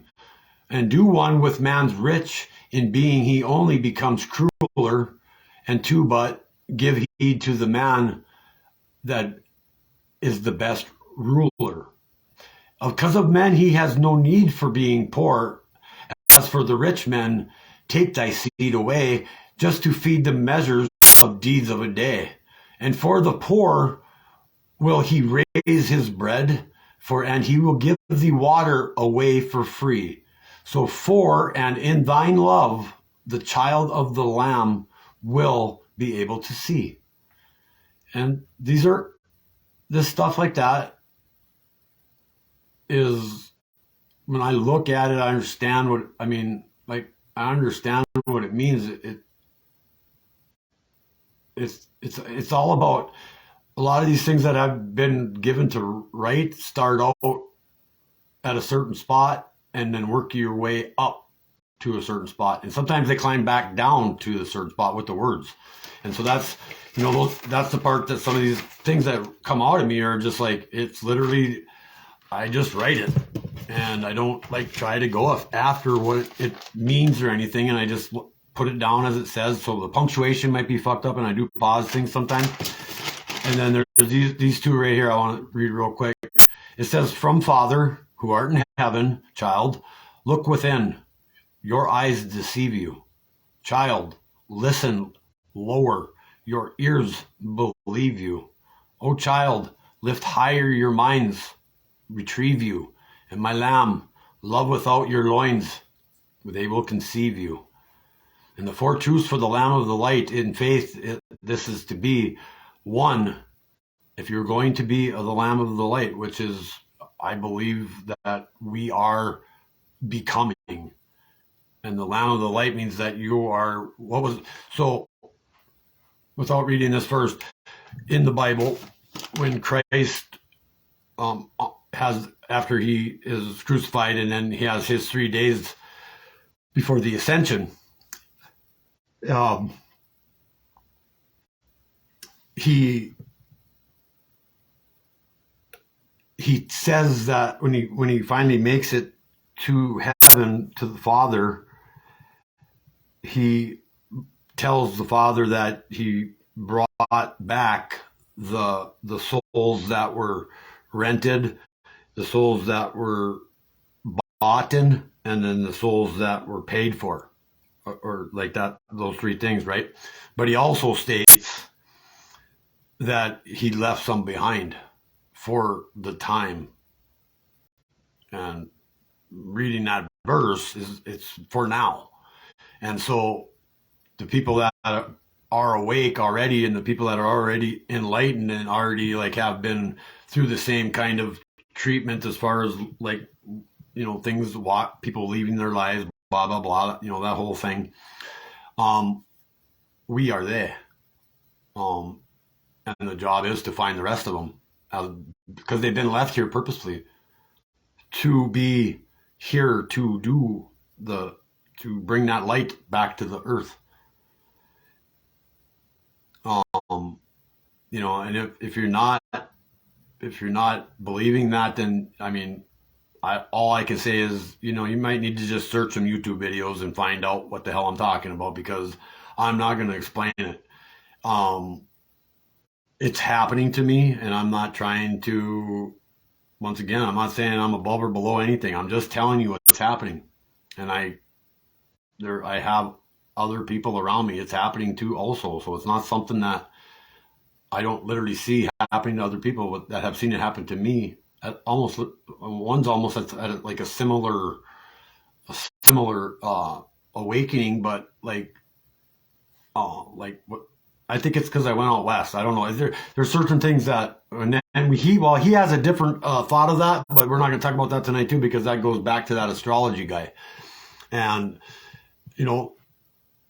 when stuff happens in pairs, it's hard to tell 2 people they're both lying, right? Or if there's, if 2 people say, no, he didn't do nothing, and he did do something, then it's, pretty much verifiable unless they're both liars. But I can tell you the other guy's not a liar. I don't lie. I lie at least. I don't even if somebody had to say something about me, that would probably never come out of their mouth.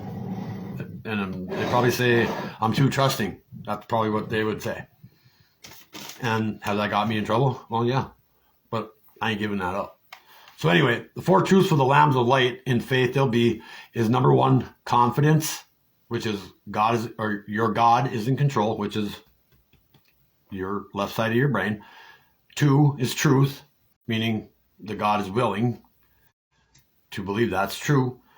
3 is fearless, which means God is within you, us, whoever.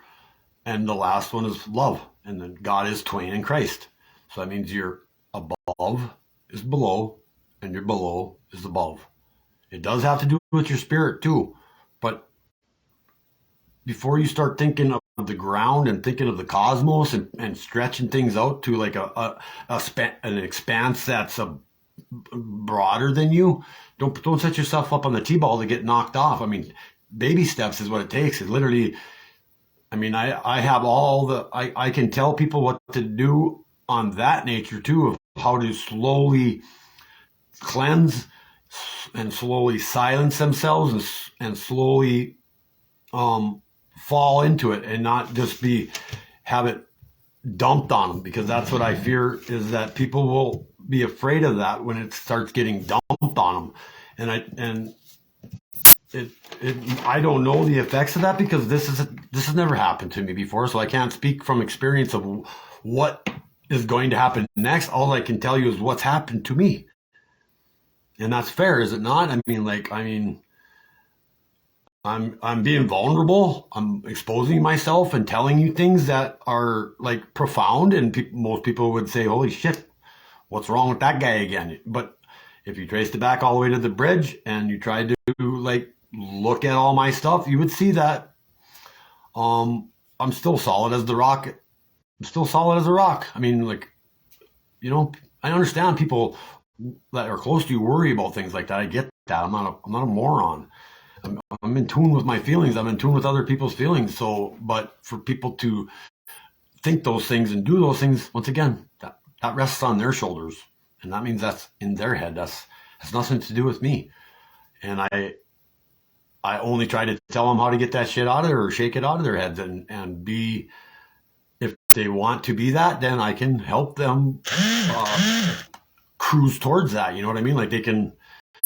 Like for me, it's been a year-long process, literally a year that I've been faithfully locked in this, and nobody's, it's. I don't like to give up on things. That's could be a downfall of mine too. I don't like to give up on stuff that literally, how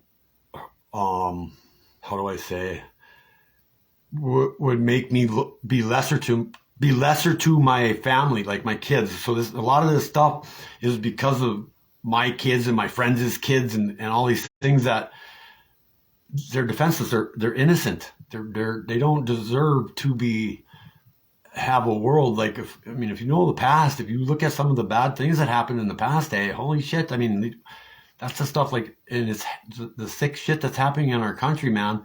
It's not a lot of the crimes that we associate this with are not like low level people. That's the sick part of it.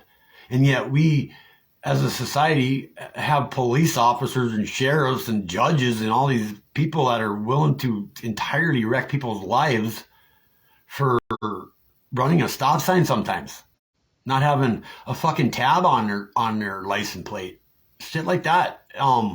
Is that really how we want to? I mean, there's got to be better ways than to bring people down to think that they're ever going to get back up. Especially if it's something that's traumatic to them. Like, and I relate to the communities that these police officers shoot, and I don't use color crayons. So just the communities where these people live that are constantly being shot, but at the same time, they are committing crimes because they're forced into a corner. They're literally their lives, their everything. They're forced into a corner, and if you push full-grown men into corners too many times, they're not going to take it. Then they know this. That's why they do it. It's another one of them things. They know what they're doing. They've been doing it for centuries and millennia. So if you push into any man, especially men, well, they push back. And it's because they're not, we all have this flight or fight thing in our bodies, but men are going to fight you first, period. It doesn't matter what's going on. If you push, and especially if you threaten something that's like a very high value to them, like if you got kids in the car and they're treating you like shit or something like that, it's our nature, our natural instinct to do that. So it's not a thing that a lot of people do thinking ahead of time, but once again, all the drugs on the street and all that shit on the street is put there by our government, period. It's the only way it gets here. Our government is one of the top blah blah blah. Well, how does it keep getting in here so easily? Just like how do the people disappear so easily to never even have a blade of grass cover them up to go find them? Like, where do they go? People don't just disappear. Pretty sure. I don't know of anybody that just all of a sudden vanishes. Even Houdini, who practiced vanishing, was still always available to vanish again. So therefore, people just don't disappear. And money and stuff like that and other things, they just don't disappear. The Malaysia plane, I know the truth about that too. And I don't even know if I dare say it. I'm not going to say anything about that tonight, but I know what happened. I know who was on the plane. And who was on the plane owns the patent for the four that were on the plane. So just imagine there's 5 people on a plane. or 5 people that have interest in something, and 4 of those 5 are on the plane. And the other guy that's not on the plane gets awarded the patent. Work it. So I don't know if you guys have heard of this outfit out there that's, anonymous. So they wear this similar mask. Mine's a like a screenshot thing. They're actual masks, right? And these guys are hacktivists, they're called, and they infiltrate countries and their computers and stuff, and then spread their, disclose their news, right? Well, today I posted my pre-show events here, and literally like one of the anonymous clips were right next to my 2 clips as well.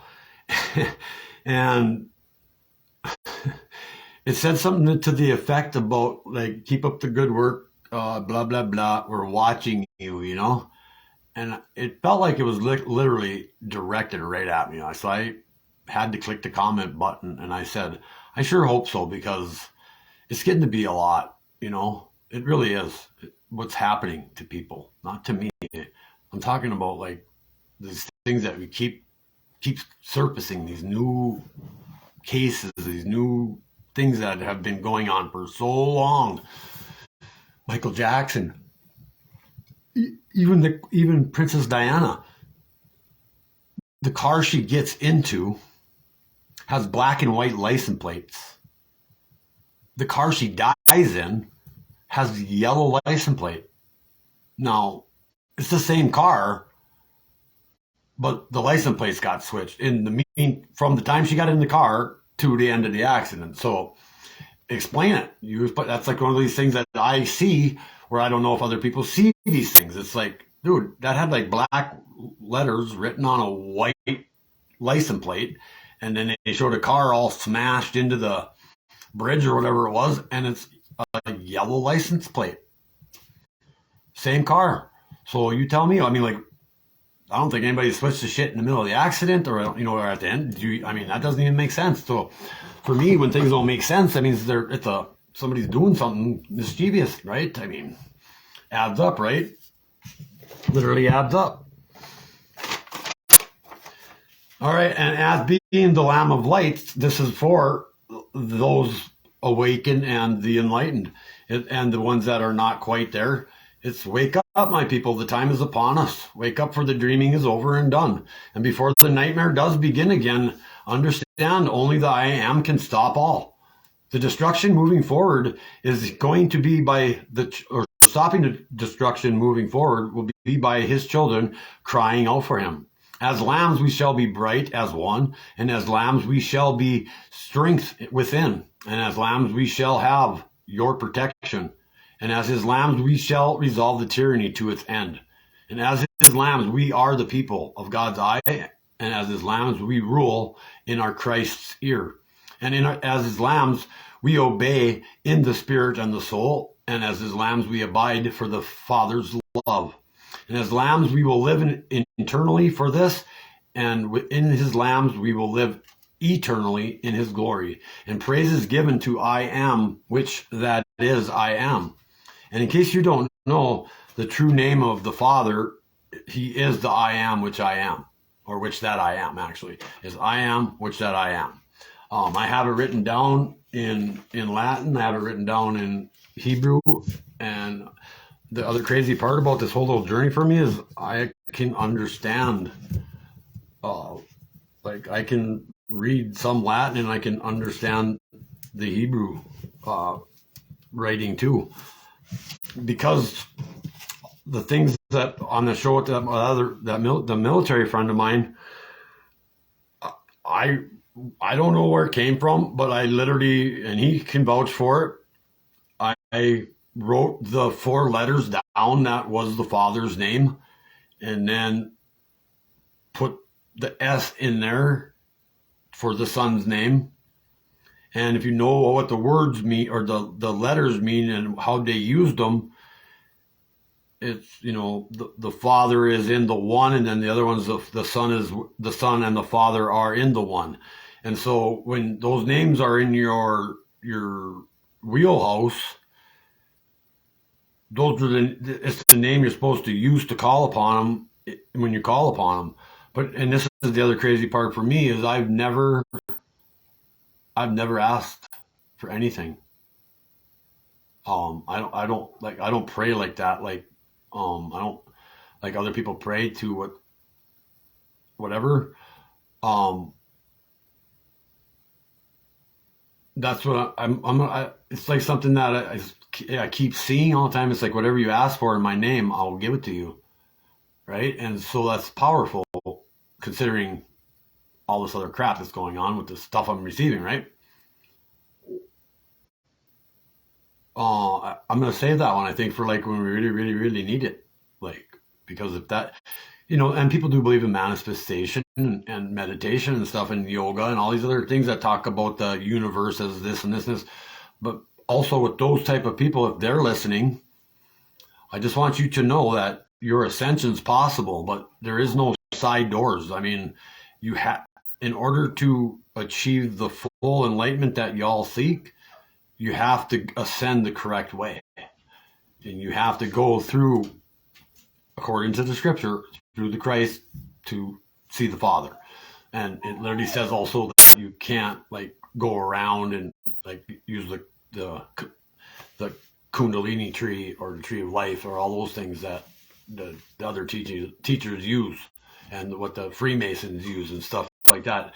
Their usage of it is not for the purpose of ascension into heaven. It's more to be above fellow man, that to ascend, that you're better than men around you. That's kind of those teachings. And I have a book in my display case over here that's got a lot of Freemason stuff in it.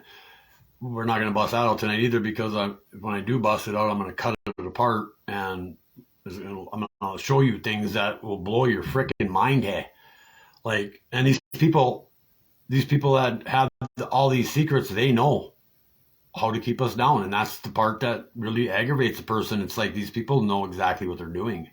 It's not a secret. It's not by happenstance that once you're part of the big boy club and the way you treat people is all the way it's taught and the way they know they're doing. So that's the part that really like gets me, that really upsets me, is that they clearly know what they're doing and how to maintain it. They do. And once you realize a lot of these things of quark science, entanglement, quantum theories, all these things that they try to say are so hard to learn. Well, like I said before, I'm not nothing. I'm me. And I can tell you that because of that, it proves once again the all-powerful one, the creator. The whole universe, I don't know if you guys know this or not, the whole universe is connected. The whole universe is literally connected. There is not anything up there that's not touching. We just can't see it. And take that into consideration, your body, and then take that into consideration, the ground. I don't know if you know this. The trees of this planet are all connected by the root system. It's true. Like I told you earlier, the human body is this center measurement from the smallest to the biggest. So if you measured the smallest neuron and the largest galaxy we have, we are smack dab in the mathematical middle, which is really, astounding, considering that, which should give you a better feeling of the things that I've been telling you, because it makes you it helps you understand something that was never shown to us pretty easily, actually. And they've always been searching for it.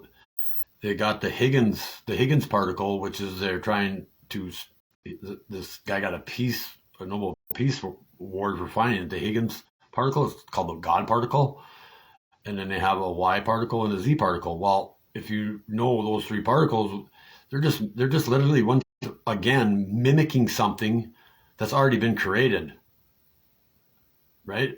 And then you know about like entanglement and stuff like quark science, where if you view something as the only way you see it, well, that's what our reality is.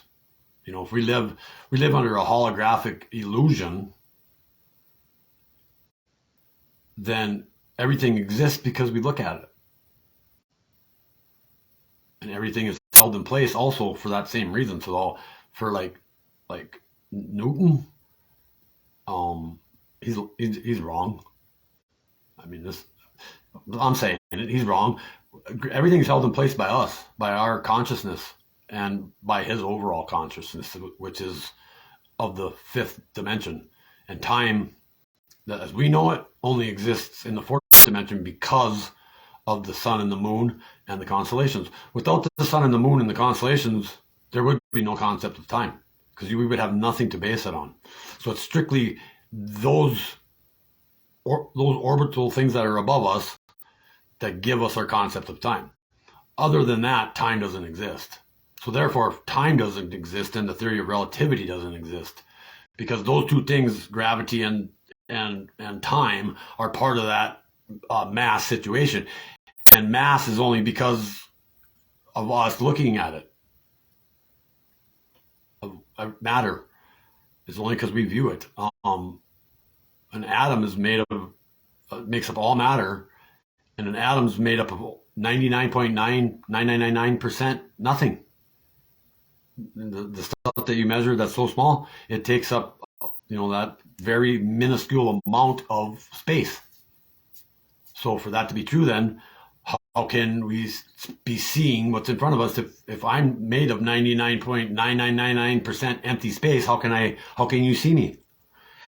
It's because of the photons that come out of the sun, the first sun, our sun. Behind that sun is the central sun. That's the Father. That's where the Father dwells. The Father and the Mother Creator are dead center of the Milky Way. And that is the projector that feeds us life through the photons that come out of our sun. And I went to the West Coast. So this is another thing I'm just going to lay out there for you, because I'm, feeling like giving, okay? I went up to the West Coast for a few months and got to experience the ocean full bore, and that was definitely moving. But I also stargazed, moon gazed, and sun gazed based on old teachings that communities used to wake up together and all go stargaze. They'd all stare at the sun in the morning, and then they'd stare at the moon, and then they'd stare at the night sun too. And the trick is to it, you're going to have to study it. I'm not going to tell you what to do, because I'm not going to burn anybody's eyeballs out. But I'm telling you, once you practice it and once you know it exists, you will understand. You will see things differently too, because you understand that the breath that I talked about earlier of the Creator is in the firmament, okay? And that's part of the manna. They talk about the manna in the Bible. People have been searching this for thousands of years. I found it. I don't care. Somebody tell me I didn't. I also figured out the math problem 3x plus 1. I know they've been trying to solve this problem for 20 years. I know what 3x plus 1 is. I know, literally can show you. It's written. It's on paper. It's because of the consciousness of the Creator, which they will not put into the equation. They refuse to put the source of all in their equations, because then they have to admit there's a being, or the God, or whatever you want to call it, that designed it. And they fair well know that there's no way any of this stuff exists without a designer, without a creator. And so it goes to the sun. The sun is beaming like we think it does, but sometimes the particles that are coming out of there are spinning in a clockwise circle, and sometimes they're spinning in a counterclockwise circle. sometimes they're coming down to the earth, and then sometimes they go back up to the sun. And after you practice this a while, you'll end up, you can go into space now. So it's another little trick I learned that was discovered, or however it came about, that to go into space is to have that sun, and you're in space with it. When you're like doing that, you close your eyes, and when your eyes are closed, you're in space. And so being there in mind, of course, the sun, the black spot of the sun is still there, right? Like we've all stared into the sun and then looked away and seen the black spot.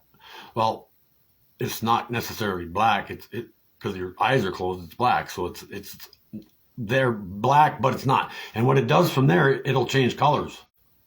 It'll literally change anywhere from the rainbow colors. Any one of them 7 colors, it'll change.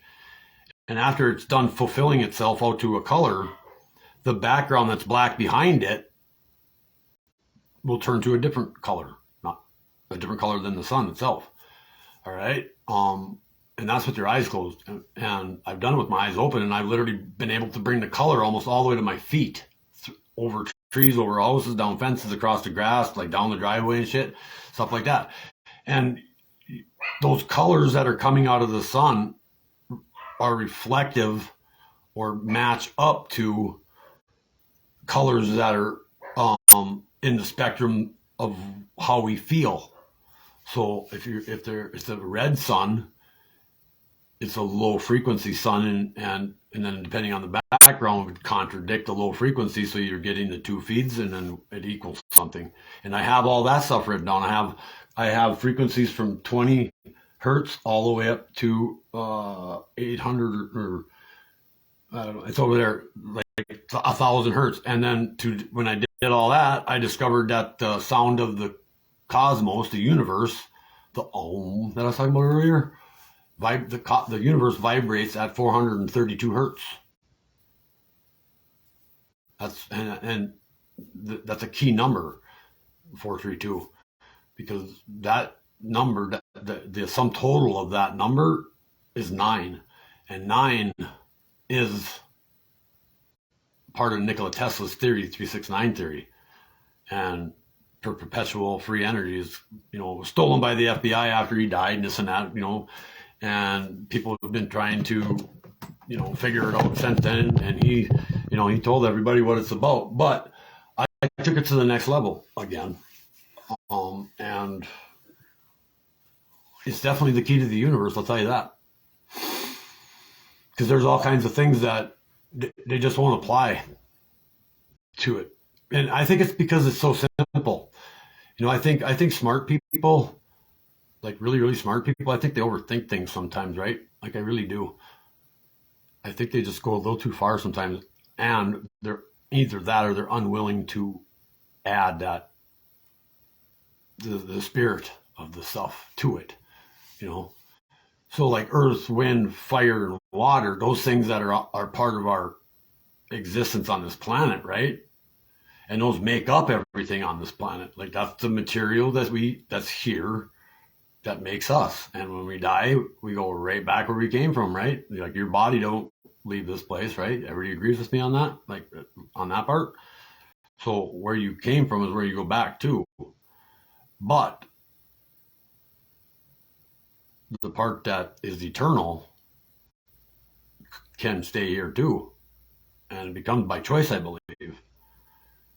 Only if you're done the right things and done the work that you're said you were going to do when you came here, and entered your baby when you entered that fetus as the living God.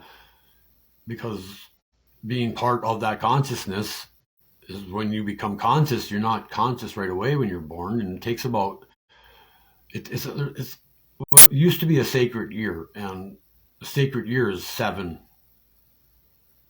But respectfully, so 7 is when your body actually, chemistry inside you changes to like, say you were allergic to milk, now you're not, or vice versa. And that happens on increments of 7.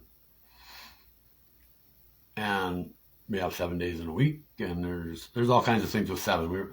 those are more into the numbers thing and not really into, well, it's into the math part of everything that puts things in perspective for people, or for everything that I've discovered. It's part of one of those magic numbers, or it's one of those numbers that just means something, and it does because it shows up in things that you wouldn't expect it to show up in, and because it does do that, it's kind of amazing. And once again, then you understand how simple this shit is. That why do these numbers show up? Why are these colors in there? And why are these signs and everything? Well, it's because he's the creator is magnificent. I guess, would that be a good word? It's magnificent.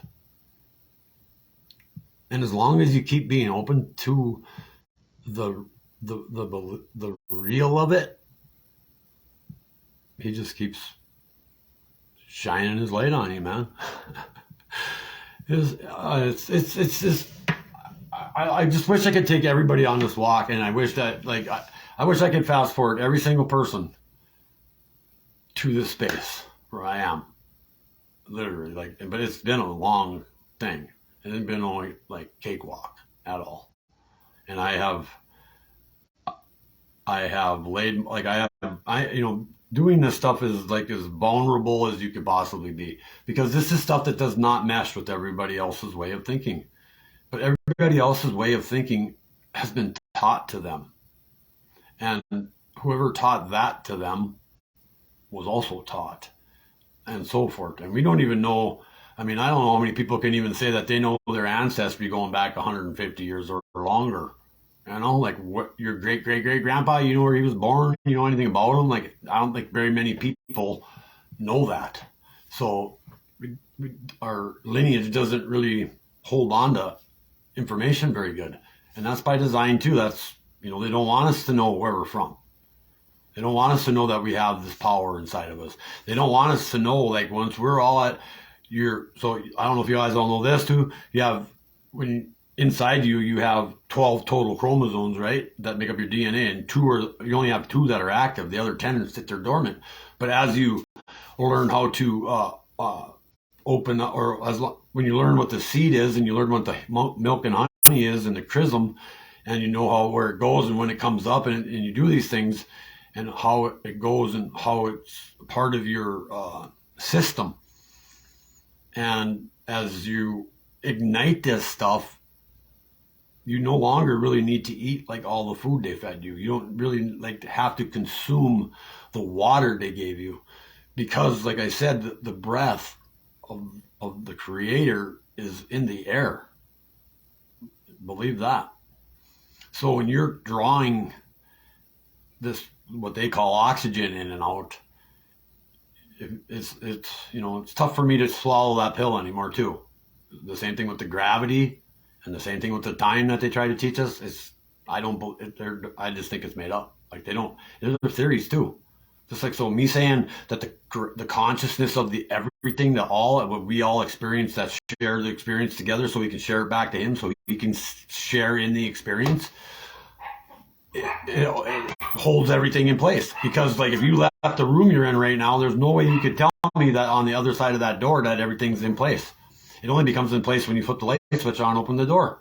Then it's in existence. And even if, and this is another trick to do, have something lit and just put it in your hand and just stare at it for a while. And then I can tell you that you can, 2 things. I can tell you right now that you can make that thing disappear, and you also can make it float in space. And people be like, no, you can't. Yeah, I'd be like, yes, you can. So the first thing you do to make it disappear is you just close your eyes. It's gone, right? They're simple. It's the truth, though. You close your eyes, that thing does not exist anymore. But now if you lit it up and close your eyes, you'll see that thing floating in space. It'll be, like I said before, when your eyes are closed, you go into inner space, is what it's called. And outer space is up there. So when you pray, when you're sincere about that, according to the Bible, you go into your room and shut the door. Oh, that's inside your head. And the doors are your eyelids and your ears, and you shut it all off, and you talk to Father in secret.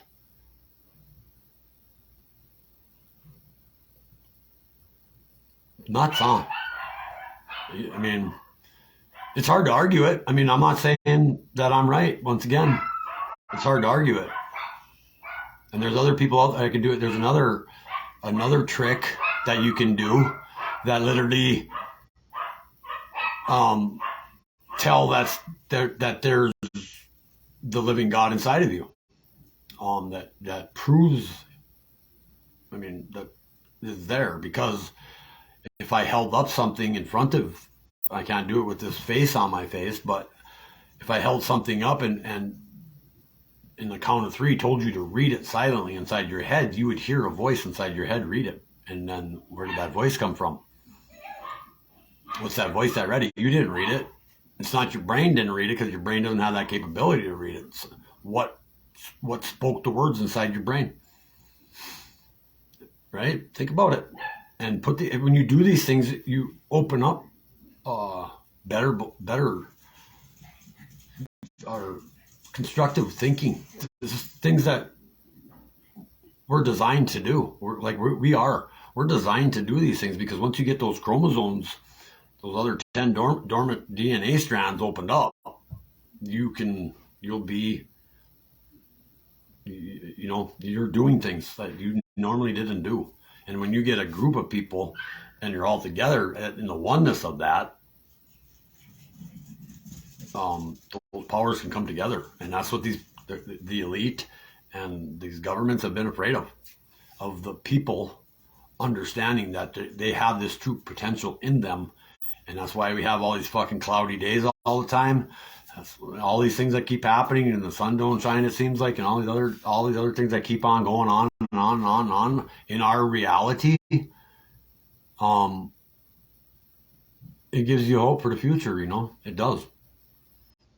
But when you have a society that has false elections and fraud and all these things that prevent the good people from getting in and changing things, well, it becomes tough to believe that it's going to be any better going forward, because you're living in a lie now, and you're back to that reality of their dominance over you. And so with these things that I've been telling you tonight, it literally frees you from that. It frees you from that, the deceit of where you are and what you are and who you are and what's the purpose and what's the point.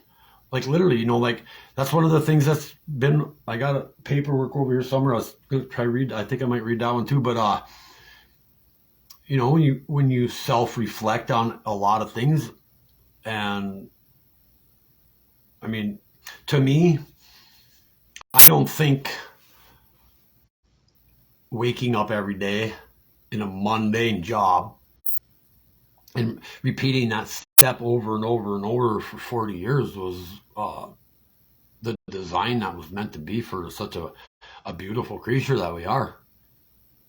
And the amount and the immense love that we have, that we can have for things, because we all know that we're all good-hearted. That's the thing. That's why I'm doing what I'm doing, because I know that majority of people, humans, to the bottom of it, are by nature good-hearted people. They want what's best and just want to do their thing. And but now imagine if you can do your thing every day instead of doing it for somebody else. I started the same business by 2 different states, and each time I had nothing to start it off other than the prospect of a job. Colorado, I started up a company from out of my garage, and just kept working and doing it and realizing that I was creating my own little things. And you got to do what you love. It makes your life more fulfilling. It brings joy. So, I mean, I understand, don't get me wrong. I know the way the world works. I know the argument back to me is about, blah, blah, blah. How are we going to do this? How you can do that. Well, in time, it's not going to matter, right? It's really not. If it keeps going away, either way, it's not going to matter, right? So if the evil agenda wins, it's definitely not going to matter because according to them, you're going to have nothing and be happy. And I used to make fun of that when they said that because I said that's literally Christ's teachings.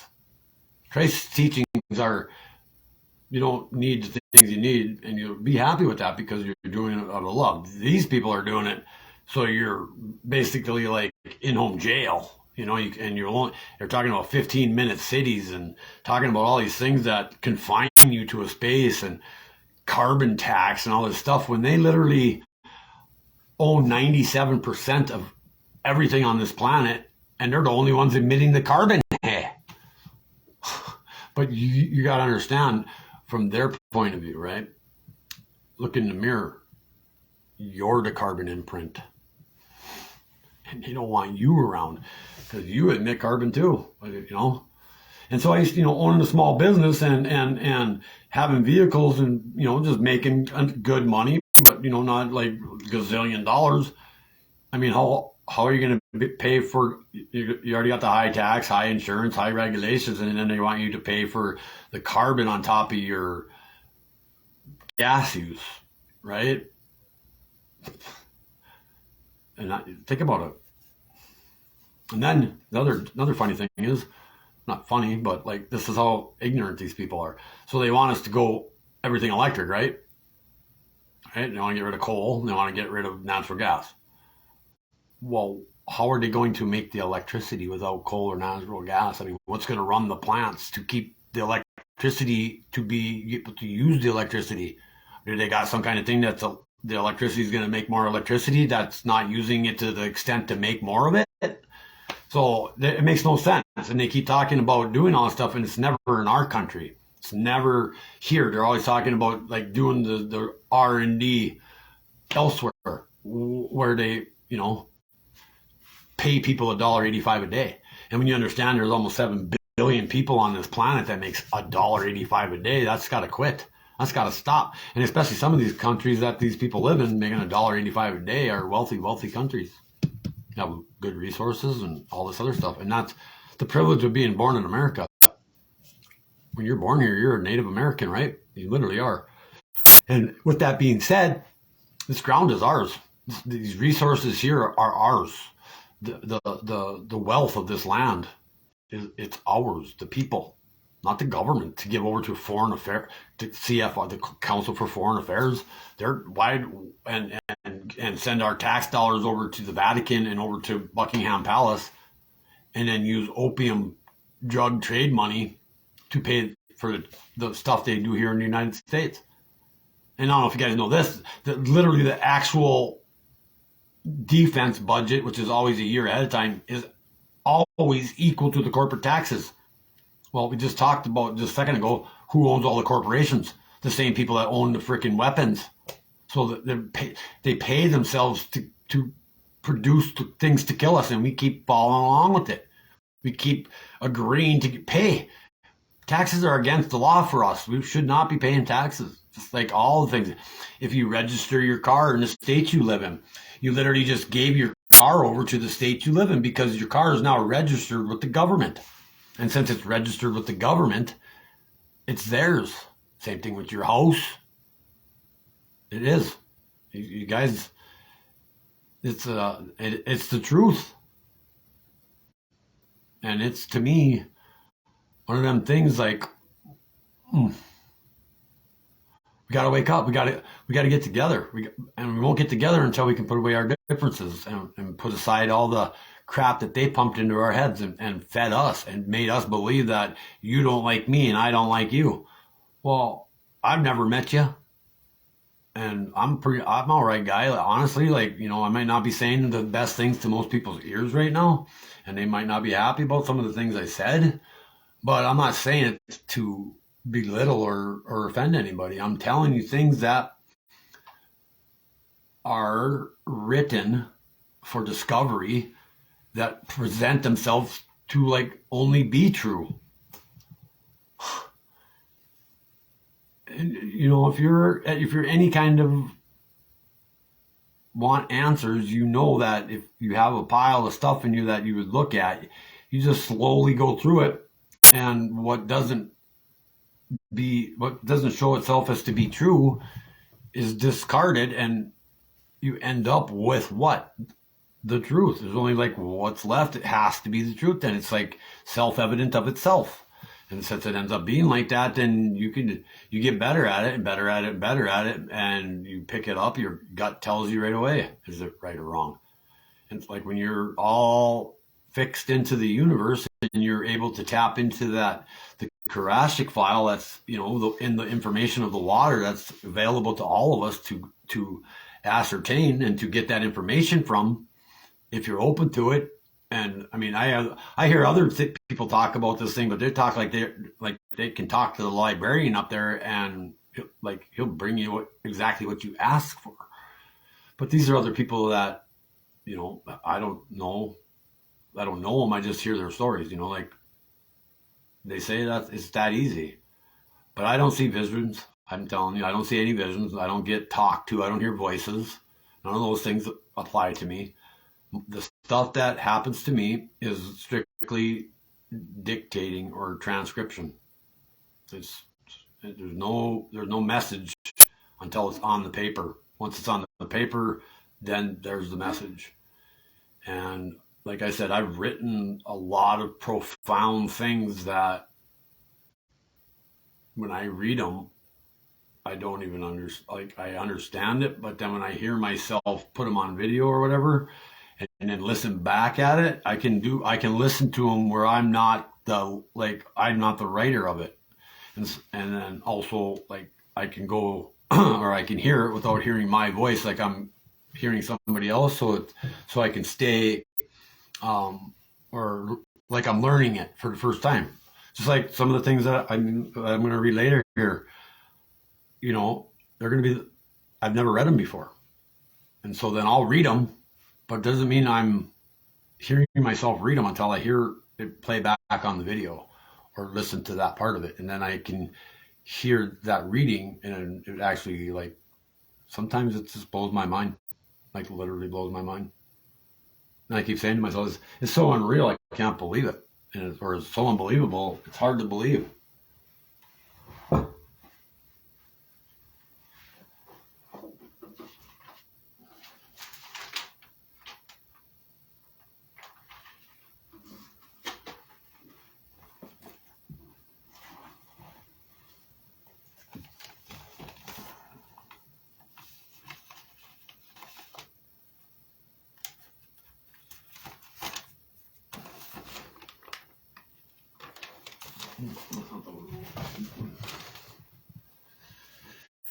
So I just wrote this 2 nights ago, and thanks for hanging out, whoever's back there. And like I said before, I take the time to a little bit tonight, and the people that have been around and whatever, and had to deal with a lot of this stuff over the last year. I appreciate those people, and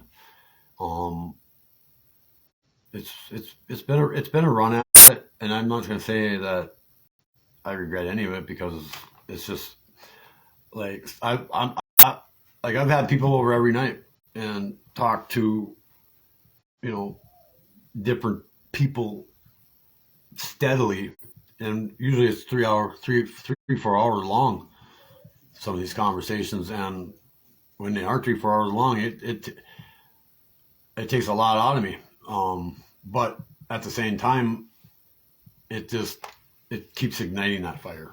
It really does. And so I'm going to read this, and then maybe I'm going to back out of the screen for a little bit, so if anybody else is on the other side, I just got to get a little break. I don't even know how long I've been on. So I appreciate you, and I love everybody equally as I can. So tonight I am humbly in his vessel. I am delivery of his veal, his holistic lamb of the light. And I ask him to come over me, and I am unworthy as a human, but I call on to the Holy Spirit and the Holy Ghost to me to empower this weak flesh and make it strong in the word, in doing a task which through the twain of the two have power over the evil one of this hell. And I draw his name, that which has been devised for deception to be held back, a plan by men of evil who know of the way of the Satan in this world, and his devil, who leads the scribe to hide from his little ones the love of the real righteousness. These sons of man that call out their demons to conquer over their flock, and to slay them, and to slaughter them, and to sacrifice innocent blood in order to steal their information, of which they know not. For they all of the devilish ways, here within the Satan, who has an everlasting angst against the knowledge of the Israel's new birth. And in so, the little ones will never know the true name of the I am which I am, and through the I am is our right to be, which is one with I am, by adopting and devising a plan that purposely restrains those from ever discovering this power. And for that power, they have hidden and keeps his sheep penned up in a place of everlasting hell forever. And so woe unto the liars, and woe unto the thieves. Woe unto you partakers of darkness, who hate all and any. Woe are the ones that of his divine light that would snuff it out. Woe to the pedophiles and the publicans and the crafters of soulless living dead men. And woe to you jailers and executioners, for unholy teachers of lies keep hold of them firmly, and not to let the son of perdition yet be known to the unwise, and woe to the continuing leading of those astray. I am for the one who is he who was left. I am he that was brought about, his last good shepherd. But you, the evil ones, have underestimated his love for the little lambs, and his light burns bright, and in these ones he allows the good shepherd to find every last one. Foretold to you before the times of your ancestors on the day of the inevitable return, and as his lambs age, how dumbfounded have you become to not to have heard the trueness in the word of the good shepherd. And so I noticed the other night with my buddy that was here that a lot of these things have to do with the lamb, and the lamb is it was always the sacrificial lamb of Moses' times, and that was one of the things that Christ had said, that he no longer requires sacrifice, he requires mercy. And to know that parable. Bush, well, there we go. Maybe, you want to read anything? I gotta go to the bathroom. Want to just jump on it? You got anything you want? I don't know where you're at. I just read this. I just told everybody I was gonna go run to the restroom or take a little break, because I don't even know how long I've been on here. But so Quite a while. That what I just read there was the lamb one. This one here's the one I just wrote the other night. Best written one. I haven't read that one yet either. No. So you can introduce yourself, and like I said, I appreciate everybody on the other side. Like I said, thanks for hanging out. Now that he showed up, well, we might go longer. Like, there's a lot, like I said, it's everywhere. And I just like to see like this to keep going on, you know what I mean? So, like I said, we might just take a little break too after he reads this, and because I wanted to discuss with him how we could possibly take questions or something like that, or how we could do that. So, but I'm not a computer genius. He's more than I am. So I ain't no genius on anything. well, you see your face right there. Just go right here. Your face will go right into the screen. You can introduce yourself or not? Oh my God. Aha. Hello. You want to give them a backdrop, or anything like that, just feel free to, tell them who you are, what's going on, how's your ride been. Or you can read that and I'll come back in and we can talk. How's that sound? Right on. Well, my name is Jason. I've I've been on a long journey with Brian. B. B-Dog Might and the just, J-Dog. might just call him Bruno. I was going to get into that today too. Now you showed up because I talked about it earlier. That the astrological stuff that we've been waiting for us to come into play on us. You know. Face maybe a little closer, or turn your hat backwards. They will see your hat. You can take that. You know.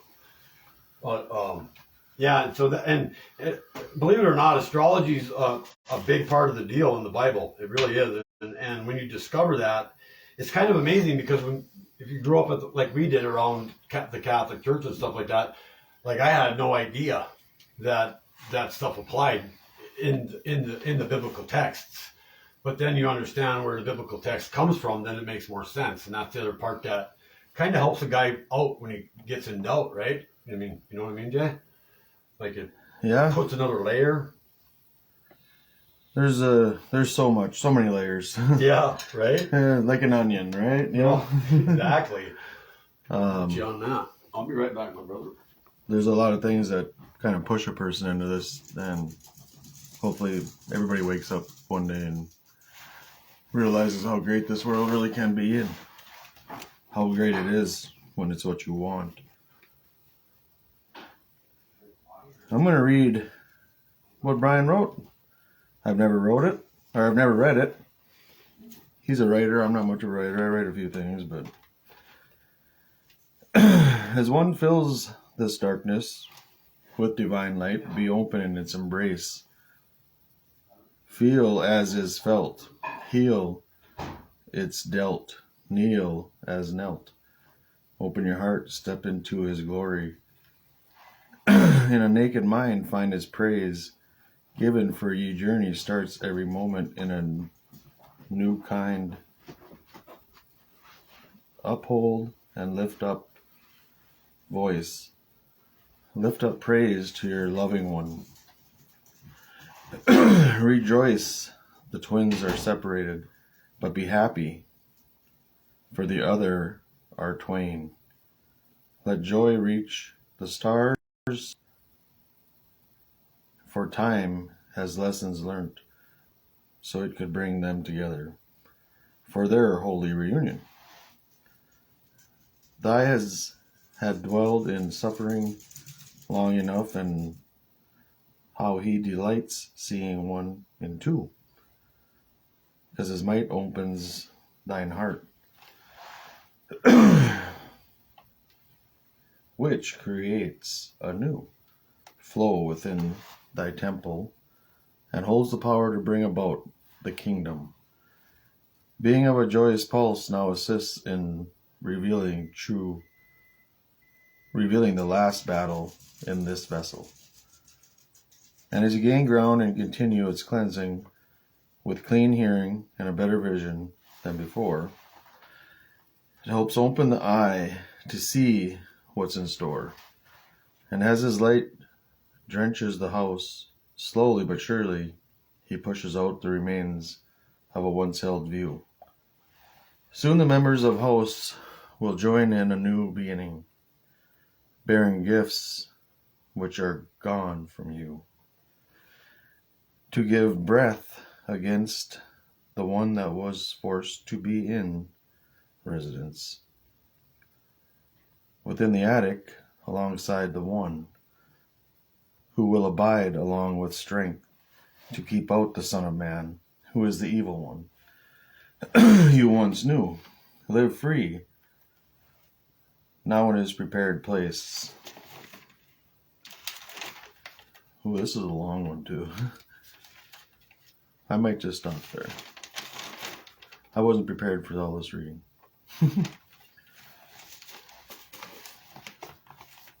I haven't, not as blessed as Brian in some of his aspects as of getting dealt this information, but I sure get dealt a lot of other shit.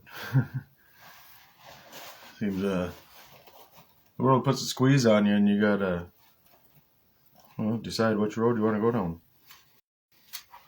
You know, you can dwell in self-pity and look for pity from others, but I didn't want to go that way.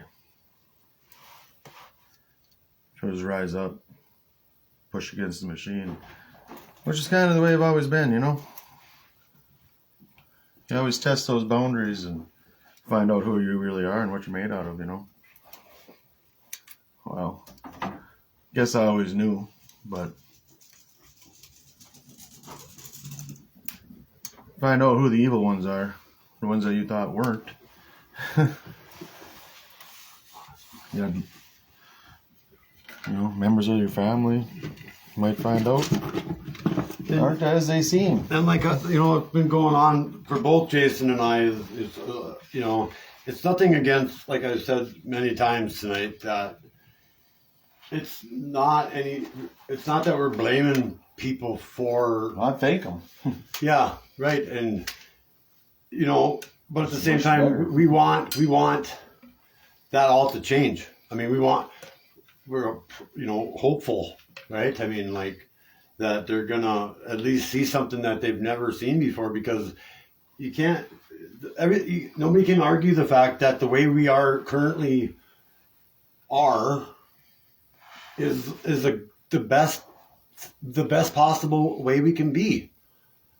No matter what you're like. Well, if you don't know what's out there, you'll never find it when you're when you got people blocking you, holding your head underwater, you know. Yeah, and closed-minded. People that are closed-minded are the ones that keep people in a place.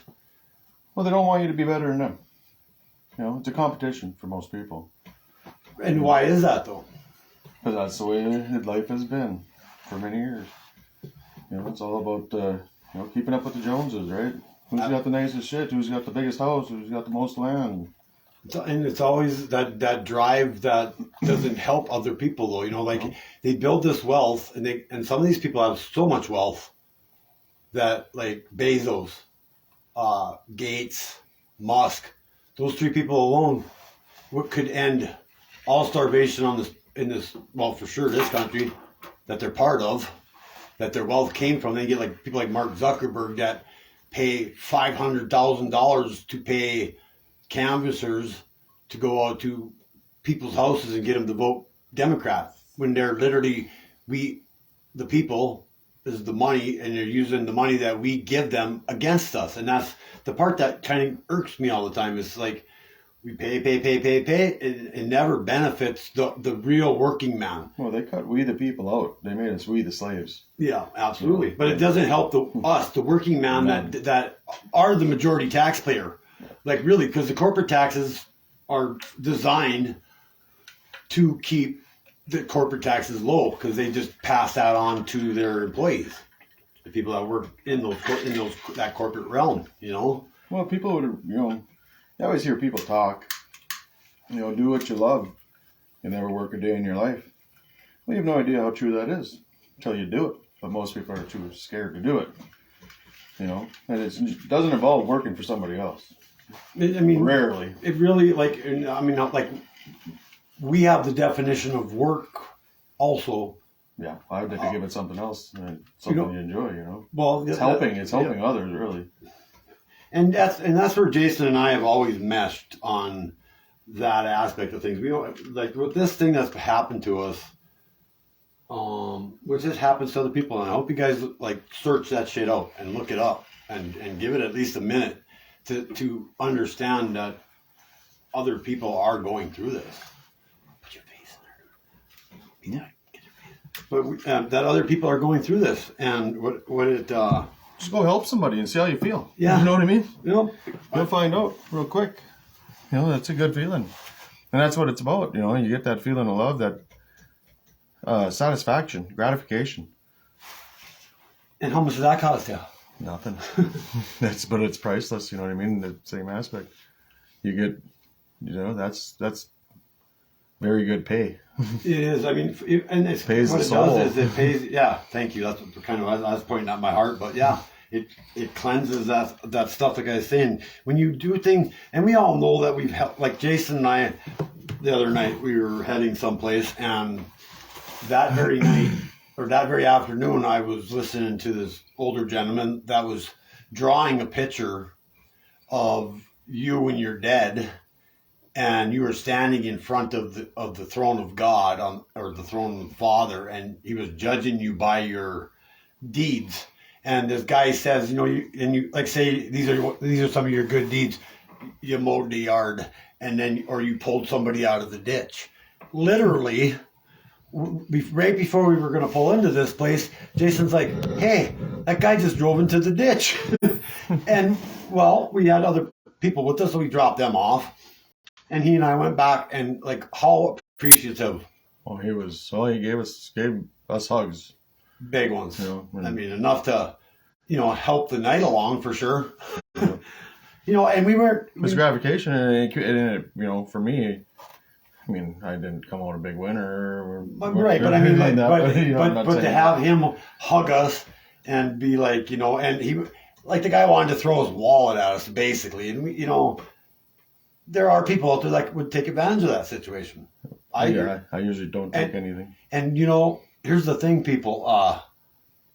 All he had was tarp straps, and because we've lived life and have this experience of stuff, right away we're like, nah, probably not gonna work. And we're talking little, like what, 10 foot to 12 foot straps. Yeah, ratchet straps. There you go. That's better definition of it. Well, it's just thinking outside the box, it's using your imagination to try to get things accomplished. And that's, you look at their, first you find out a lot about themselves, you look at your ability your astrology numbers, your life path, and what your sign is, and it really does, that's one of the biggest things. Talk to them about it. Tell them a little story about that, because, and like, be detailed. Like, tell them, these are things that I never thought I'd look into, but we've discovered over time that it exists for a reason, and we've been always same as we exist. If we get away from like the scripture and the teaching and everything I'm talking about, if you don't follow that stuff, they always make you think that the other stuff is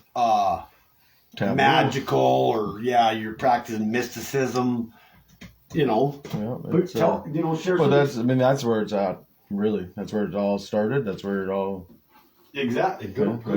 That's the future, and it's the end, and the beginning. It's the all. It's things happen when the planets line up. When people say it's written in the stars, it's because it literally is. Those planets are not what we were told. And they've kept us from all this knowledge. Then it's quite sickening. Kept us from who we really were meant to be. We're meant to be so much more than this. You think how powerful God is, and what He's created and what He's done. Well, we are the gods of the earth. I used to say that, unknowingly, the realm of it, of everything that was, I was kind of joking, not really joking, but saying we're the gods of the earth because we're here. We're the ones that are going to take care of this, take care of each other. But turns out, we're plenty capable of having the same power as God. But got to be open-minded and free of all the bullshit, free of the chains that hold us down, literally. We put ourselves in these prisons, and a lot of people don't know the way out. But they hold the key. Hold the key in the right hand and the latch in the left.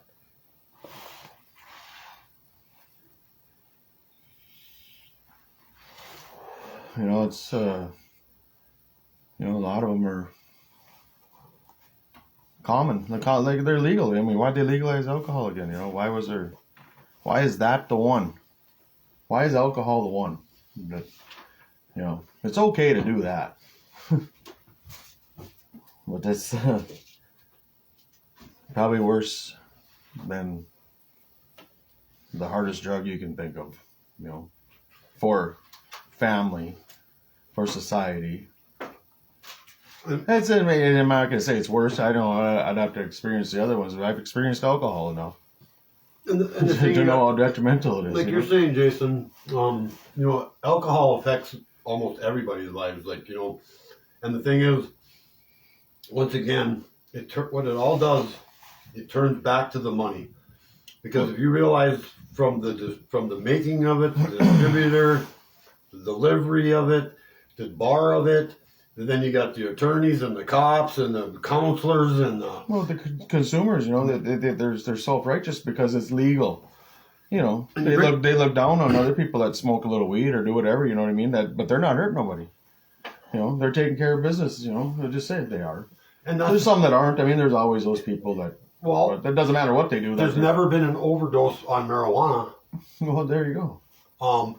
And most accidents marijuana is not like the cause of it, and you usually don't have. They're not like a high number of meth addicts or heroin addicts or those type of people. And a lot of that drug is because they don't have cars because they end up like being so messed up with that, especially them harder drugs. You know what I mean? But the same, like we had talked earlier. Why are they in front of us? Why do they exist? Yeah, why do they dangle? Okay, so if they do exist, then we are all adults, right? That's always been my point. Adults should act like adults, and kids should not know what adults do. And what goes on behind closed doors should be for the adults. And so when you bring your adult behavior out into public and you act like a child, is what destroys a lot of things for people. But it always goes back to it always goes back to trauma, what we retain, or what we can't never let go of, and as far as like I go, I came from my father was an alcoholic, and he was always drinking, but as I grew up, I had to go to treatment. I don't even know if they had treatment for our parents like they do. Well, I mean, they had forms of it, and they had the inpatient treatment. I know that. I don't know how far back it goes, but that's what I was wondering. If it's been around for as long as I can remember, I guess. But I had family members. But it wasn't like, I guess what I'm trying. It wasn't as like frowned upon or pressed as much, because I think when I was 18 or 19, I got my first DUI. And that was the first time that was when Minnesota raised their fine to $700. Like, I was one of the first people, I think, that received that award. But anyway, we're talking 30 years ago. It was only $700. $680, exact. And so, right? And so with that being said, my point is then, how much? I think it was only like a $200 ticket for a DUI before that. You know what I mean? And then when Biden or Clinton took over, that's when all the laws changed. In between Reagan, from Reagan. Yeah, Reagan's war on drugs, and that's we could talk about that too. Reagan's war on drugs is why we have a drug problem in our country. Yeah, it's just literally. It was another more like a promotion for drugs. Well, it was like another. Well, the more you take, the more it exists, right? Yeah. And then you got skinny old Nancy up there. Looks like she's been on crack her whole life, and missed every meal under the sun. Maybe ate Thanksgiving, but anyway, Well, she looked good. Yeah, I don't know. Right? My dad always liked Reagan, and I always told him if you really knew, you would.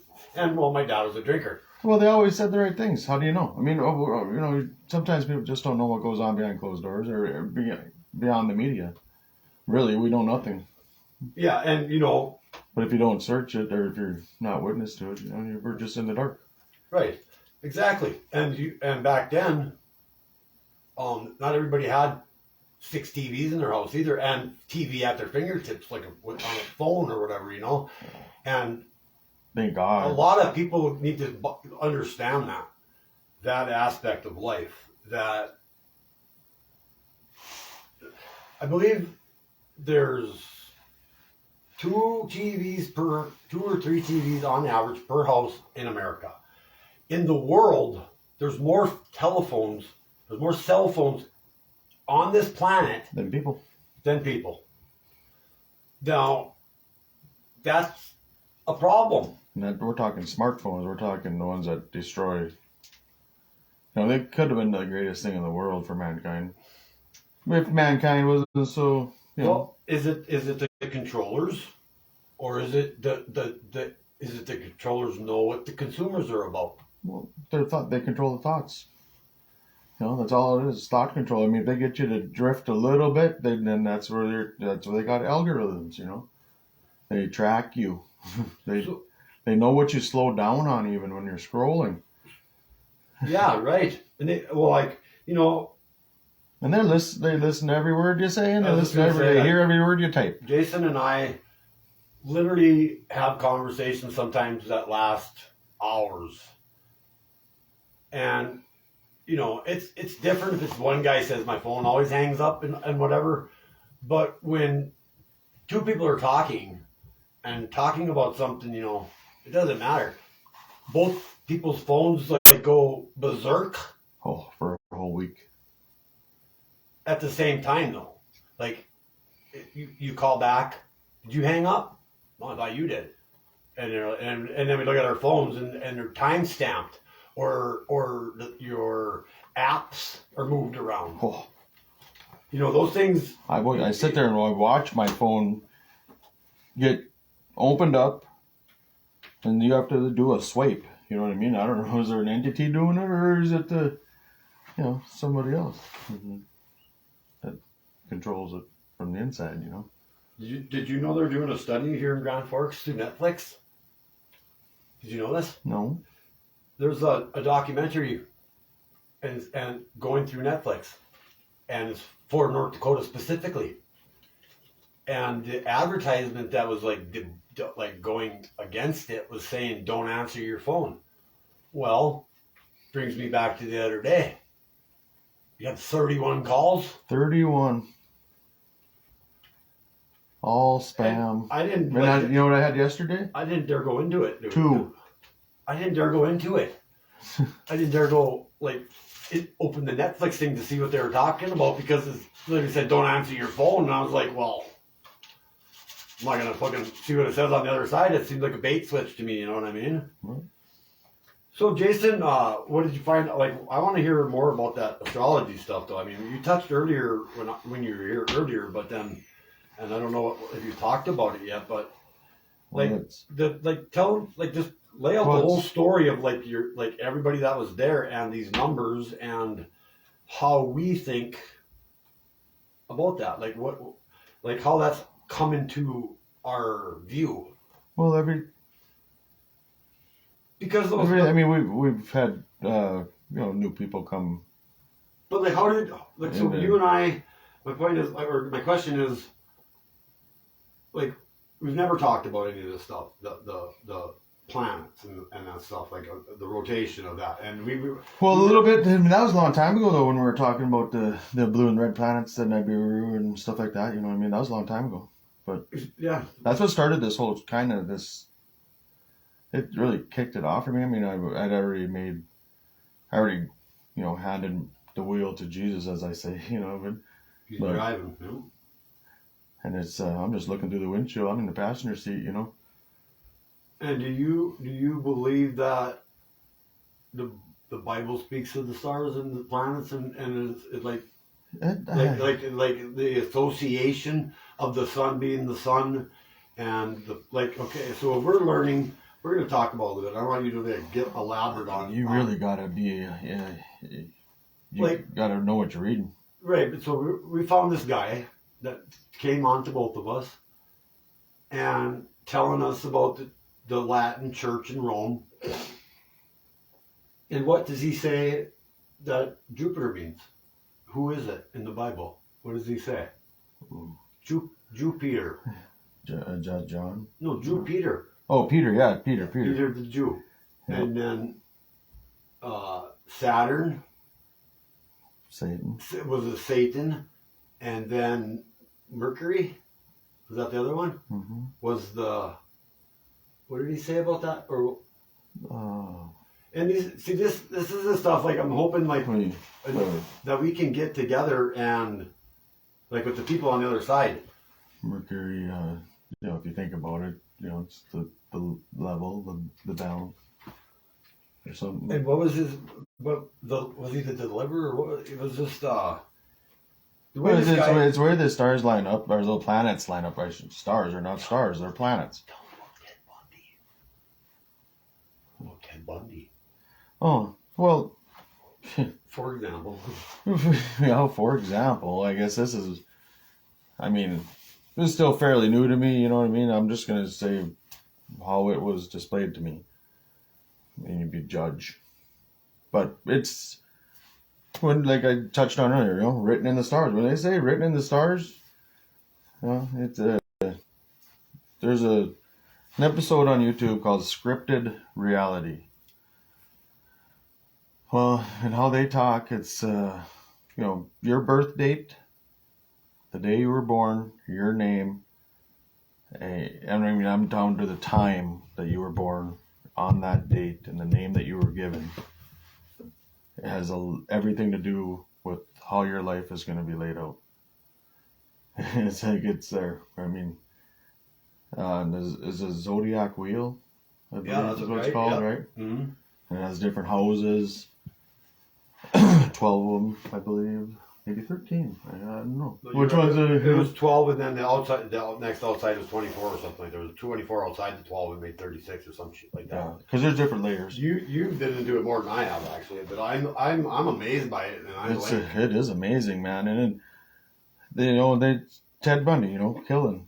I mean, I can't remember. Was he the one that killed all the girls? Right? College, yeah. But what did it say? Like, no matter what. He said he had no choice. I mean, it was just the way the stars lined up, and it was, the tarot cards that that you go into that, versus what house you're in. So that's tarot card. If you're in the 13th house, and you get the 13th tarot card. Well, that's death. So obviously that was lined up, played a part in all that crap. You know what I mean? And it's just like, well, one guy just said, the guy that was explaining it, to me as I was watching it. He had no choice. I mean, it was just written in the stars.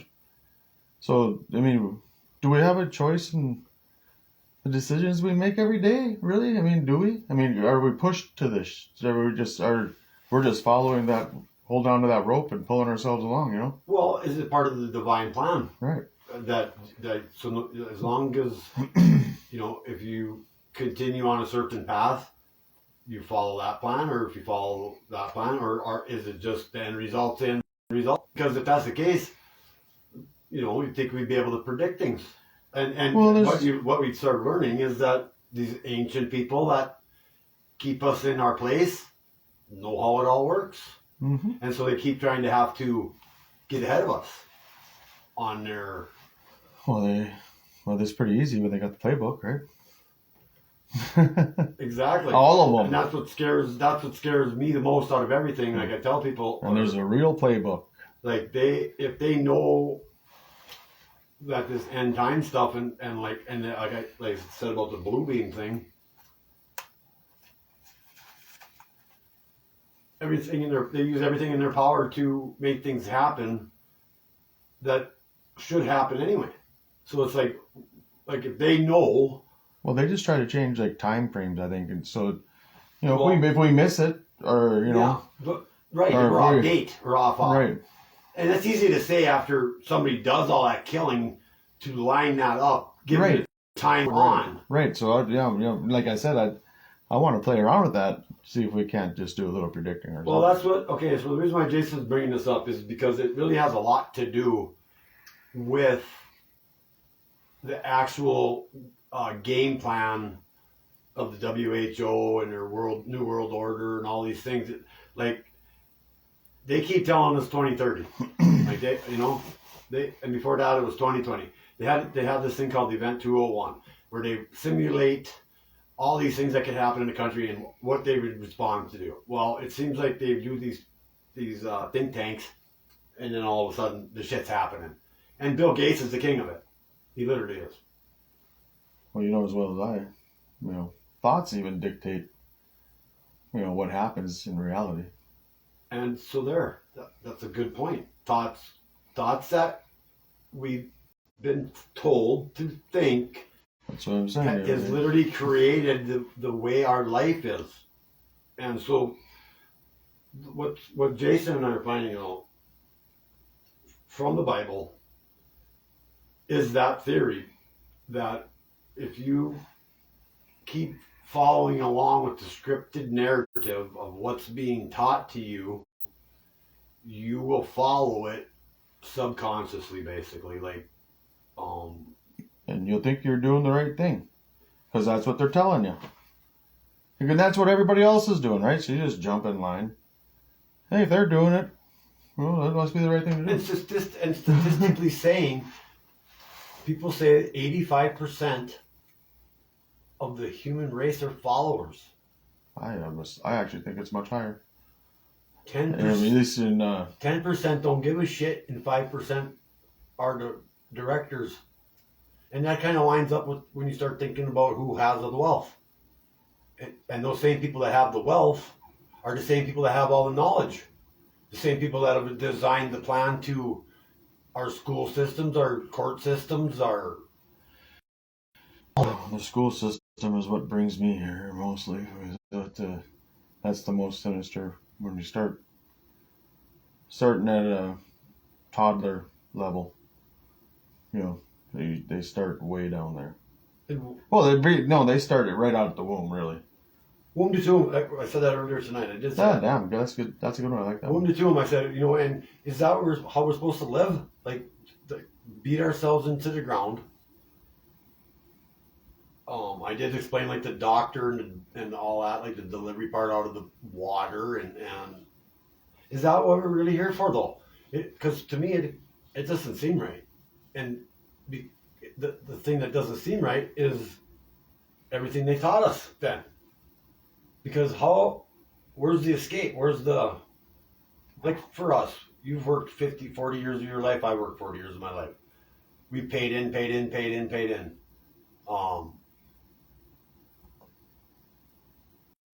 For what? Good question. And what do what do you people think on the other side? It's like, what do you think it's this is it? Like, that's why you were born, to die? Is that what you think? Well, does that seem right to you? What do I mean? No, I mean, coming from the knowledge of knowing, well, many others had a past life, probably. What's your real thoughts on that? Like, I mean, it's so that's I almost touched it a couple times tonight too, right? So this is the thing that Jason and I. This is another thing that compounds the whole thing of everything that I've been talking about tonight before, and we might just get into this now since it's upon us. That. Well, you're gonna have to listen to this with an open mind. I mean, everything is with an open mind, obviously, but because it's straying away from the norm. But it's so right. It's so right. Has it been wrong? Yeah, so I was just gonna say. I was gonna ask you. So how has it been wrong? How is changing your thought process hurt you? Not the people outside you, but the things that you've come to understand that are like better than the old way of thinking. I come to the conclusion a long time ago, I'm not going to do anything that's going to bring me down. And anything, just say alcohol, dropped it like I can quit anything quite easily, and I proved that to myself from a very young age. I have no problem. If all of a sudden it's not working for me, it's not working for me. I see you later. You know what I mean? And I've hated to do that with people in my life too, but I come to the conclusion that there's no choice.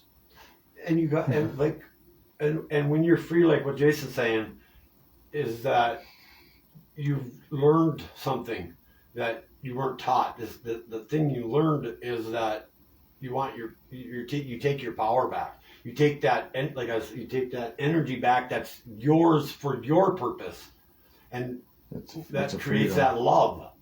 It's a freedom, and you can't. you can't be free when you're, well, like I said earlier, when you put yourself in a prison, in every one of those vices, and you know it when it's not suiting you and your best interest, your family's best interest.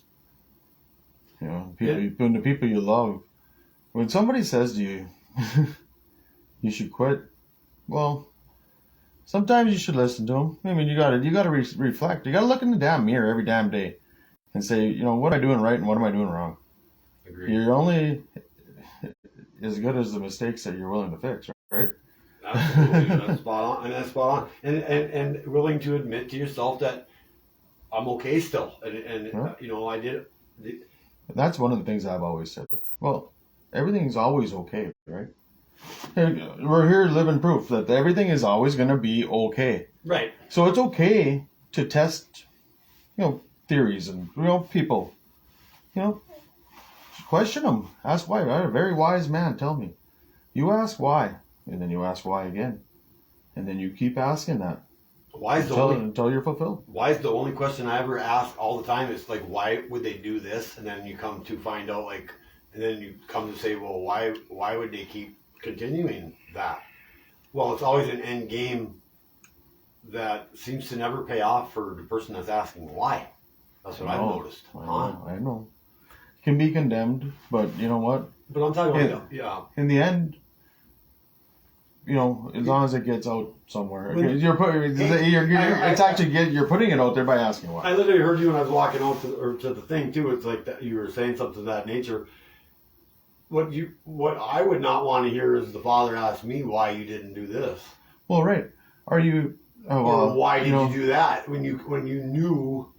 I watch I watch a lot of motivational stuff, you know, and I forget the actor's name. It'll come to me, but he said, you know, do you want to be laying on your deathbed and have the ghosts come to you of just say things that you wanted to do, you know, like you were dreaming of them, but you never did them, and that ghost is that sitting there going, why didn't you do it?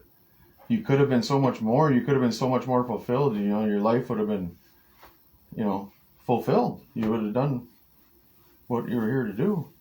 And you know, I think that's the power of what Jason's been bringing up is like Positivity. the positivity, but then coming to the conclusion that you gotta do the things that you gotta get them things out that are no good for you, no matter what it is, and you have that sense of why am I still doing this or whatever, or just think about what makes you happy for one day, and you do something that makes you happy that one day, and then you know you get that euphoria, you get that feeling, you get that love back in your, you know, and then your soul, you know what I mean? It's just deep. And see, that's how crazy it is.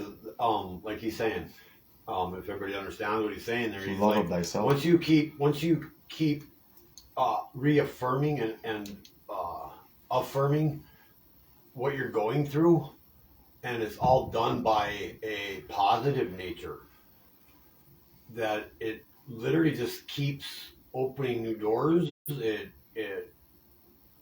see things differently. It makes you feel better, and that stuff just keeps compounding itself on top of itself. I thank, you know, like I said earlier, I thank the people that kept my fire burning, because, you know, if we don't have positive people in our life too, if we always have a Debbie Downer everywhere we go, Karen. what's uplifting? What's uplifting though your life? You know what I mean? Like, and so, and not a lot of people can. You can find power in a lot of different things, and everybody's is going to be different. But it's finding it, noticing it. We can't notice it when you're inebriated, or you know what I mean, or you're fighting something. You're always battling something. And what's the competition always about, right? Yeah, competition. You know, you're fighting for the dollar. You're fighting for control. Seems to be a big one. I'm better than you, and I know more than you. Yeah. How can you say you know more than anybody, really? Yeah, like, I don't know how much you know. I don't. And I know you know things I don't know, and I know things you don't know. But we're not rubbing them in each other's faces. And I can't. Right? I'm not saying, and that's what I'm saying. I can't say that I know more than you because I'm not you, and I'm not trying to have a competition with you. Right? About why would anything. anybody say that I know more than you or I'm better than you? You don't. And that's ain't better than a piece of shit if you're saying that. You know what I mean? right. You and what that does is it doesn't help the other person, and it doesn't help the person that's saying it too because it's a double negative. It's an enabling that guy that's saying it. You know, so he's putting himself up here, and as long as somebody lets him get up there, take that step up above you, nobody knocks him off that pedestal, right? Yeah. Well, then he keeps getting there and getting bigger, And that's a narcissistic mind. Oh, unbelievably. Huh? Yes. That's a narcissistic mind. And, tell them what narcissism is, and I'll tell them what empathy is. Oh, man. Like, if people don't know what narcissist is, a It's- lot of us are involved in it, and we don't know it. Well, the schools, that's what I call them. The schools are creating little narcissists. I mean, I call it school of narcissism, and there's no other way to describe it for me because. But you get that class of kids that comes out and thinks they're entitled to something, Yeah. and they've never done anything. Yep. And I understand about the equity and the diversity and the integrating and all that stuff, but the thing is, before you really don't want to voice your opinion, you should probably be in the real world for half of your life. So if you're 18 years old when you leave high school, you shouldn't really be able to form an opinion about anything unless you've contributed for 18 years. And then once you've lived that 18 years where the rest of us have done the time, as to say, we obviously have a better opinion of how things work. If you're just coming out of high school and you've been fed $2 lunches your whole life, and now all of a sudden you got to go out and buy $20 lunches. You got persuaded opinions, and then you see it all the time. Thank you. And who is giving that to our kids? Because the parents would. Why would you? I mean, I'm a parent, and I would never let my kids think that they're going to go. Like they could just go out of high school and go start at a construction job and make as much as the guy that's been there for 15 years, and that's the way they come out of these establishments. Well, okay, now let's just say. Now, what about the 18-year-old kid that is capable, just as capable as that 40-year-old that's doing the job? As far as what level, though? What do you mean? Well, just say that he can do the job just as well as him. How could he, though? How would he have Well, some people are just gifted. Right, but let's put it into context. But I know. Context, I'm just saying. I agree with you, but I'm saying, put it into context of. It takes to be able to set a string line level and perpendicular to the earth. I mean, okay, he had geometry, but that when you come into the real world, it's like when you're, you've done electrical work and you've had to read off plans, right? Have you ever ran into an architectural plan that you knew by just looking at it was no way that you can do that? Yes. Okay, so then that's my point.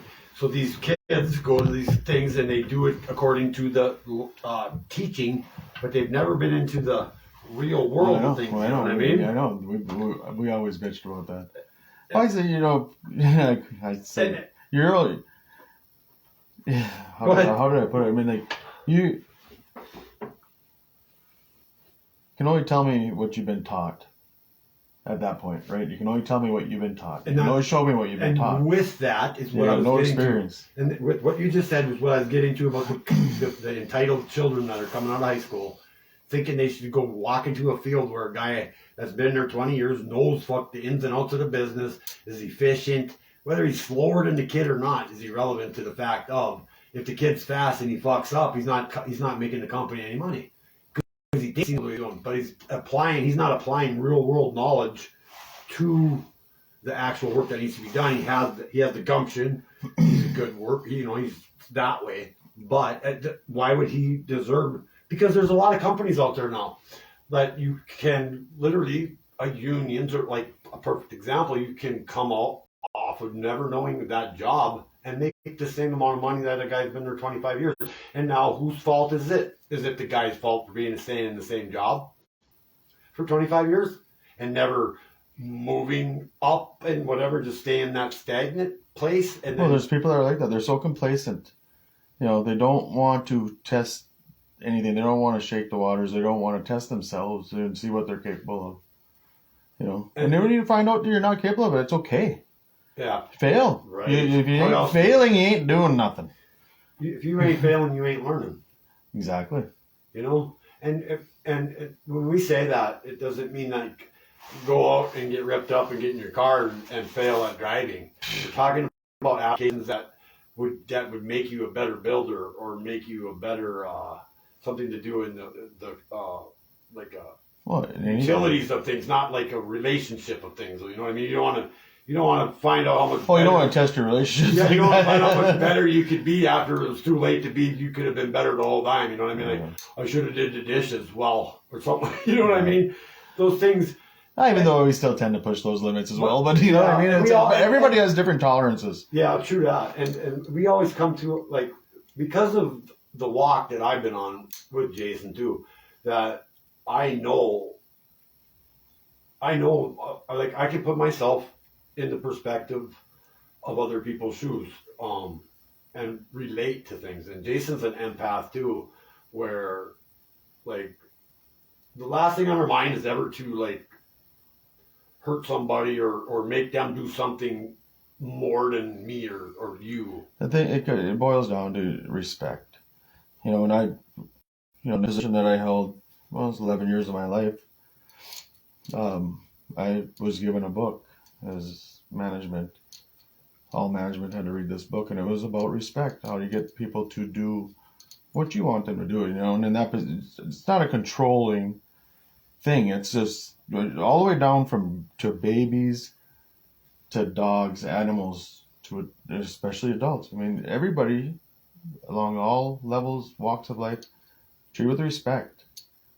And respect is it's right there, parallel with love. Absolutely, because respect means that you appreciate the other person. Yep. And you're not saying that you're better than them. And you don't need to give respect to get respect either. You can literally earn respect without, you shouldn't have to earn it though. No, but I'm saying like but you can't. It's just like you can earn that though. I mean, like what I'm saying is, so like back to the younger kid again with the older guy. You know what I mean?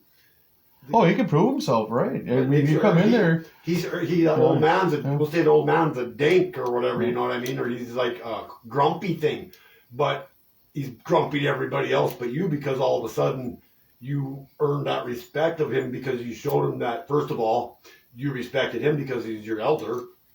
And that, to me, that's where it separates for me at the love level. Is that you, for me, if you're a day older than me, I respect you already because I will respect you right up to the point where you disrespect me. Hey, that's nice. That's exactly right. And then what? You can behave two ways. If a loving person, you don't give them disrespect back because they disrespected you. Mm-hmm. You walk away because you love yourself, and that's the trick. I did that my very first job. And that's the trick, right? Yeah. Like you have your power, you know what your value is, and you love yourself more than that guy's going to ever hold over you, or a girl or whatever, or parent, a sibling. It doesn't matter. People think they have an innate right to yell at you and do things to you when they don't have no right to do shit to you. They can do things for you. They can do things with you. And that's not. But they can't do shit to you. And that's not something that we're born with, though. These traits we're talking about. And I'm glad we're talking about these traits because those traits are part of a blossoming, grown copycat situation type thing. You know what I mean? Like, if you got a room full of disrespectful kids, they're all being disrespectful because they're all being disrespectful. And even if you had 3 respectful kids, they're going to get overtaken by the disrespect. And you know what if you had, and the same goes with the other way. You know what I mean? If you got 4, 5 loving kids and only 3 disrespectful kids, those 3 disrespectful kids might just fall in line, and that's what we're trying to accomplish. Yeah, there you go. Good job. That's what I was going to do too. I was kind of like leading around with that. And it's all about, like I've told tonight, I said it many times over, that I'm not literally trying to offend nobody. And I don't think I'm like one of those people. I mean, I can be I don't know about disrespectful, but I can be snide, if you will, or off-puttish. But it's only like you said. It's only like you pushed a person to a point that you have two choices. Fight or flight. I said earlier, like literally. So you pick your battles, and it's like, is this guy worth my time, or is this girl worth my time? And this is what we've come to realize as like the family members and the work co-workers and other people in our lives, and I'm sure a lot of these other people are going through this too, that it's not their fault and it's not your fault, but you have to start learning to love yourself and be shining with thing that not people are not used to. And if you stay in the system that has constantly been a bad system, how is it ever better? You know what I mean? Like you keep following the same thing you followed your whole life, and you're a miserable human being. Yeah. And you got to realize that. You got to wake up one day and realize that. What does it take? What do you think it takes? If you're waking up every day going, well, fuck, I don't want to do this. What does it take, you think, though? Like, what does it take? Like, a death experience? Or what does it take to get people to open their minds and like, have a better heart, even? We can start with the heart, because... Well, they got to wake up in a better place. You know what I mean? They got to wake up. What does that take? That's what I'm saying. Right, that's where we're going. But that's realizing, for one, that you're worth more than what you're worth. Happiness. You're worthy of that. You're worthy of love, real love. What about like the person that's like stuck there though? Like, how are they going to realize that? Like, most people have to drop down to rock bottom, right? Yep, and there you go. That's what I was getting to too. And understandably so, a lot of these people that are going through the same things really didn't want to be at any rock bottom place. They're And that's it right there. People are doing things that are not them. That's not them. They're going outside of who they want to be and what they're meant to be, really. I mean, they got their soul fighting battles, their spirit's just fighting. And then hanging around the same type of people, obviously, is going to put if you don't make any changes, nothing will change. And that we're influenced by the people we surround ourselves with, 100%. Yeah, I agree with you on that. Jason always has that, like, we talk about a lot of things, and he always throws that jab in there all the time, and it's not towards me or anything. It's literally just the jab of, if you just stop using this word and you stop using this word, literally you'd be surprised how fast your life will change. Like, literally your whole, and that's where it starts, I think, Jason. Well, you started that when you told me about your uncle, or was it your uncle, right? Saying it's all energy. Yeah, and it's all energy, right? And what he meant was where you put your energy.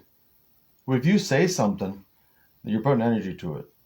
You know what I mean? Yeah. Once you put energy to it, now that has energy, and it doesn't go away. It's eternal. Exactly, and what I've learned, what you're saying, it has this like snowball effect too. Mm-hmm. Like it builds up steam, or builds up or gathers more people to feel that way or think like that. Like that goes through in and out of years. You know what I mean? And it just keeps. And for people like us, it doesn't affect us anymore.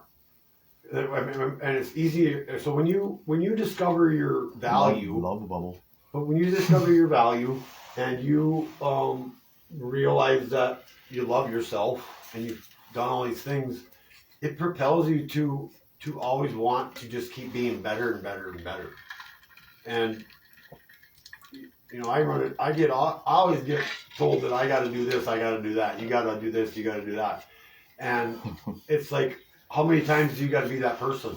How many times do the people have to be the person that's always got to be the better person when you've always been the better person, or at least a good person, and you've never done the deliberate things that all of a sudden you got to be the better person all the time? It's like, so how much does a person take? And the bad part about that is people that are in this position that we are in are always that person, and everybody else gets to keep acting their same way, and then when you point it out, everybody's like turns on you. you know, or It's because we're different, right? And that's, but Yeah. they see a smile on my face or your face, and they want to erase it because you shouldn't have that because you're not doing what the rest of society is doing, maybe, or what they're doing. You know, they're going to work and suffering every day. They're following that same beaten path to nowhere. And all you've ever told them is like, you can do it too. Yeah. You can live your life. And those same people, when they say you should be doing this, you should just. Or my favorite one is, why don't you get a real job? Yeah. What's Go that? fuck yourself. What am I doing wrong? Define that for me real quick. Yeah. What don't you like? You don't like to see me happy? You know, doing what I love to do. Well, holy crap! I mean, if you have to go, if a real job entails working 18 hours a day, I did that for 14 years of my life, dude. And like I said earlier, I would have rather like built a go-kart for my kids and fucking like whatever, do some shit in the garden, learn how to take care of that stuff. Yeah. Like honestly, like I Stuff mean, you do not need money. when you're by yourself and you think of these things and you go back in time and you're like, well, Think of all the time wasted, yeah. and that's what it's about. And so this is another That reason. took away family values and took away all that. Yeah, and It took away the love, the nurturing, and everything right there. And who did all that? That's again, this the control system that we're under, and this is Money. a guide that, or a reason why Jason and I are talking about this, because we feel strongly it starts at the school level. That, like I said earlier, 85% of the children. Well, we'll flip flop that tonight, right now. 15% are already selected, and you're not one of them. And so, And anybody that's ever been to school and graduated and is our age now can bear witness to that. I mean, you can go back and just.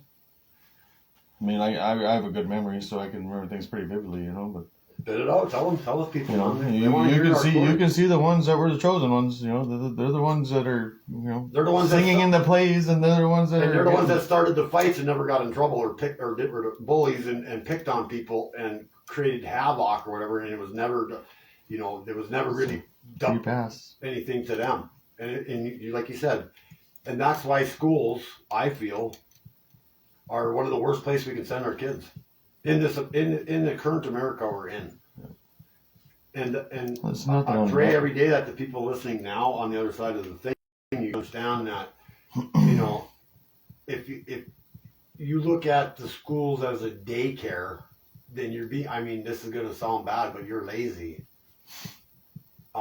And that laziness comes from your schooling before you had kids, and Well, like if you're having kids and you don't know what's like what it takes, I'm gonna say stop having kids. what I don't understand is, you know, I don't have my own children. I mean, Hey, I have children in my life, but right, you know. Yeah, go ahead. And how do you send your kids into a brick building and not know what's going on? You don't know the curriculum. You know, most parents don't even bother to check it out. They just assume that everything is being done the right way. And if you're in tune with your kid, though, if you're literally in tune with your child, you should be able to tell how they behave or them things. But I raised my when son- we talk about the school of narcissism, those kids are smarter than the parents probably. I agree, and it's because They can act. that's that generation that's younger than us, that fluff generation or whatever. That Video gamer. yeah, the ones that Not that there's anything well, wrong with it. There's a healthy they're level. the ones that have the computer got the computer knowledge of stuff, and when all their jobs were focused towards an easier digital world. an easier digital world, right? And so what happened now is that the powerful own that. Yeah, and that's where all the thought control is. You know, when you stare at that blue screen for 8 hours a day at minimum, then because then you go home and you stare at it because that's your life. I mean, that's every. I mean, I Is that and that's I see it all over the place, man. It's a make believe world. And like I said, if I could get people into a building, I'd much rather have people one-on-one than going over the internet, But if our information keeps coming out to you guys, we're going to try to do little, maybe a few different things. Well, that's why going forward. you don't have to stare at this screen. You can just, this is for listening purposes. Yeah, and that's why if we take the person out of our message, we're hoping that the message is what you are looking at. And so by not like staring at the activity of what's going on, and you are actually wanting to change, and you're actually wanting to learn something, it literally only takes the voice and becoming in tune with that voice of what the words are actually saying, not this guy's trying to tell me that I don't know what I'm talking about religion. Is that what I said? Did I say anything close to that? No. And that's where we come into this problem of misunderstanding people, and people misunderstanding you or what you're saying. And what that has done over time has literally divided people from each other, because most people are thinking something in their head and looking in distraction other than focusing on the here and the now. And by centering yourself and by understanding that that person you're talking to or that person you're listening to is hoping you're listening to them, and you're with them. And so if you're distracted by anything, we gotta start learning to get that out of our life, that distraction. That's where a lot of evils creeps in right there, is because misunderstandings, very common because of that, right? And that's the evilness. So you miss one word out of somebody's statement, or you misunderstand. Change the whole outcome of something. Oh, it changes everything. Especially like if you're in a work environment, and you miss the word of "don't flip that switch up," and all you hear is "flip the switch up," and now all of a sudden the guy's hand stuck inside the thing. Right. You could have 3 people dead. I mean, who knows how catastrophic it can be? It's just... Well, and that's like they made a joke about it a couple of years ago or whatever. They were talking about the equity and diversity and integrating these people that have never flown an airplane, but or we'll say they've never been a computer operator, but they want to get paid $65 an hour to computer operate and want to fly planes and be doctors. And it's like, okay, are you literally going to get in an airplane when the kid or the person has never flown an airplane before? And so that's what you got to ask yourself and that's a society that's been reaching our children. Mm-hmm. And that's their mentality. And it's not, once again, I'm going to say it, and probably the 104th time tonight, it's not their fault. We have to look at where the fault starts. Why are they acting like this? Why do they think this is appropriate? And it always goes backwards. It's not something that's in front of them. It's not like it's there. When you ask why for those questions, it's not because they're moving forward to succeed at something. It's because someone told them. Well, they trusted somebody. They trusted what somebody told them, right? A professor, because you're supposed to trust them, right? Well, but we're led to believe that person is giving you the best advice, and where did professor come from? And what prophetic? Yeah, prophecy. Their prophecy is better than the actual prophets. It's a good point. Good. And there's all in plays on words. We know that. Yeah. It's simple to figure them out when you just, that simple right there. I never thought of that before in my life, but it is real. Boom. I like it. It's just the system needs to be looked at, and it needs to be looked at it in a way that is going to help out everybody. Start individually, because what can we change? Who can we change? It starts right here. Ourselves. A good point. Yep. We got to talk to the people, man. I can see you. They can't see you. I know, they but can't even touch your chest. Well, it starts right inside of you. Inside of yourself is the only thing that we can change. See if I can get this analogy right, but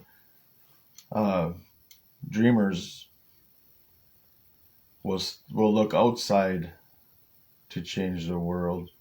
Realistic people will look inside to change the world.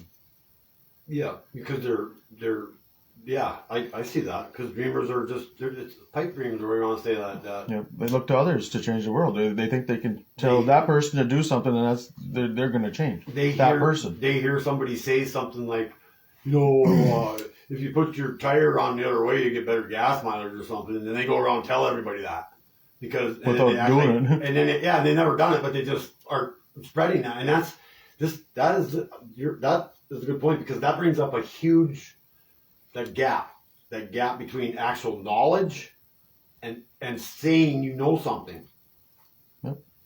It's like people. I mean, I always thought this back in the day, growing up. People telling me about drugs, and I look at them and, have you ever done any? I mean, like I want to know about drugs from somebody that's fucking done them. And that's usually the best. That's And I'm not talking like street drugs. experience is usually the best. It's the only The best knowledge. opinion. I mean, you know what I'm saying. So it goes back to everything like the age group that's younger, because the people that are older than us. I don't know if you know this or not. The baby boomers, the people that are already like in that retirement stage, they own 50% of the wealth of America. Heck, Because there's so many of them. well, that could be true too. But they're all worth each one of them yeah, worth they got- $800,000 each. And And it was all handed to them too, kind well, of. I mean, not all of it. Well, but let's look at there's it. a prosperous let's look at it time. a different way. They worked the system. I mean, they worked the system. Well, look at the property values. Well, I got family members that bought property that's worth $300,000. They paid $20,000 for it, 1985 or 75. And I was gonna agree with you there, saying that they control the market. Then Oh, absolutely. Yeah. that makes sense. Dictators. And that makes sense. But they're not the people that apply any. They're not the ones that apply laws and pressures on people, though.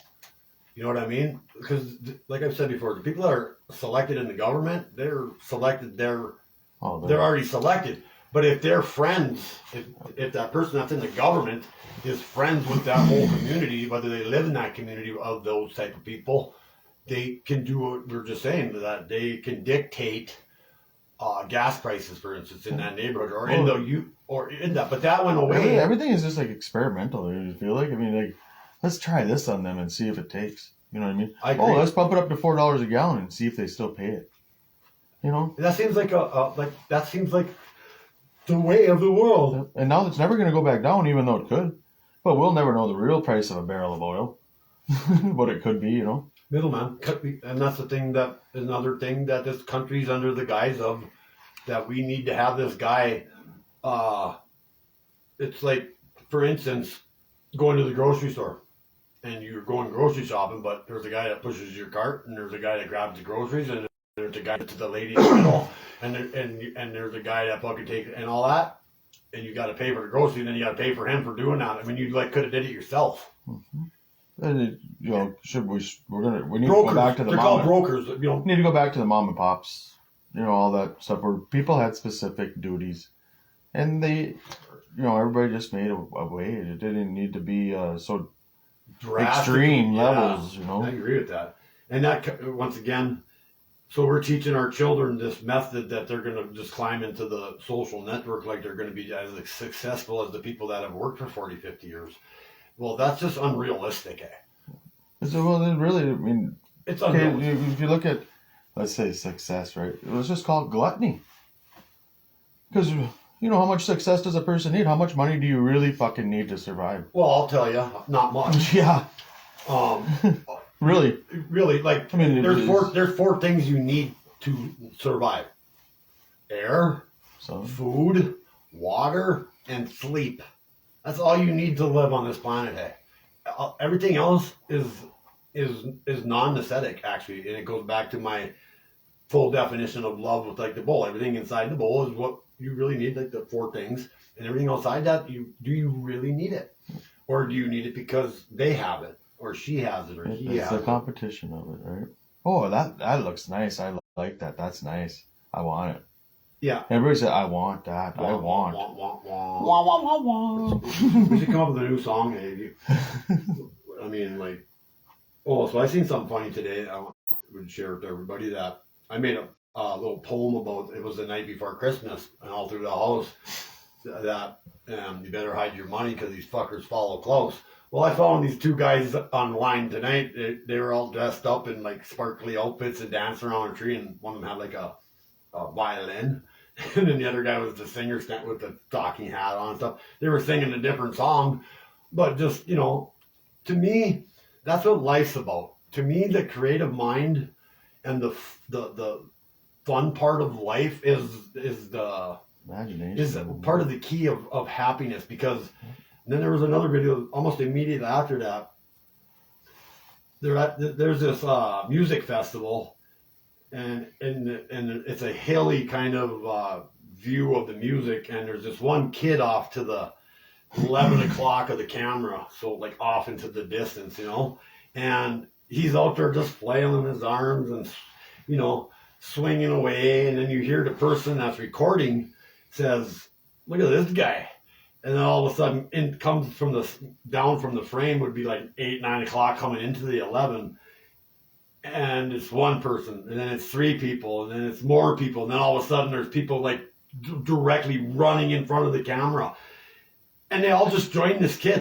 They're all dancing, they're all just flailing around, and they're free, and to see it, to see that's always been the way that I've looked at things in life. Like the more the merrier, as long as everybody's at that place. And it takes that one system, that one person that just does not like anything.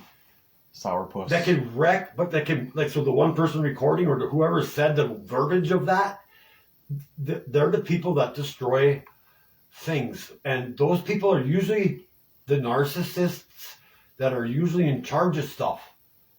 And they are so jealous that they can't let go of who they really don't want to be. And so they see you smile, and they see you make people smile. And what do they think? How can I wreck that? Well, I want to be that guy. But they can't. But they can't. Yeah. So what do they got to do? They got to figure out a way to destroy the fun, whether it's through other means, Lies, but or infiltrate or all these other things. And it's like, why are those people around? Well, is it because of the nature of them, or is it because of they're trapped in a mind of a repetition? They can't break free. They can't. They just can't get that key in the hole to open that gate. You know what I mean? You know why? It's because they don't have the right key. Because they don't play well with others. Or maybe they were never.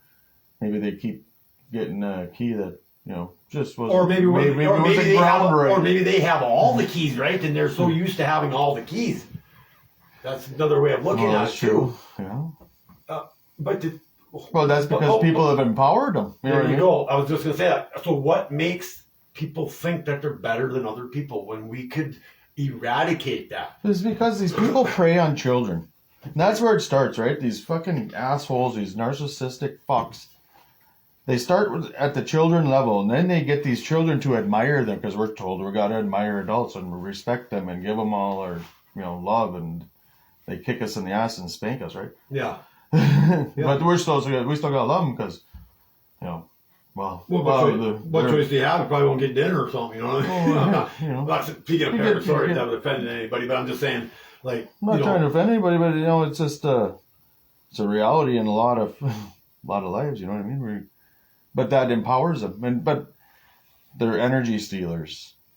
They like to take a person's positive energy and portray it as theirs.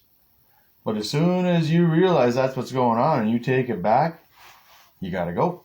They kick you right out of their life. Not a qualm about it. No love involved. You're literally no more of they can't suck the life out of you. So you put on steel armor, if you will, and it blocks their pulling power or whatever. And they treat you like an asset. And they usually bring other people into that too. Oh yeah. You know what I mean? They usually like they got other members. They got a team. Well, not on their side, but I'm talking like they go find other Sources. sources. There you go. Yeah, that's a good word. They go find another thing to suck on, and they might keep you around for a while too. But this is what I'm trying. This is what we're both been thinking about, things that are along that nature, that empower you to protect yourself, to know how much you're worth, your value. And when I say that, I'm not talking about your pocketbook. Like, your moral value has to be more than what you're worth as far as monetary gain. So if you can maintain a moral compass and you know your worth, then the monetary value it's not the same way of living. You don't think the same way. So when you're going towards a morally guided, ethical life of respect and love and helping and those things, versus taking and harnessing and gluttony, like you said, or Just not, doing not something. sharing it, or Not doing sharing. it, not being you. Basically, just straying away from yourself. You know what I mean? If you stray away from yourself and you're doing somebody else's will, and you're not in love with it, well, you're not in love with yourself. You're not going to be. You cannot possibly be And happy. you just keep getting beat up too, or you just keep getting taken advantage of, Right down the ladder. You know, it's just, And it does start at the schools on that, because where else can it be? Because like I say, most kids are okay while they're with the parents, whether they're a single house or a double house, it doesn't matter. But it's when the parents, like you said earlier, send their kids off to the brick wall, and they're not part of it. Yep. And then sooner or later, kids aren't dumb. They're not, they learn, they adapt. Now they realize that their parents aren't going to be there. They have to resort to, like, my mom, like, alternative. they're not there to ways. defend them, for instance. So say that, whatever, it doesn't matter, but the parent, they don't have that security of their parent looking out for them, so they have to put their trust in other things or other people or the surroundings they're in. And if those people do not have your child's best interest in mind, then why are they around children? Children are so precious; they shouldn't be pushed away like that. I remember when I went to kindergarten. How many friends did you have in high school? Like 30, 50? I don't know. I'm just saying, like, close friends. I'm not talking about like close friends. I'm talking like friends, like buddies everywhere, all over the place, right? I mean, I got along with everybody, but it was Like me, I mean, like, well, I would don't consider know. like for sure 30 kids that we pretty much could bebop between all of that. Like hang out with those 10 and those 5, or those girls and those boys and girls and whatever. And if you didn't hang out with them for 3 days or 4 days and you hung out with those guys, everybody was still friends though. That's not like that no more.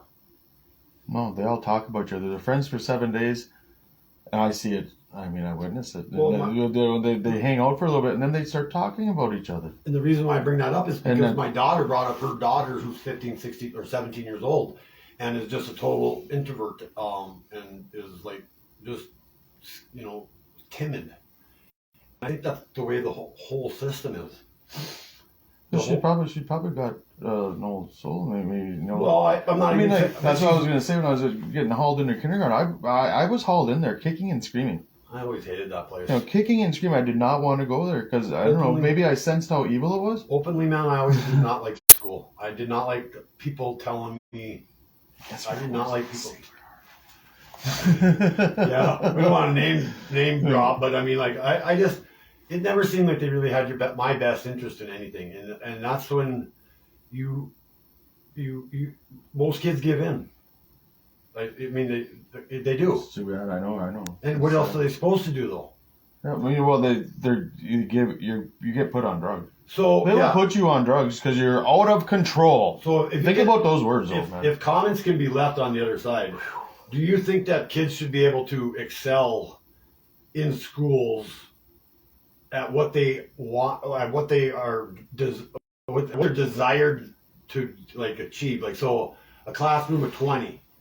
Do you think you should teach all these kids to play the piano, or do you think you let the kids that like to play the piano, and the kids that are over there with the Lincoln Logs build with the Lincoln Logs, and the ones that are coloring and writing and doing that, and so on and so forth. What? Is that the kind of classrooms we should have here? Because the thing is that what that does, it not only gives them all their self-worth, but the thing you're teaching them is the stick-to-itiveness, the helping of others. So if you have 4 piano players and one's really good and one's not so good, they learn how to play they learn how to come down from their high horse. Not saying that they're on the high horse, but I'm just trying to get the example. And they come down off the horse and they help dude or girl or whatever, so that all 4 of them propel at that same speed that makes them all better at the same time. And you don't take the kid over here painting and throw him in with the piano players, because what's the point? He's not going, no matter how much you're trying to teach that child to play the piano that came over from over here, he has no interest. His interest is so far down from the kid that's the shittiest. How much time are you wasting on doing something that's not beneficial for each individual child? And then they say it's too much effort. Right, how is it too much? Because parents get frustrated, right? They get frustrated because children are gonna experiment. They're gonna play the flute. Oh, and then they're gonna realize I suck at the flute. Or I don't want to play the flute. So then I want to play the drums. Well, then they get frustrated. But that's why you teach them not only that high horse coming down thing. You teach them stick-to-itiveness, and you teach them completion, and you teach them these ethics and these principles. But it's okay to change your mind, though. But you know what I mean? Well, it is okay to change your mind. You never know if you're gonna fall in love with it until you try it. But you can't. But if they're going to continue that habit, they will continue to have it. They will not finish anything. So, part of that curriculum is you let them come into the classroom, and whether it's I think it should be like college. Whether it's essays or whatever you put on. Each room in that school is set up for a certain. Just say there's music, there's business, there's math, yes, that's what I'm saying. And you know what? The kid walks in there, and this room is the room that I'm resonating with. There's kids that are meant to be writers. There's kids that are smart as shit with math. Why try to make that kid that's smart with math try to play the drums if that's not even close to his interest? Take that kid and the kids that are like him and let them manifest magic between themselves. They're going to create so much more without the influence. And you know how much better our whole world's going to be? Because, like I said, these kids create their own camaraderie, right? Like they're going to think tank, if you will. They're going to push each other. And that's in the curriculum of what you're teaching them. You're teaching them the principles of togetherness and value of that. And then you teach them the ethics of being better and better and helping your man better and better. And then you teach them the stick-to-itiveness. If you give up, you let down all these other people that are dependent of you. And so so as the teacher, you get to monitor that and watch that, and you leave the kids in charge of that whole thing. And what that does, it makes everybody in the group better, period. Because and you don't leave, and they say somebody makes a mistake and you don't ridicule them and you don't take them down, you don't leave them behind. And that's the end result. That's what I was going to say. And the end result of all that is that they learn how to love each other and show compassion to each other for helping their fellow man out and bringing him, if he's having trouble like playing or doing this one key or something, everybody else is getting it, but they come over here and say, hey man, this is how it does. And it shows that people care about you. Where if you're in a school and you can't, we'll say you can't read and everybody else can read, but you act like you can read, you get away with it and you're left. And then you literally, that poor child simply deteriorates into dumber and dumber things because he's not going to voice his opinion to somebody that's going to make fun of him. In the system today, I'd rather have an illiterate child. I'd rather have a deaf child in the system today, like they can't hear anything. That too, I guess. You know what I mean? But because I know somebody that is illiterate, and he's actually a very wise fella, very wise. He can read and write a little bit, but he's not. He's 30-some years old, probably, whatever. But he's in now. That kept him away from a lot of poison, to say.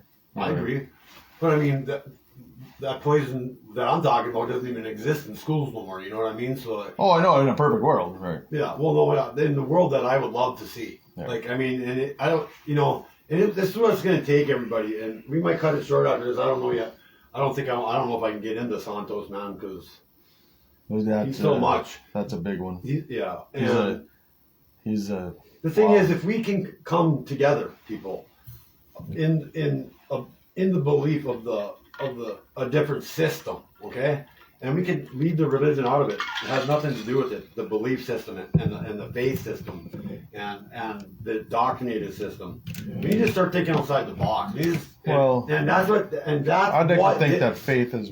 Well, that's what I was going to say. But that's why what we're trying to say allows you to think outside the box, because you've got that strength. That's where we belong. Yeah, exactly. But you've learned that the way that everybody was before, just a few years ago, I remember everybody just complaining and bitching about everything all the time. I hate my life.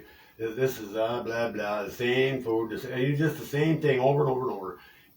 That gets taken out of the picture if we stop it all together and come together.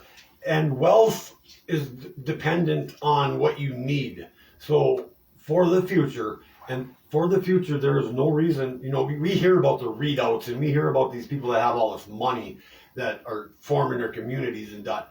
My idea is coming together in the mind and the heart and the souls together, and as we're supposed to, and full-heartedly believe in that, and gather our belongings, our assets, and the things that we have, and coming together as a community and starting it and being unincorporated to this corporation until the corporation figures it out, because there are unincorporated lands in this country that aren't in the corporation we're currently under, and we have a skill set. People that can build things, people that can dig holes, people that can wire things.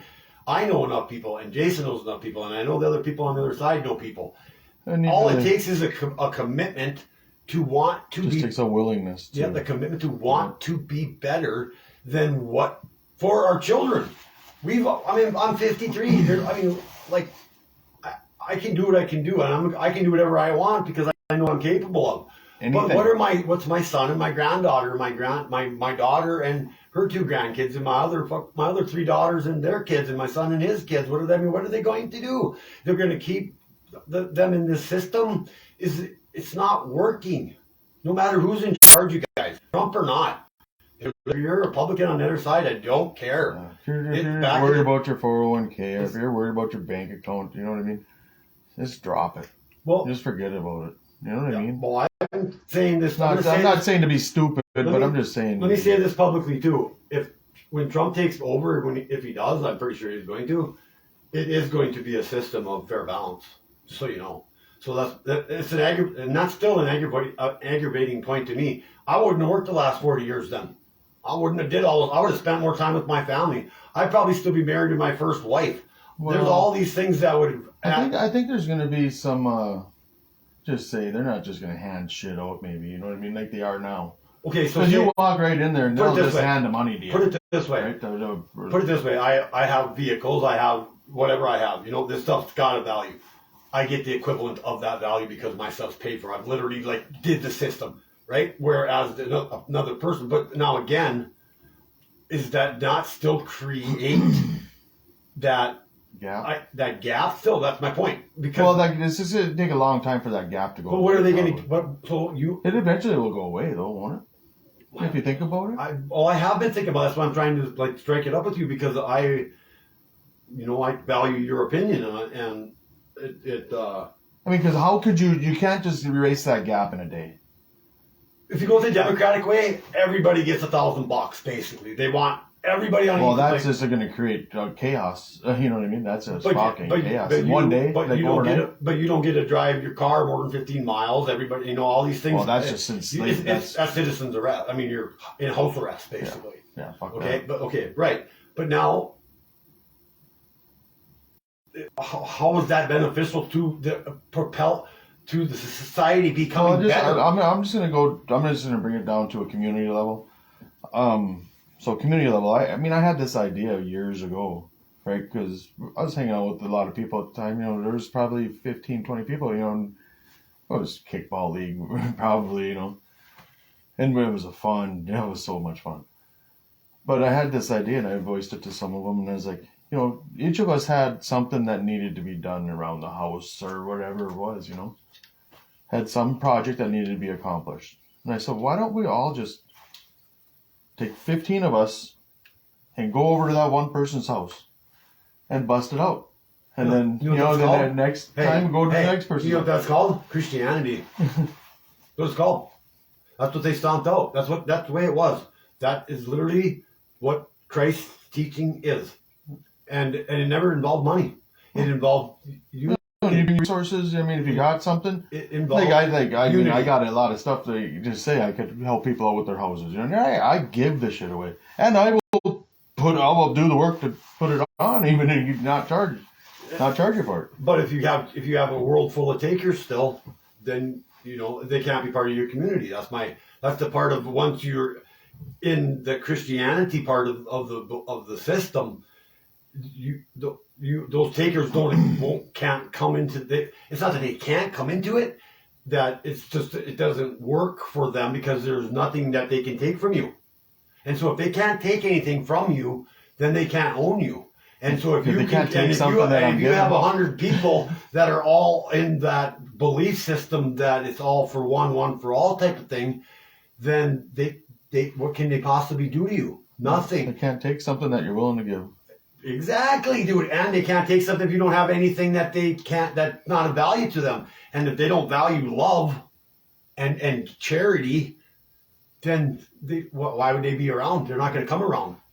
Because there's nothing to gain from you. But here's the thing. I would like to, I could probably take the hardest person out there and just have them do something for an elderly person one day. You know, help them out. And you can see the appreciation, man. I mean, the elderly people are, you know, they're wiser. They're wise. It's a bad thing too, man. They're wise. They're wise, but they've been left behind. I know, but they still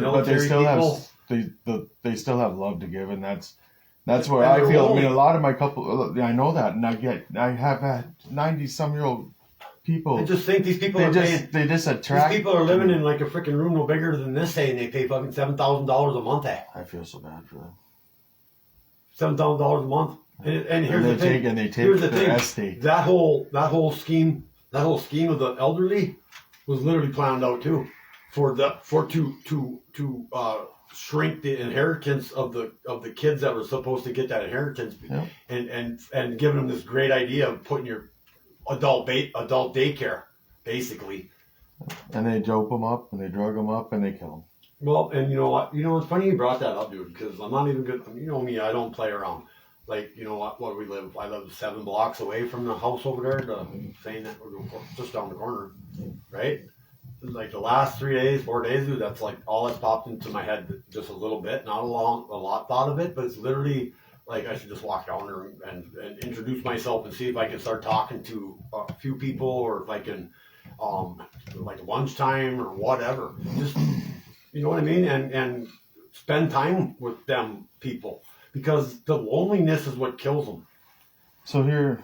The loneliness is what kills everybody. One of the things that... But if you love the person that you're with when you're alone, you're never alone.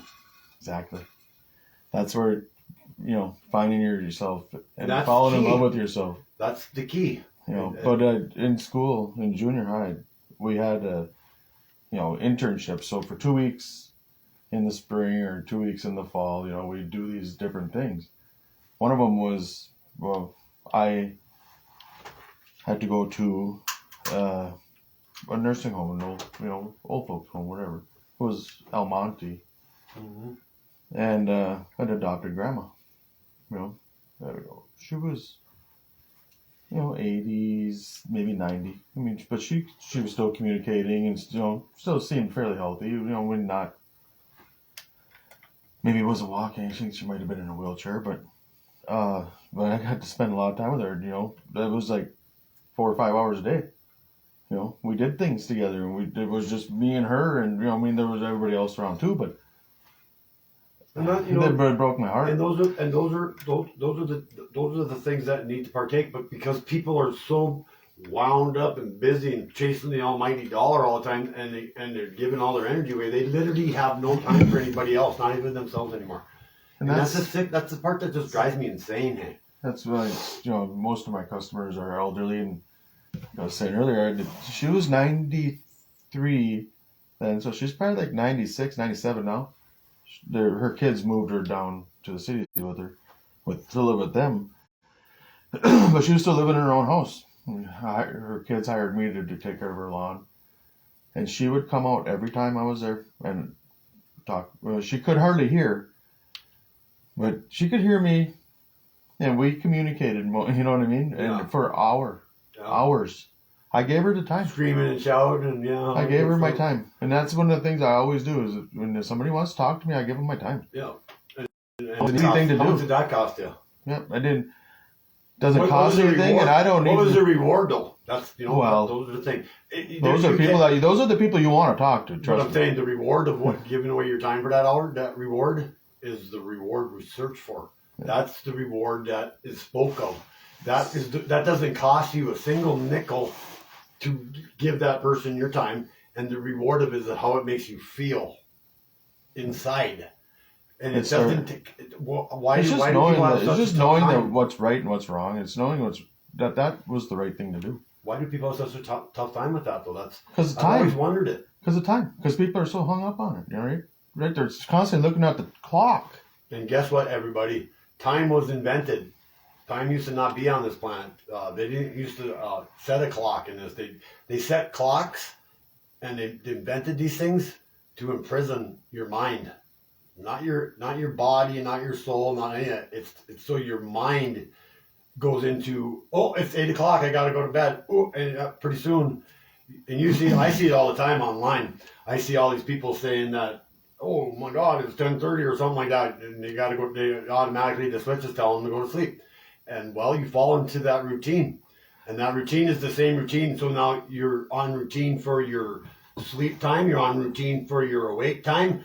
And then you have expectations for everybody else too in your life. Where's the routine for your own time though? That's Right. that's always my question. Where does Jason's time come in play when you literally just spent 14 hours working, and it's a 24-hour day, and you got an hour to shower, and then you got an hour to eat, and then all of a sudden you're down to 8 hours left, and now you got your bed, and then you wake up, and what happens? Repeat. Same freaking thing. And then what happens? You fall in debt, or you want to keep up with the Joneses, and so you work. Now you're working Saturdays and Sundays so you can make more money. You're taking away more time for yourself, and it's all about everything I'm talking about is literally gain for yourself. By gaining everything that for yourself is how you gain the time to do the things you love. And so when someone tells you to get a real job, that means they hate what their life. That means they do not like what they do. And they're jealous that you do what you like. And so by that competition in itself should show you. You know what? I have the power. The fact that somebody would be so focused on another person is just I don't understand. Why are you that. worried about what I'm doing? Are you right? It's You just heard so me. focused on. I'm exactly like your mom. I mean, whatever. She's like worried about people worried about what I'm doing. Who cares? What am I doing that has anything to do with anybody else's life other than trying to discover a way to make our lives better? That are willing to take a leap of faith, basically. They should be worried about. Like I've tried to reiterate it to people is like, you know, my niece. You know, she's 8, 9 years old. That's what I worry about. I worry about her future. Zero, dude. What's she going to do? What is she going to do? No, think about it. Like, think about the people you know in your life, and think about, like, the things that are happening across America. Do you think it's going to get better? Or do you think it's going to remain the same or be worse? Even if it remains the same as it is right now, AI is coming into the play. I told everybody about blockchain 3 years ago. I told everybody, invest in blockchain before anybody even really knew what blockchain was. I'm not an investor because I don't play with my money. I literally, the money I always have earned, I keep. I don't play with it. I don't give it There's a away. kiosk in Hugo's I just seen tonight that for Bitcoin you can invest in Bitcoin or all this, or it was all about, fucking Don't do scan that. this QR code. Don't do that, anybody. Bitcoin's, the government's going to make sure that doesn't exist. Oh, they've already proved that they can manipulate the system with it, right? Yeah, the FTX thing. The FTX thing lost $8 billion or some stuff. Yeah. I mean, it just is there and it's gone the next day. I mean, they can do it. And so you guys know, if you're a normal salary intaker, like you make a normal salary, do you know how long it takes to achieve $1 billion? 5,600 years. And so I just put this out there. Jeff Bezos during the COVID made $18 billion that year. That's just what is public. 5,600 years, dude. That's how long it would take you to make $1 billion at like 50 grand a year. Thank God we get to come back. No, I'm not coming back. No. I'm not, well, Maybe. no, we don't want to come back because it ain't going to change. Like according to that, it's over with. Like I said, the rescue plan after this time around, you've seen the days of Noah. It's not another 2,000 year gap. It ends at 7, dude. Okay, and they want it their way. They want it to be for 1,000 years. They want it to be their way. But we're on the good swing of things. So this was 2,000 years of evil. Now we're on the good side of that loop. It's not it's not done yet. No, we got 33. We have till that. Well, right. I know there's still some years left, but But if their plan takes hold by 2030 or 2030, it's over with. You're going to be happy with nothing, and you're going to be happy. That's the way you'll live, and your kids, and onward and onward. So if you do come back, it doesn't matter what you're going to do because that doesn't exist no more. If you are one of those people, and they're going to hunt people down like us. That's the thing nobody gets, that we won't have a voice ever again if we don't bring the light on the darkness, and if we don't run it out. And it's supposed to happen. We believe that, people want to believe that too, but I've also believed in all the other things that I was taught out of that book, and understood that everything in that book is like, we are in charge of our destiny based on our actions. So if you fall in place, you fall in place. If you're moving the place, then you're moving the place. So what side do you want? You want to fall in, or do you want to do?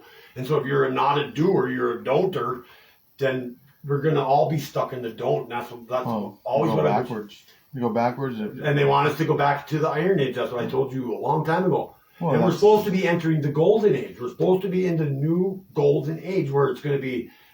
Should be. We're We're all spinning going in to a be- positive direction now. Or will we? Well, right, but a few of us may. Yeah, no. But I mean, at the same time, why not make this place for the kids?